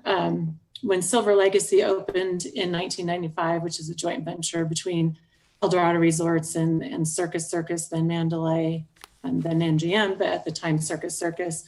I returned back to Reno to open the property and started, that was my first entrance with Eldorado, and have been with the company ever since. So currently I have over 20 years of experience within the gaming industry and clearly have a passion for it. How long have you been in the position of Chief Administrative and Accounting Officer? So when we went public in 2014, I went over to the corporate offices, corporate function with Gary Carano and Tom Reeg. In 2000, at the beginning of last year, 2019, I started in the Chief Accounting and Administrative Officer position when Brett Junker came on, and expanded my role to oversee, so I'll call it the back of the house areas, including HR and IT and accounting.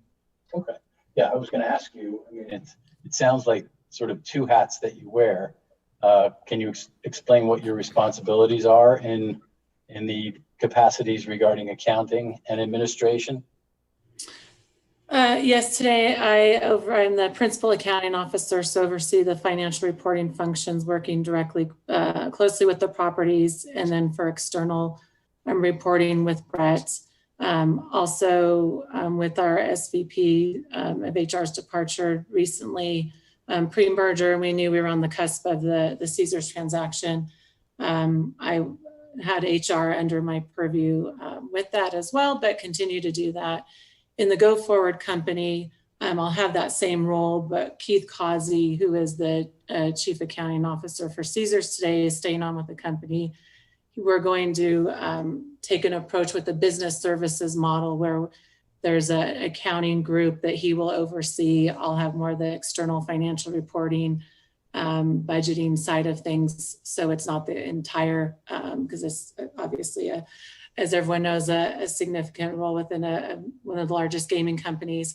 But I think it's a great strategy as we have a cross-functional approach to the back of house support and services that we'll provide, including IT. Keith will oversee IT, and that it's the Caesars Business Services Center is what it's called today, and he'll continue to oversee that. So we'll complement each other in those roles.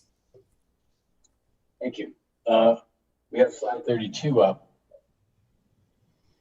Caesars has been recognized as an industry leader in its social responsibility and diversity programs. Would you agree with that?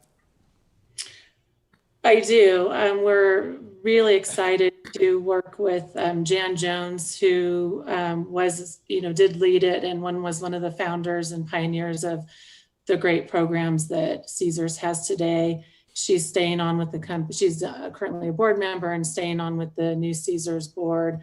We will form a board committee that she'll chair that will have governance over our corporate social responsibility and environmental ESG programs as well.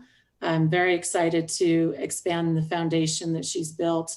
Tom and Gary and Anthony and Brett definitely are vested and interested in building on that foundation, and not just checking a box or getting good press, but really living it and implementing it across the portfolio, both at corporate and at the property level.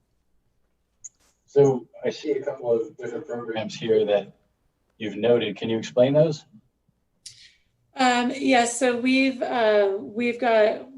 of our day one initiatives will be to conduct unconscious bias training.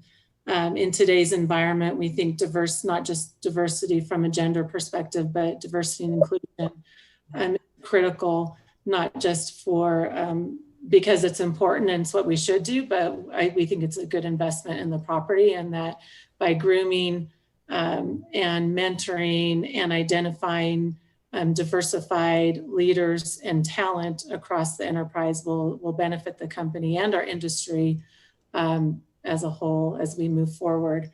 Caesars also has some programs. They've got the People Planet Play, you'll see on their website.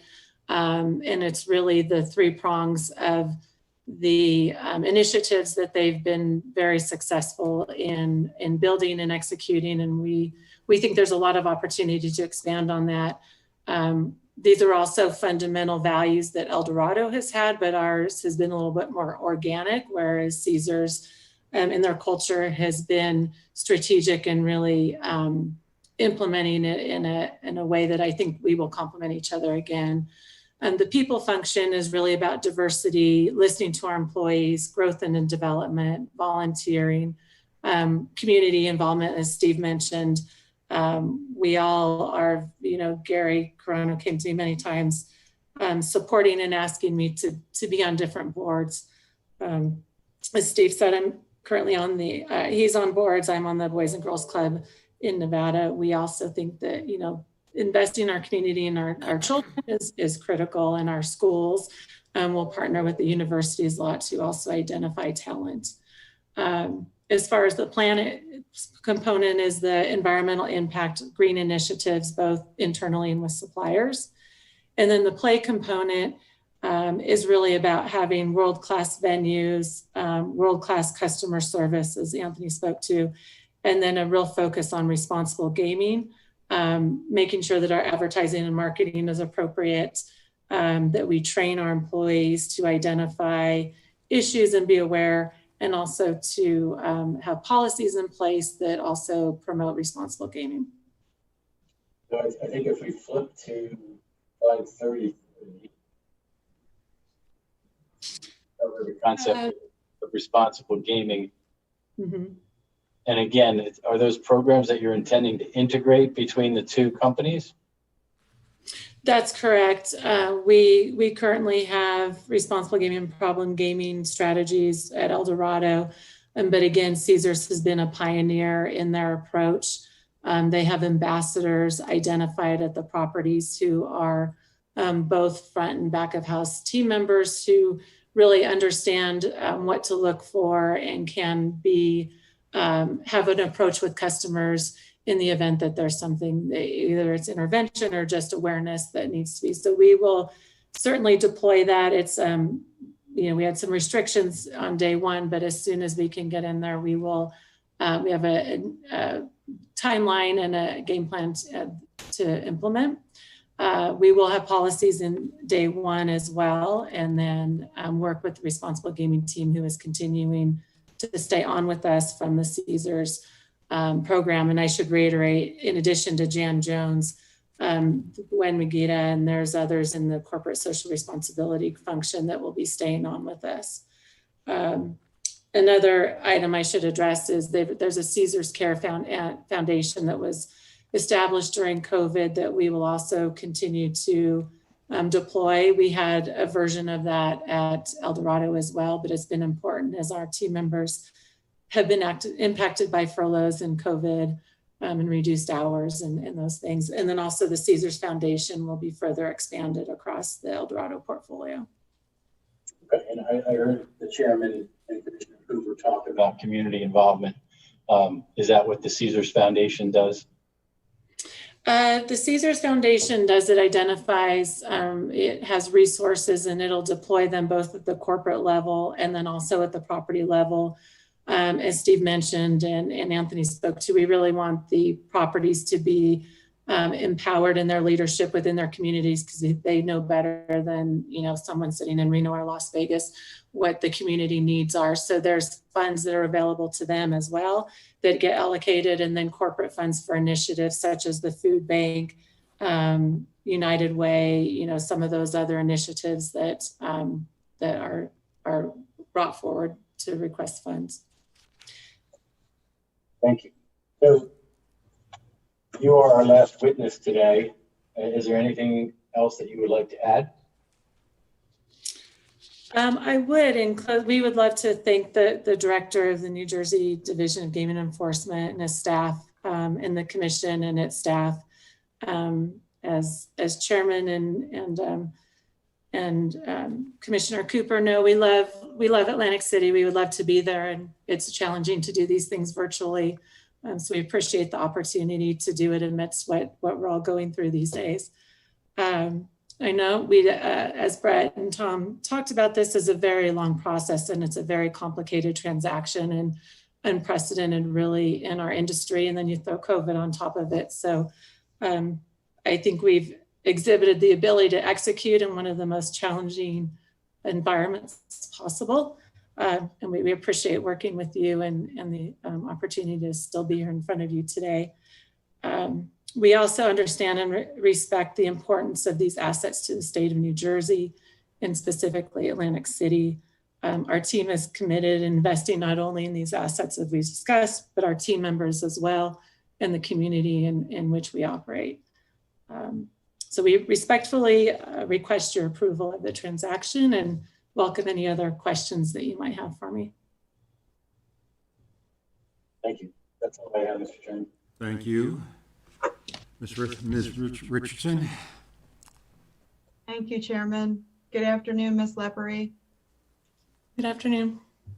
Related to your duties that Mr. Schreier was discussing with you about HR-related matters, are you aware of the requirements specific to New Jersey that casino licensees have to have equal employment opportunity, business opportunity plans in effect? I do. We went through this when we acquired Tropicana, and I'm aware of the plan we have in place. I know that Steve is a champion of it and enforcing it. I do think it's worthwhile, and I know we need to review and make sure we're consistent across the portfolio with the new assets. And we want to address that, and I think it's an opportunity to take fresh eyes and look at it. But yes, I am aware of it. Thank you. And that touches on my other question then. So you're familiar in our report that and the list of conditions that we've proposed that would require that review so that you establish the consistency among all the Atlantic City licensees as to the plans for policies and procedures if the merger is approved? Yes, I believe there is a 60-day requirement to submit it to you, and we're fully committed to making sure we meet that deadline. That's correct. Thank you. I have no other questions. Thank you. Commissioner Cooper? Yes, thank you, Mr. Chairman. Thank you, Ms. Leprey. I hope I'm saying that correctly again for being here and participating. You mentioned cross-functional and back of the house. And I'm familiar with both of those, but would you just elaborate on, you said that early on in your presentation that you were working with cross-functional and back of the house. Elaborate, if you would, what that entails. Yeah, as you know today, systems, IT systems are such a critical function, whether it's customer facing for Caesars rewards, or if it's, getting your financials and your data out timely and accurately. I view those as a service that we provide to our internal customers, being the general managers, Anthony, Tom, so that they can be the best position to really execute on their strategies and have the data and understanding. So whether it's accounting or IT or HR to really support team members, I believe that there has to be a very collaborative approach to doing that to make it efficient. And I think that's one of the attributes that Eldorado brings to the table. We don't work in silos. We may not all agree every day, but at the end of the day, we all have the same goal, which is to be profitable and successful and take pride in the services that we're providing, and that we are, meeting the commitments that we make to our regulators and the communities we operate in. So I think if you have that efficiency and automation and a collaborative approach to those areas, you can further support the customer-facing areas, which is where we generate the tax revenues. Okay, thank you. And one other, I don't want to say brief question. Right before you came home, I had asked Mr. Callender about community involvement, and we were basically talking about Atlantic City as well as the future with the merger and everything. And I had asked him, we talked about Atlantic City, pretty much Atlantic City, and I said, was he able to elaborate on anything with Eldorado's community involvement? And I know just now you started to talk about different projects and involvement with Eldorado. And I'm very happy to hear that, whether it's Atlantic City, Las Vegas, wherever. I just love when an agency, a casino, whatever, is involved in the community, and now more than ever with the COVID and coronavirus. With that being said, is there anything, I know you started to talk about it, but is there anything additional that you would like to add with, with Eldorado's involvement in the community and then I'm going to say with the community, not Atlantic City, but in other jurisdictions? Yes, there's a program called Heroes that Caesars has coined, and Eldorado has their own versions of it. So not only is it dollars that we give to our community, but it's resources and time. So we really support and want our team members to be very active in the communities with their volunteer hours. That's across the country. Like I mentioned, the Caesars Foundation, we will continue to grow and strategically deploy that also across the country, and they give significant dollars. And I'm sure I can get you more information on actual dollars that are provided, but Eldorado does the same. Very involved in all areas in giving both dollars and resources. There's also business impact groups that has more of a diversity side of it, but whether it's veterans or women or the LGBTQ, Hispanic, African descent, there's a lot of business impact groups that we work with as well that may not have the charitable side of it, but really understanding where can we be helpful in those different segments of our community and making sure that we are active and involved in listening to the diversified voices as well. Sounds great. And as you had said, it can be the charitable, it can be the community. You just mentioned some other pieces, and that's very commendable. Thank you. That's Thank you. Very pleased. Thank you again. Mr. Chairman? Thank you, Commissioner Cooper. Ms. Leprey, you're stationed in Reno, or where are you headquartered? I'm in Reno, but pre-COVID, I felt like I lived in Las Vegas. So we were spending probably the majority of my time down there, but based in Reno. And how much time would you be spending in Atlantic City if the merger goes through?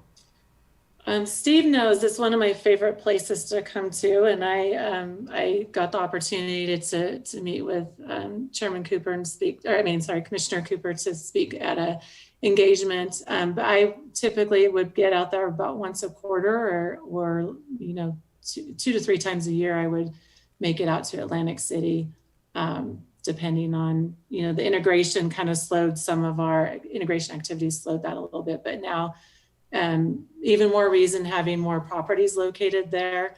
I think all of our philosophy that, like Anthony alluded to, is, we take a very hands-on approach, and I think you need to know and see your assets and your team members and have a presence and be accessible. And while we have to do this virtually right now, I think face-to-face is the most meaningful way to do that. Thank you.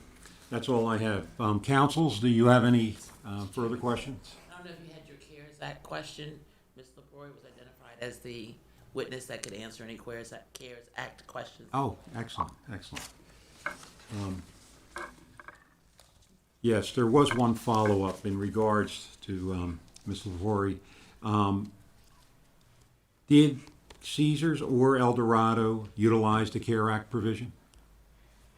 We didn't take, as Brett said, we did not utilize any loans, but we did take advantage of, we utilized the retention credit. So both Caesars and Eldorado, and I can speak more to what Eldorado has done, but Caesars was very similar. We paid our employees after we were shut down, but before we were shut down because business levels dropped off the cliff. So we paid our employees the 8-week average of what they were making pre-COVID, including tips and tokes. So the CARES Act allowed for a retention tax credit, it's called, whereby you can take a credit for the amount of payroll and benefits that you paid to your team members that they were not working. And both Caesars and Eldorado did take advantage of that.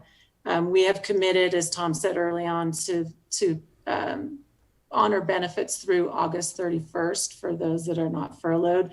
So that tax credit will carry through that period. And then there's the FICA deferral that Brett mentioned. So we are both deferring our the FICA credit or the Social Security taxes that you have to pay through December 31st of this year. And then they're allowing you to pay half of it as of 12/31/21 and then half as 12/31/22. So that's really more of a deferral of payment versus a true credit. Thank you. You answered my question there. Counselors, do you have any other follow-ups? I have nothing. Thank you, Chairman. Nothing for me, Chairman. Thank you. Thank you. Well, on that note, we will adjourn now and then, pardon me? Recess. I'm sorry, we will recess now and come back tomorrow morning at 10 a.m. And our first witness tomorrow morning will be Dr. Timothy Watts. So everybody have a good evening, and I'll see everybody tomorrow at 10 o'clock. Thank you. We'll have the Zoom will be live by 9:30, but of course we won't begin until 10. So okay, same dial in, right? Same info. Same info, yes. Okay. Thank you. Thank you all for a long day. Appreciate it. Thank you.